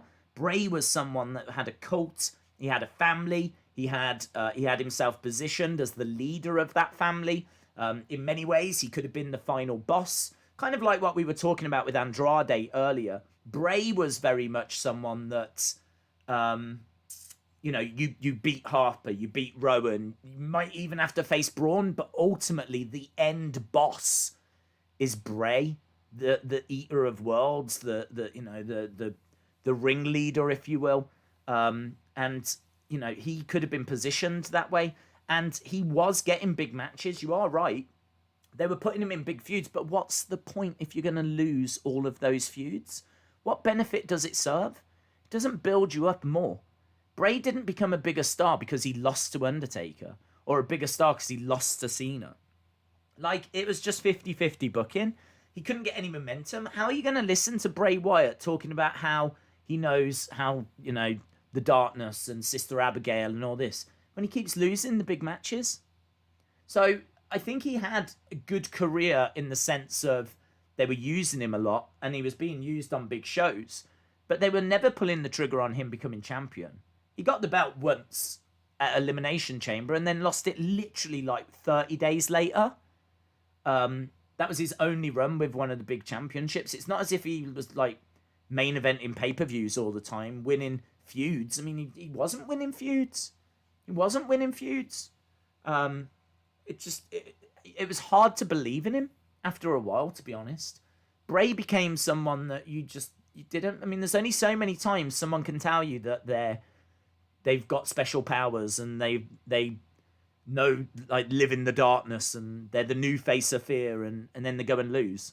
There's only so many times that you can watch that before you just stop believing in the character. And I think that's what happened. People stopped believing in the Bray.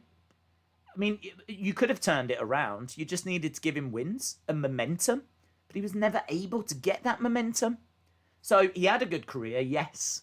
But he also was booked 50-50 and was never taken seriously. I think more by people backstage than the fans. The fans wanted it.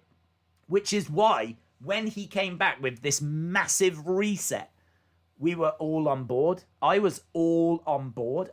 One of the questions get asked a lot is, you were so into Bray and you don't seem to be into Bray now.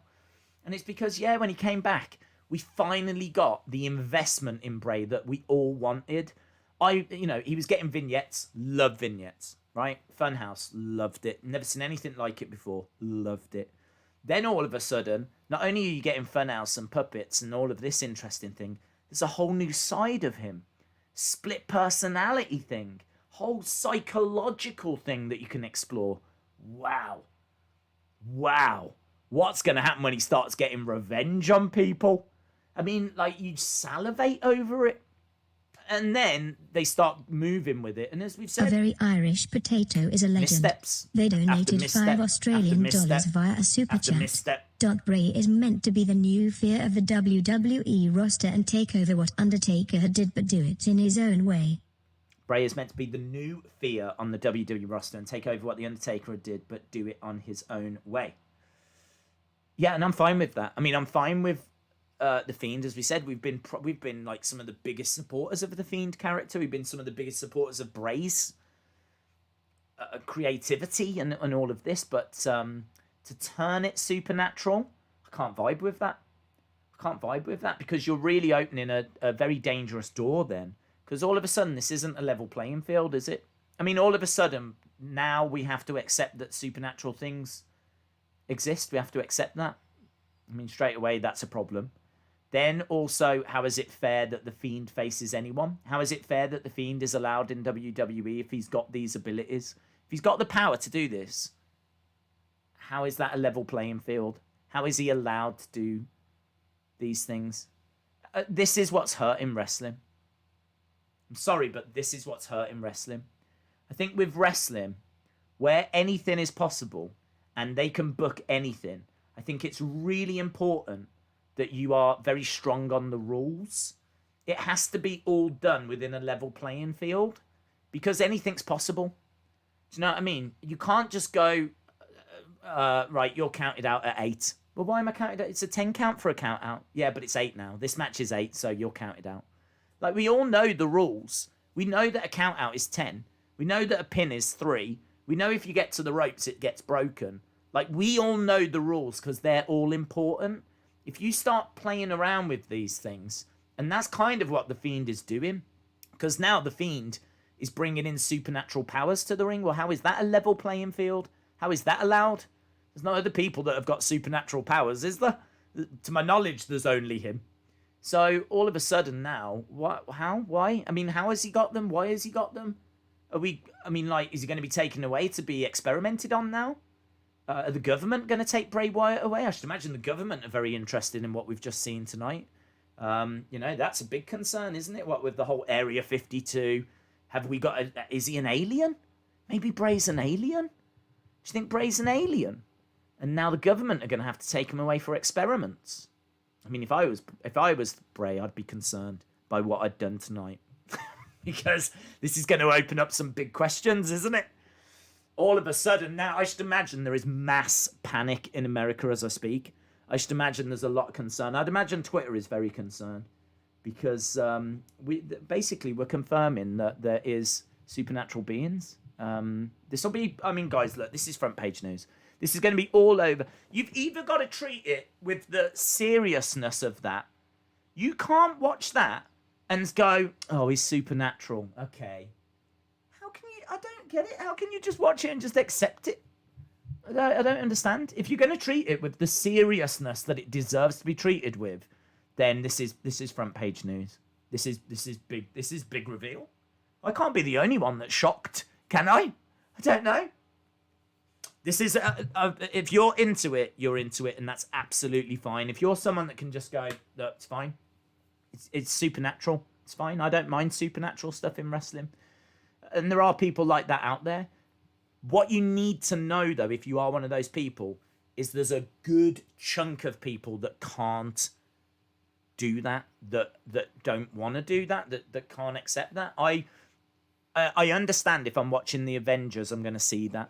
That's an agreement that you have when you put the film on. This is a Marvel film based in the Marvel universe. And you know what you're getting. You're going to get supernatural powers. This guy can do this. This guy can do that. Wonderful. Okay. There's never been that agreement when you watch wrestling. There's never been that agreement. It's always been about selling and injuries and based in the real world and house shows and stuff. Where's the supernatural stuff coming from? They've dabbled with it, and of course, you've seen the people jumping in going, well, how can you say that when you like Undertaker? I've never thought Undertaker had supernatural powers. Never. It's always been like mind games. And if I could explain this as mind games, then I would say, yeah, it's mind games. It's mind games. Do you know what I mean? If it was a case where he was just losing, not just been hit with an RKO, but was losing the match, and then the lights went out and they were out for a long time, and then they came up and he was stood in the corner, mind games. I can explain that. He hadn't just been RKO'd. He was over the other side of the ring. The lights were out for a while, certainly enough for him to take off his top, put the mask on. I can explain all of that. Can't explain that. I can't explain how he can do that within a few seconds, all the time lying underneath Randy Orton. I don't know. I will jump into the chat. I will see what people are saying. Planet Dan. Okay, let's see what people are saying. Do you think The Fiend is only doing this because Vince has taken control of his character? Do you think it would be happening if Bray was in control? I think this is Vince, says Planet Dan. I don't know, dude. I haven't heard those reports that Vince is booking The Fiend now, or is doing this. I gotta be honest, Vince has never really shown much interest in supernatural stuff. I mean, if you think about it, Vince has been in charge since the early 80s, and there's been a couple of moments, like the Papa Shango stuff. But again, they can be explained. I mean, Ultimate Warrior throwing up. Could have been given food poisoning or anything. There's loads of ways Papa Shango could have managed to have done that. I understand, like, the hair dye is a little bit weird. So, there's been the odd thing here or there, but I've always felt like they've been explainable. I would struggle to sit here and tell you many examples in the history of WWE where something's happened that's spooky. so supernatural that I can't explain it. The one that comes to mind is the Undertaker with the lightning, and I hate it. I won't defend it. I hate it. I'm a huge Undertaker fan, and I hate that. Yeah, I don't know. I haven't heard those rumors. Don15 says, "Can we move on?" Well, in all fairness, this is extra stuff. We should have finished 15 minutes ago anyway. Days, as long as you have good matches also, I think it's fine. Let's see how it goes. They are definitely pulling the trigger on the Fiend. Dom15 says, Fiend was always supernatural because in real life he had a darkness. Like, come on, far days. Fiend was always supernatural. Well, I never thought that. He had a darkness. Yeah, but people have got darknesses. We've all got darkness in us. Do you know what I mean? Like, you've got the ability to do bad things. I've got the ability to do bad things. Bray said he'd learnt to control that darkness. And that's what the Fiend was. And that's what I loved about the Fiend. I love that split personality. I love the psychological aspect of there being a normal character and a darker character. But they're still both Bray. They're still within the same body. But now he's got the... No, we keep going over the same ground. I do understand, but I can't vibe with it. Papa Shango, Taker, Kane, Fiend, and many others had supernatural stuff. Like what? Like what? Tell me what? Tell me what? Papa Shango? What do you know about Papa Shango? What supernatural stuff did he do? Taker, what supernatural stuff did he do? Kane, what supernatural stuff did he do? What did they do? Where are all of these supernatural examples? Unless you're going to say, when he puts his arms up, the pyro goes and he's controlling it. Well, no, there's a pyro guy. So what? Where is all this supernatural stuff? Where is it? Papa Shango, what did Papa Shango do? He made Ultimate Warrior throw up. So many ways that you can do that without powers. So many ways. The other thing as well, I mean, like, there was black goo that started running down his face there once. Well, again, you know, that can be explained lots of different ways. Something to do with something he's put when he's had a shower earlier that day, Papa Shango. Do you know what I mean? Switching over his shampoo or something. Putting a bit of bleach in his shampoo so his hair dye starts to run, or... I don't know. I don't like that one, in all fairness. I was a kid at the time, and as I said, with a kid, you're very much like, whatever. Do you know what I mean? Oh, is Papa Shango doing that? So, I'm not a fan of that one. So, if you want the hair dye one, you can have that. So, you can have an example of hair dye running down Ultimate Warrior's head from 1992. But this is what I'm saying. Like, where are these examples? Where are they? This isn't a universe that has ever leaned to supernatural stuff before. If you don't think this is noteworthy, then I have to strongly disagree. Because I think this is one of the first examples of them really acknowledging that the Fiend is a supernatural character. This, along with what happened with the ambulance thing. And honestly, we're only a year into this. The supernatural stuff is already coming quite thick and fast. You had the ambulance thing not long ago. Now you've got this. Now all of a sudden you can start questioning a lot of the other stuff we've seen in the past that I've always just dismissed as being mind games. But perhaps they weren't. Perhaps you're right. Perhaps it's always been supernatural. So perhaps I should have always hated this from the start. It sucks. It's rubbish. I've always been like, let's stick with it. Let's see where it goes. After what I've seen tonight, it's rubbish. It's rubbish. But if you like it, it's fine. I'm saying it's rubbish because I think it's rubbish. Let's be clear about that. I think it's rubbish. If you like it, it's fine. I know there's a lot of Fiend fans that join us. And I should imagine there's a lot of people questioning how they feel about it right now. Because this is going to split people. You listen to Wrestling Observer talk about this. I'm pretty sure they're going to lay into it. I'll be interested to see what happens with the ups and downs. I think, didn't What Culture give the seg... I never watched them, but someone told me the other day that What Culture gave the Fiend, and people love that ups and downs thing. What Culture gave a down to the Fiend segment the other week where Alexa got passed back and forth. That got a down. I'd imagine this is going to get a down. I'd imagine Wrestling Observer are going to lay into it. I'd imagine that I'm not alone in having this opinion. But I understand there's going to be die-hard Fiend fans out there that are going to defend it. And there's going to be people out there that like the supernatural side of things. So, it depends where you are, isn't it? If you like the supernatural stuff, cool. If you just love the Fiend blindly, you don't care what happens, you don't care. You might not be a fan of supernatural stuff, but you love the Fiend so much you just don't care. Cool.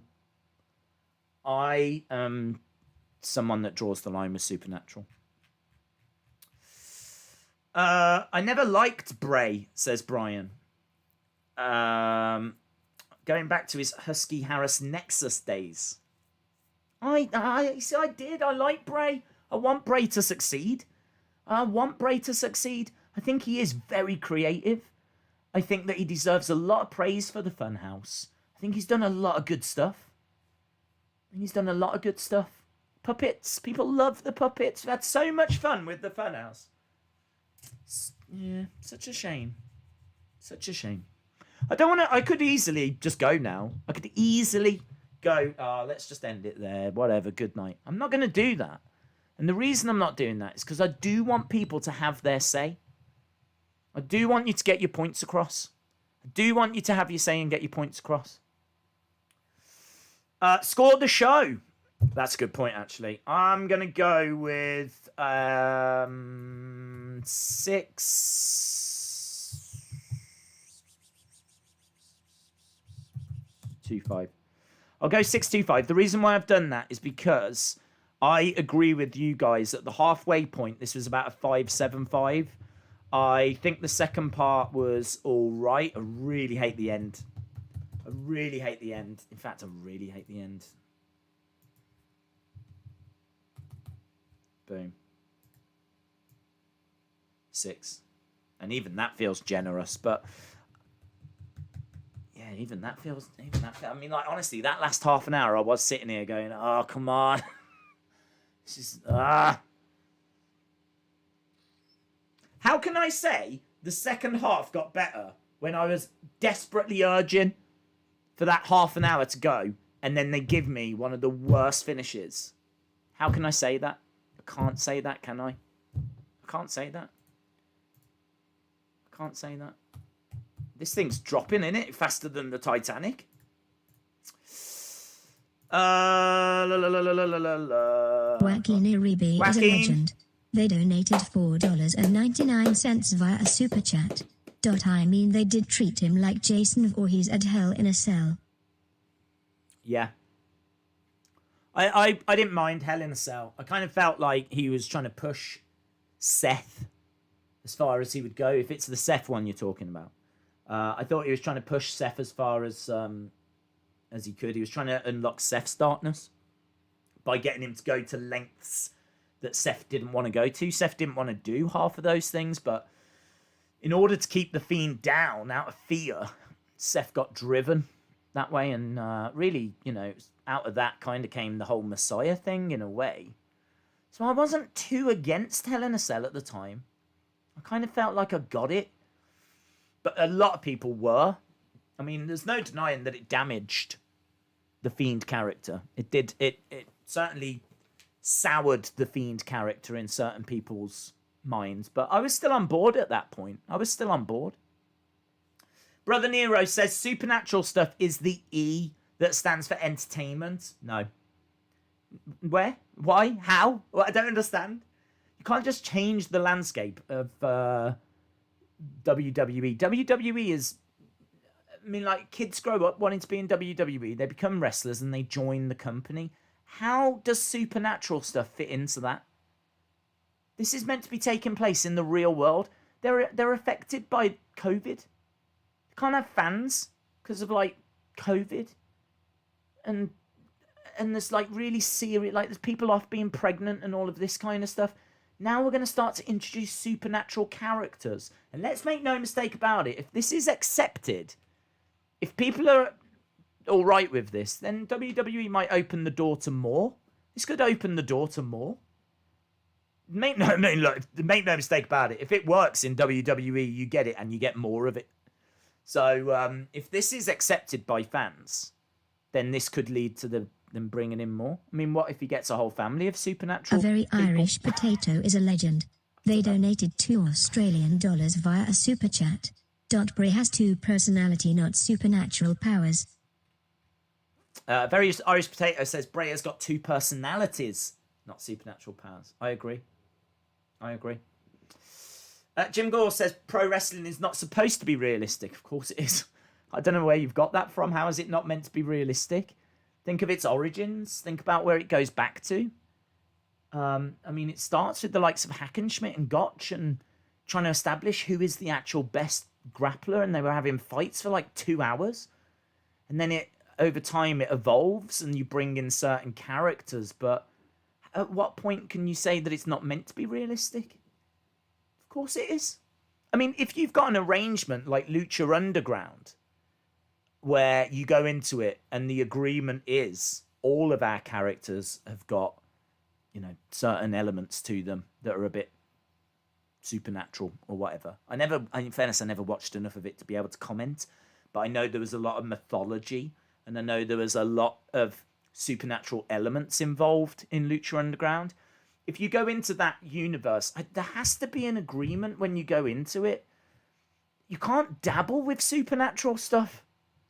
Like if you've got supernatural characters, you've got supernatural characters. If you haven't, then you haven't. And WWE hasn't.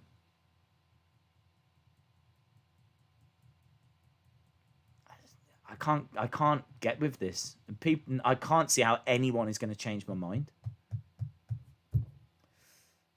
The Fiend killed Seth. It's supposed to be realistic. It's not a movie, says David Connolly. Brother Nero, chill. There's hundreds of comments going through. Yeah, I think I did just read Brother Nero's anyway. Days Taker was stupid sometimes. He made Dennis Knight suckle his blood in an occult ritual. He possessed Justin Roberts and he died at 94 and his soul visibly left his body. Yeah, I mean, I sat here earlier and said that there was times where The Undertaker went too far. Now, suckling blood in a cult ritual, I haven't got a problem with. I think like cult leader Bray doing something like that would be fine. I wouldn't. That's not supernatural to me. I think kind of cult stuff like that, no issue. Dying at Rumble 94, yeah, I didn't like it. I've never liked it. Him going in the casket and then he appeared on the screen, and even Jim Cornette actually quite recently said he hated that. He was dead against them doing it, but it was something that they wanted to do. So, Rumble 94, lightning coming out of Undertaker's hands when he shot it up to the ceiling. Maybe the Papa Shango blood coming down the head of Ultimate Warrior. I'm certainly not sitting here saying that we've never had these things happen. That's not what I'm saying. But what I'm saying is that they are so few and far between. They're, to me, examples of WWE dabbling in some. Do you know what I mean? Pushing the envelope, but pushing it too far. Trying to get up to that line, and they've tried to get to that line with the Fiend, and I do understand it. But there is a point where you then go over the line, and they've tried to go up to that line a few times in the past, and they've gone over it. And do you know what you won't get is you won't get me sitting here defending it. I hated Rumble 94. I hated the lightning coming out of Undertaker's hands. I mean, like, I'm not a fan in retrospect of what Papa Shango was doing with the goo running down the hair. I feel like that could probably be explained a little bit more. But I hated Rumble 94. Well, I wasn't even a fan of it at the time when I was a kid. I wasn't into it when I was 11. So, yeah, there's a few examples in the... I've not said there wasn't. But what The Fiend is doing a lot of supernatural things in quite a short space of time. They are now starting to really confirm this is a supernatural character. There's no grey areas here. They're going up to that line and over it on a very regular basis. And if it's supernatural, I'm out. I'm out. Trash. For me. But as I said, you might still enjoy it. How we solve this problem is that Days watches all sports work rate stuff like New Japan. Yeah, I'm more into New Japan. More into New Japan and that kind of stuff, absolutely. More into New Japan than this kind of stuff. I love stories, though. I do love stories. And I think that you can tell some great stories with The Fiend. Honestly, you could tell some incredible stories if they went down the psychological road. But I think that's why tonight is so... I think this is why we're talking for so long. And it's just... It feels warranted. Because there's so many points that people are making. And I'm quite happy to sit here and talk about them all. Empty the trash. What did Boogeyman do that was so supernatural? How the stuff running down Warrior's face was to give the illusion of powers. Simple. Well, I've said you can have that one. I'm fine with you having that one. If you want to have that in the small group of supernatural examples that you can find from WWE since... Go back to when it started. Go back to Capital Wrestling when it started in the 50s. Yeah? And see how many examples you can find of supernatural stuff. This is not a supernatural company. This is not a company that has used supernatural elements on a regular basis. Do you know why? Because it's stupid. It's stupid. This is meant to be a level playing field. This is meant to be based more in the real world. Like, you can meet your heroes. You can meet these people at, like, conventions and whatever, access and all of that kind of stuff. These are real-life athletes that do fight each other for championships. And it's always been that way. And I understand that WWE gets up to that line. Now, look, I'll say this. If this is the last time it happens for a long time, if we don't see examples of this again, I can get back on board with The Fiend. I understand that, you know, you try a few things and you make some mistakes. So if they've got to that line tonight and they've gone too far and we don't do it again for a long, long time, like with The Undertaker, yeah? Like someone's throwing 1994 at me. We're sat here in 2020 and I've got people saying, oh, you like The Undertaker? What about what happened in 94? Yeah, what about what happened 26 years ago? Well, I'll tell you what, how about in 26 years' time, yeah? How about you join me on a stream in 2046 after The Fiend has done very little supernatural stuff within that 26 years? And then I'll explain to you why I'm a Fiend fan. Yeah? I'm a Fiend fan because I think he's psychological. I think he's got great storylines. And all right, he did a couple of supernatural things, but I can let it slide. Right now, after moments after just seeing that, I can't let that slide. That's my feelings on it. Days is 21. Days is 21. 1950s were very different compared to today. So were the 60s, so were the 70s, so were the 80s, so were the 90s. It was all different compared to today. I don't understand how we can all of a sudden just accept that it's all right now for supernatural stuff to be in wrestling when it's not been in the past. Again, you can find a few isolated examples, again, where they've tried to get to that line. But, do you know what I mean? That's what I'm saying. That's what I'm saying. This is where I am. This is where I am. You might be different. You might be hearing me going, no, I disagree. I disagree because of this, and this. But, yeah, as a result, I'm very much sitting here and talking about how I feel. Brother Nero says, Undertaker was knocked into a grave by Austin and he emerged thinking he was the devil. Yeah, well, buried alive matches, for example, we know how they work. We know there's a trapdoor under there. We know that they've got to try and get into that trapdoor. I mean, again, I never watched those thinking these people were being actually buried alive. I mean, I'm sorry if you did. I'm sorry if, I don't know. We all know there's a door in there that they're safe. I always saw it as a symbolic thing. a bit like a last man standing match. You know how last man standing match, you keep the person down for a count of 10. Well, with this, you're kind of doing the same, but you keep the person down long enough where, you know, you can start filling in the grave. I never took it as supernatural. I never took it as he's come back from the dead. I never took it that way. I don't know. Maybe I'm in the minority on this. Maybe all of this time, everyone else has been looking at the Undertaker, seeing him as this big supernatural character that keeps coming back from the dead and does all this supernatural stuff, controls the pyro, controls the lights. Maybe he was actually getting weak and was drawing power from the urn. Maybe he was actually feeling it. I never bought into any of that. Always took it as mind games.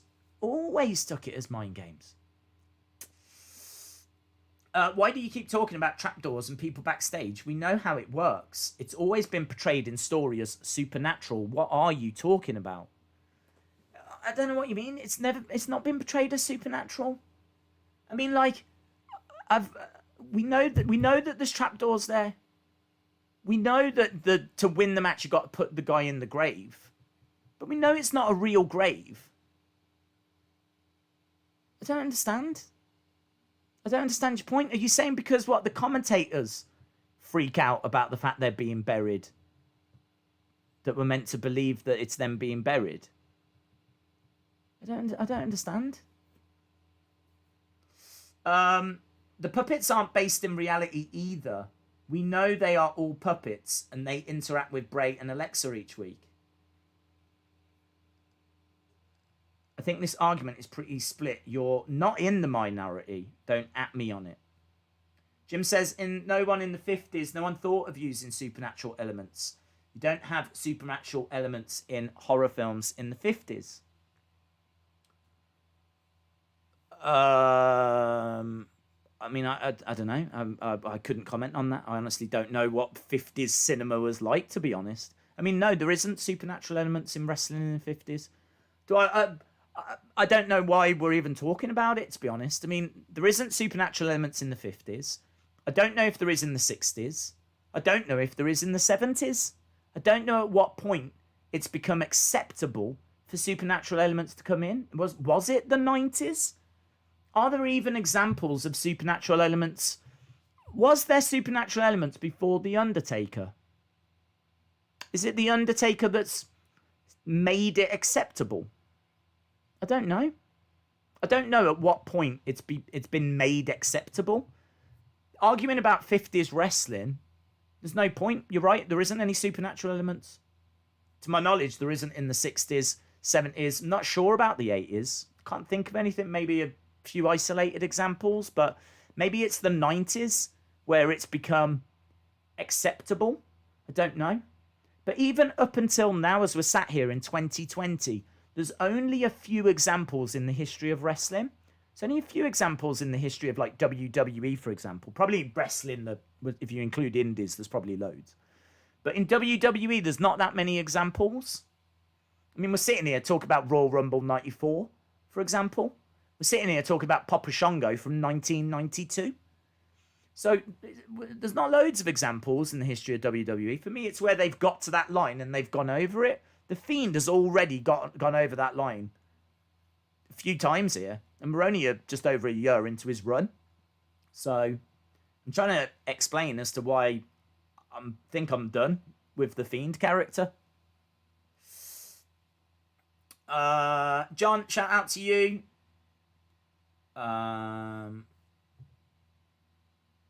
What would happen next week regarding this story? It's irrelevant now for me. I don't care what happens. If the Fiend has got supernatural powers, then it's ruined. It's done. You can do anything. Will the Fiend beat Randy? Sure, of course can. He's got supernatural powers. I mean, honestly, what does it matter now? What does it matter? You can, yeah, of course he can. He can do anything. It's the Fiend. He'll do anything.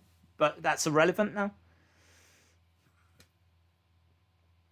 I thought Undertaker retired after losing to Roman Reigns. Monica, shout out to you. Why is the Undertaker called the Dead Man then? that very nickname denotes something supernatural. Yeah, it's called mind games, dude. It's called mind games. He came down to the ring, walking slowly, right, with the whole urn and everything, and he referred to himself as the dead man, right? It's mind games. Think about, like, how many superstars have said that they were in the ring with goosebumps during his entrance. People that he was able to beat people before he even had a match with them. Because psychologically he'd beaten them. How are you going to beat The Undertaker? He's got this epic entrance, who comes walking slowly to the ring, who everyone keeps calling the dead man, who you keep seeing, like, taking punishment and sitting up. I mean, like, it puts that seed of doubt into your mind. What it doesn't do is it doesn't say to me, that is a dead man. At no point did I ever take that literally. When did he die then? What's the story about his death? When did he die? Because I never heard that story. It was all psychological mind games. The dead man. And what WWE did a good job of, and they do a good job of doing this normally, is they always operate in that grey area. They always operate in that. If you watch early Undertaker, it's all like, what's up with this guy? What's this guy about? He gives me the creeps. Never in those early Undertaker years were they saying that he was actually dead. Never. When did they say, like, he's actually dead and all this kind of stuff, and they tried to sell that story onto you? It weren't. It was, the commentary was always, this guy gives me the creeps, this guy is spooky, I don't like it, I don't like... He seems to draw some power from the urn. He seems to do this. He seems to do that. It's all grey area stuff that, if you want to interpret it as supernatural, they're allowing you to do that. But if you don't want to interpret it as supernatural, they're allowing you to do that as well. This is where it oversteps the mark. This is where tonight it doesn't live in that grey area anymore. And that to me is a problem. Just like all the other examples we've discussed where people have got excited saying about Royal Rumble 94 and Papa Shango in 92 and the stuff coming out. That's a problem as well. Yes, that's a problem as well. Jacob says, just because you can justify something doesn't mean it's not meant to be supernatural. Saying The Undertaker isn't meant to be supernatural is inaccurate. Nope. How? How is it inaccurate? How is it inaccurate? Undertaker could be interpreted in different ways. So how is it inaccurate? He's not. He's never been supernatural to me. Never been supernatural to me. It's not inaccurate to say that The Undertaker wasn't supernatural. That is not inaccurate. In the early days, he was presented as, this guy gives me the creeps, this guy gives me goosebumps, all of that kind of stuff. There's a couple of moments where in the booking it was certainly pushed, right? But again, Rumble 94, if you wanna speculate about it, who's to say Undertaker didn't set that up? I don't think he did, right? It's stupid booking, but who's to say Undertaker didn't set that up? So if he did lose, this would happen. So Undertaker got put in the casket. He lost the casket match to Yokozuna. And the outcome is he had already pre-planned, if that happens, I need to send a message. I need to freak people out. Because if I've lost the match, I've still got to retain some of my mystique. So he set it up so that this would be shown on screen. He had a guy dress up as him. Because you know that wasn't actually him. I mean, we know that's not him. So who's to say he didn't do that? I mean, look, would he have gone to all the trouble of doing that? Probably not. I'm not trying to justify it. That's why I've not tried to justify it. Like, I'm quite happy to say that Royal Rumble 94 was just stupid. It's where they're trying to push the envelope and they go too far. But Undertaker, to me, has never been supernatural. And what a line as well. Just because you can justify it doesn't mean it's not supernatural. Just because you can explain it well and justify it all doesn't mean that he's not supernatural. How does that work? How does that work? Just because you can explain it really well doesn't mean that he's not supernatural. A very Irish potato is a legend. They donated $5 via a super chat. Paul Bearer Cement Incident. Paul Bearer cement. Yeah, Paul Bearer was in the cement, didn't he? He got drowned in the cement. Actually, do you know what? I've never gone back and rewatched that, so I don't know how. I can't really remember it that well, to be honest. I haven't seen it since when it happened, so I can't remember where the cement came to or how long he was in there for, to be honest, to be able to say it's supernatural or whatever. So I can't comment on that. I don't want to be ignoring it because I don't want it to make it seem like I'm changing my mind on anything. Like I've said, they've got to that point a few times, and they've gone too far. Maybe the cement incident is an example of it. Honestly, I can't remember exactly what went down, so I'd have to rewatch it. Do you like Parmesan cheese? Yeah, it's all right. Parmesan cheese is all right. I don't hate it. I started having cheddar, actually, on spaghetti bolognese instead. The hour before Raw, the hour after Raw, every Raw should be like this. Well, look, I think where we've got a topic where we can really get our teeth into, and a topic that's going to divide the community so much, and not just the community, this is going to divide the wrestling world. I think it's right that we do just spend a little bit of time on it. Because the other thing as well is, I'm always honest. So when I see the Fiend character next, I gotta be honest, this is going to change my relationship with the Fiend. This is a big moment, to be honest. This is something that I can't vibe with. This is something I can't get with. And so as a result of that, I'm going to struggle to enjoy the Fiend character because now all of a sudden anything's possible. Can do anything. Can change clothes underwater. Do you know what I mean? I mean, it's really handy, isn't it? If, like, say you leave the house and you're wearing flip-flops and shorts and it starts raining and you're like, oh, I knew I should have wore a jumper. Brilliant. You can just, boom. You can just have a jumper on. It is a good skill to have. It is handy. What about if, like, you turn up to a party and you're wearing something the same as someone else? Like, you're like, oh, no, we've both got the same thing on. Like, that would be a nightmare. But for the Fiend now, can completely change his costume. So it's although I will say this, if that's the only power he's got, it sucks. Do you know what I mean? When they were handing powers out, if that's the only power he's got, don't know, pretty lame superpower to have. He can change clothes. He can turn into the Fiend at any point, back of an ambulance, whilst he's being pinned. Can change into the Fiend. But if that's his only power, I think he's been shortchanged. David Conley says 7 out of 10. Who do you think is going to face Kenny to try and become the next AEW World Champion? Well, we might find that out tomorrow. William says Days Superman only needed a phone booth. Fiend doesn't need it, mate. That's why the Fiend is better than Superman. Because Superman needed like a phone booth to get changed into, not the Fiend. He can do it whilst being unconscious and being pinned. Is Mankind supernatural? No. Why? How? How is Mankind supernatural? No. Why? I mean, he flew once. Didn't he?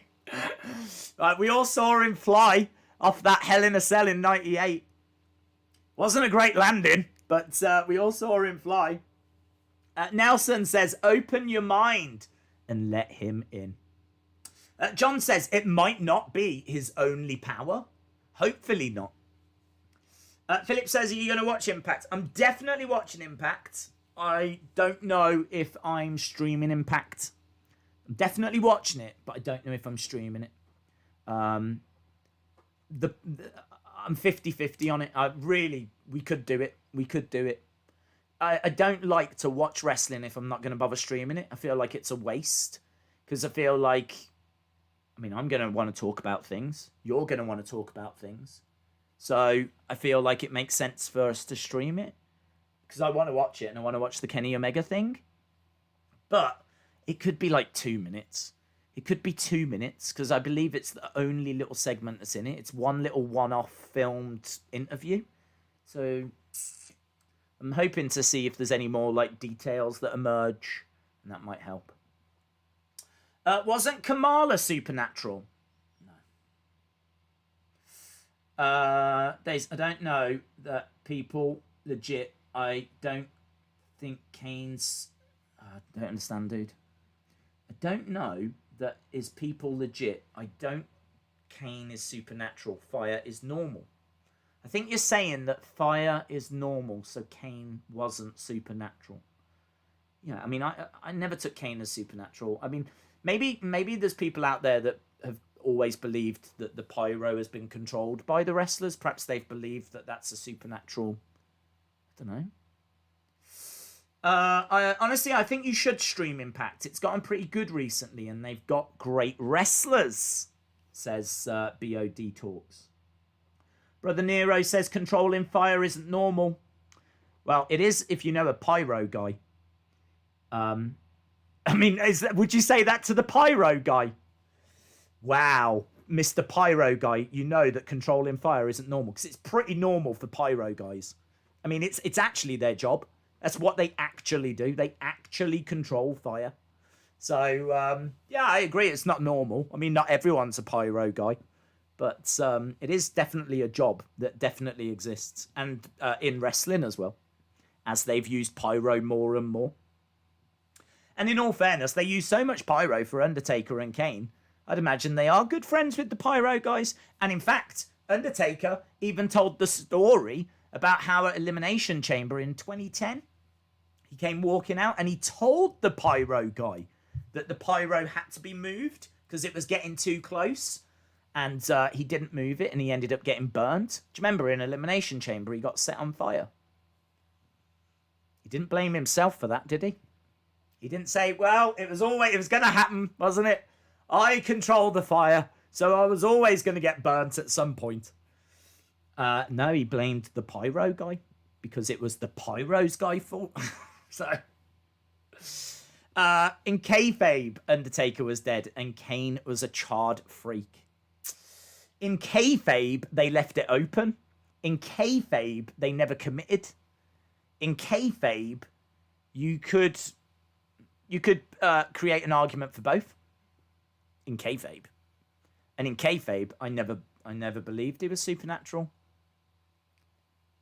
I mean, in kayfabe, you can sit and talk about buried alive matches and pyro and things like that. But in kayfabe, I can explain it all as I've done, just. And that works in kayfabe as well. Because we know that WWE is a company that uses pyro. They use it for other people. It's not as if Undertaker's the only one that had pyro or Kane was the only one. Everyone's had pyro. Like, we know there's pyro. We know there's pyro guys that control the pyro. I just don't get it. I don't understand. Don't understand how you would use that as an example of supernatural powers. 1 hour rant. Oh, it's a good one, isn't it? Day 7 turned a child into a demon by looking at him. Cool. I want to hear British computer voice lady saying kayfabe. He just threw in the towel. Who threw in the towel? Days wrestling is weird and now supernatural, but Fiend is going to fly next week. Dax, shout out to you. Name me someone who can summon fire in the real world. Anyone that's got a pyro guy. How about that? Anyone?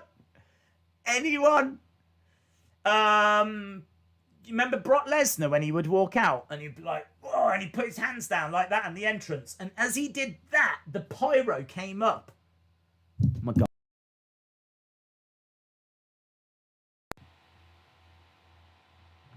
Was that Brock Lesnar doing that? You know, you remember that when he came out? Brock Lesnar would go, whoa, like this. Like, do you remember? He used to come out and he'd go, and as he did that, the pyro used to shoot. You have opened my eyes tonight. I've always thought that was controlled backstage. But no, you're right. You're right. It's supernatural powers? This is ridiculous. This is ridiculous. WWE has got pyro. It's got pyro controllers, right? Same people that control ThunderDome and control all of these things. It's all part of their presentation. It's all part of their entrances. And you want to sit here and have a conversation about Undertaker controls these things. This is getting ridiculous. It's ridiculous. There's pyro, guys. When he does that, the pyro shoots up. Like that's an agreement he'll have with them backstage. I mean, you know this. And in kayfabe, we know this. Like, I don't know. I just don't know. With WWE booking, I'm sure we'll see The Fiend versus Bray one day. Oh, wow. I've always said no, but who knows now? Honestly, who knows? It's awful. It's just awful. Please end the stream. Please just end the stream. The thing is, I don't want to end. I'm desperately not trying to end the stream because I'm trying to answer the questions that are coming through. Do you know what I mean? Because I already know I'm going to get all of these in the comments. YouTube, honestly, if you want to have a laugh, jump into the YouTube comments on this one tomorrow. Woo! There's people that will check this video out tomorrow. That'll be hardcore Fiend fans that will obviously want to try and defend it. Honestly. The way you defend it is by going, I'm fine with them having supernatural stuff in wrestling. I'm fine with it. I think there's a place for it, and that's fine. That's how you defend it, just by going, I'm all right with it. I'm not all right with it. I don't like it. I've always said I don't like it. I've always made that clear. So this will come as not a surprise to anyone. It's midnight. I don't care. I'm sorry if you've got things to do. Why is everyone wanting him to leave? Says, Eric, shout out to you. Is that not supernatural? What? Pyro? Talking to a pyro? Are we still talking about pyro? If we're still talking about pyro, it's not supernatural, no. It's a pyro guy. I can't tell you if it's a dial or a button, but it's something that they press that makes it go off when a signal is given. Undertaker has never had the ability to make fire appear from nowhere on the turnbuckles. He's never had that ability. And I've never believed that he's had that ability. And I've never believed that WWE have tried to convince me that he's had that ability, to be honest. Dax says, I love this. Was it controlled by Brock this whole time? Apparently so. Oh, you know, UFC heavyweight champion Brock. He's got supernatural powers!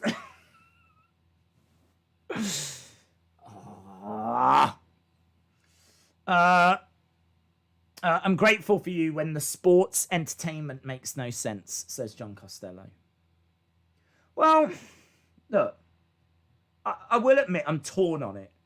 I am torn on it because I understand there's people that are going to vibe with it. And I understand there's people that are going to enjoy it. And I'm also desperate to just let them enjoy it. Do you know what I mean? If you enjoy it, you enjoy it. What I'm happy to do is where people want to try and call me out on it, I'm quite happy to respond. Because to me, it's just, it's nonsensical. It's nonsensical. I love the emotion of it, the psychology of it. It's such a big part of wrestling, the psychology. Do you know what I mean? Someone getting beaten down, working on a part of the body. Do you know what I mean? Trying to work on the arm. So that you can put on... Look at Charlotte at WrestleMania. She was working on the leg of Rhea Ripley so that she could then put on the figure eight. And when she got the figure eight on, you know it was going to hurt even more. Like, the psychology of matches is so important that, for me, supernatural stuff just doesn't have a place in it. Doesn't have room. There's no room for it. You can't operate under different rules for different people. You can have different abilities. Someone could be really good on the ground, or someone could be good on... And that's interesting. You know where you get like a lucha taking on a brawler, or you get a technician, someone that's good at strong style, taking on someone that's good as catchers catch can, or all these different styles merging and everything. That's interesting. That interests me. Because then you wonder, wow, what's going to happen here? But someone that's supernatural, that can potentially do, I mean, where's the line? I don't understand. Where's the line? How are you ever meant to beat Bray? I mean, Bray just got hit with an RKO. So how's Bray ever going to lose? Because if ever he gets in that position again, he can just do that. So how do you ever beat Bray? And if you can't beat Bray, why should you care? What does it matter? What does it... It makes it irrelevant. Why do you care now? Why am I meant to care about The Fiend? The Fiend can do anything now, apparently. So why should I care? He can do anything to give him the belts. He can be champion, and he can be champion. Maybe he's going to live forever. So maybe we'll never have any other champions. I don't know. How's a mere man meant to beat The Fiend? How do you do it? Has he got a weakness? Do you have to take the mask off? I don't even care anymore. I don't know. I find it very disappointing that they've gone in that direction. But if you enjoy it, if you're into it, then so be it. Days, get ready for 1 million tweets. Listen, I don't care. People have known my stance on this for a long time, so this won't come as a surprise. I think people that have watched on a regular basis will know where I stand on it. So maybe there'll be a few people that are surprised that I'm not over the moon about this. But that's why I think it's so important to make sure that we really explain how we've seen it, and we really explain where we are. I enjoy UFC. I enjoy two people fighting, competing, one-on-one, trying to establish who's the best. And 99.99999% of the time in WWE, that's exactly what we get. Outside interference, you know, all that kind of stuff. As we said, you know, we're sitting here talking about such random examples as to when it has overstepped that mark. And that's, you know, I can cope with tonight. I can cope with tonight if they've overstepped the mark this once and we don't do it again. I can vibe with that. As I said earlier, that's all right. I can cope with that. But I can't, not if this is going to be a regular thing. Days has turned heel on The Fiend. I'd argue The Fiend has turned heel on me. Dad Stuff, shout out to you, my friend. John, shout out to you. Well, look, we do need to wrap it up because we have stuck around an hour after. I think the one thing we can agree on is that people enjoy what they enjoy. And I've said this repeatedly tonight, and I'll say it again. If you enjoy it, that's fine. That is fine. But if I'm asked about it, I have to explain why I don't enjoy it. And that's what we've done for an hour. So we could keep going on and we could keep continuing. I do think I've started repeating my points a little bit now. So I'd say an hour after we were meant to go might be a good time to wrap it up. But yeah, it was a very, very interesting conversation. And I'm fully prepared for some less than complimentary tweets. But I think at least people know my stance on it. And I know some of yours as well. There we go. I think what will be interesting is the fallout of it. It'll be very interesting to see what people make of it and how many people struggle with it and how many people accept it. And this is one that will split people. So, boom. Right, awesome. Thanks a lot for watching. Really do appreciate the support. Not sure about tomorrow with Impact, as we said. Gonna have a look and see if it is just a 2-minute interview. I'll probably just watch it and maybe do a video on it as an isolated thing. If it becomes bigger, more AEW, because as I've said, I'm not watching for Impact. If I cared about Impact, I would have been watching Impact. I'm watching for AEW. If their involvement is going to be minimal, then that takes us down one path. If the involvement was going to be invasions and all stuff like that, that took us down a different path. So I'm looking to see. So we'll wait and see. Right, awesome. Thanks a lot for watching. I'll see you again next time. Bye for now.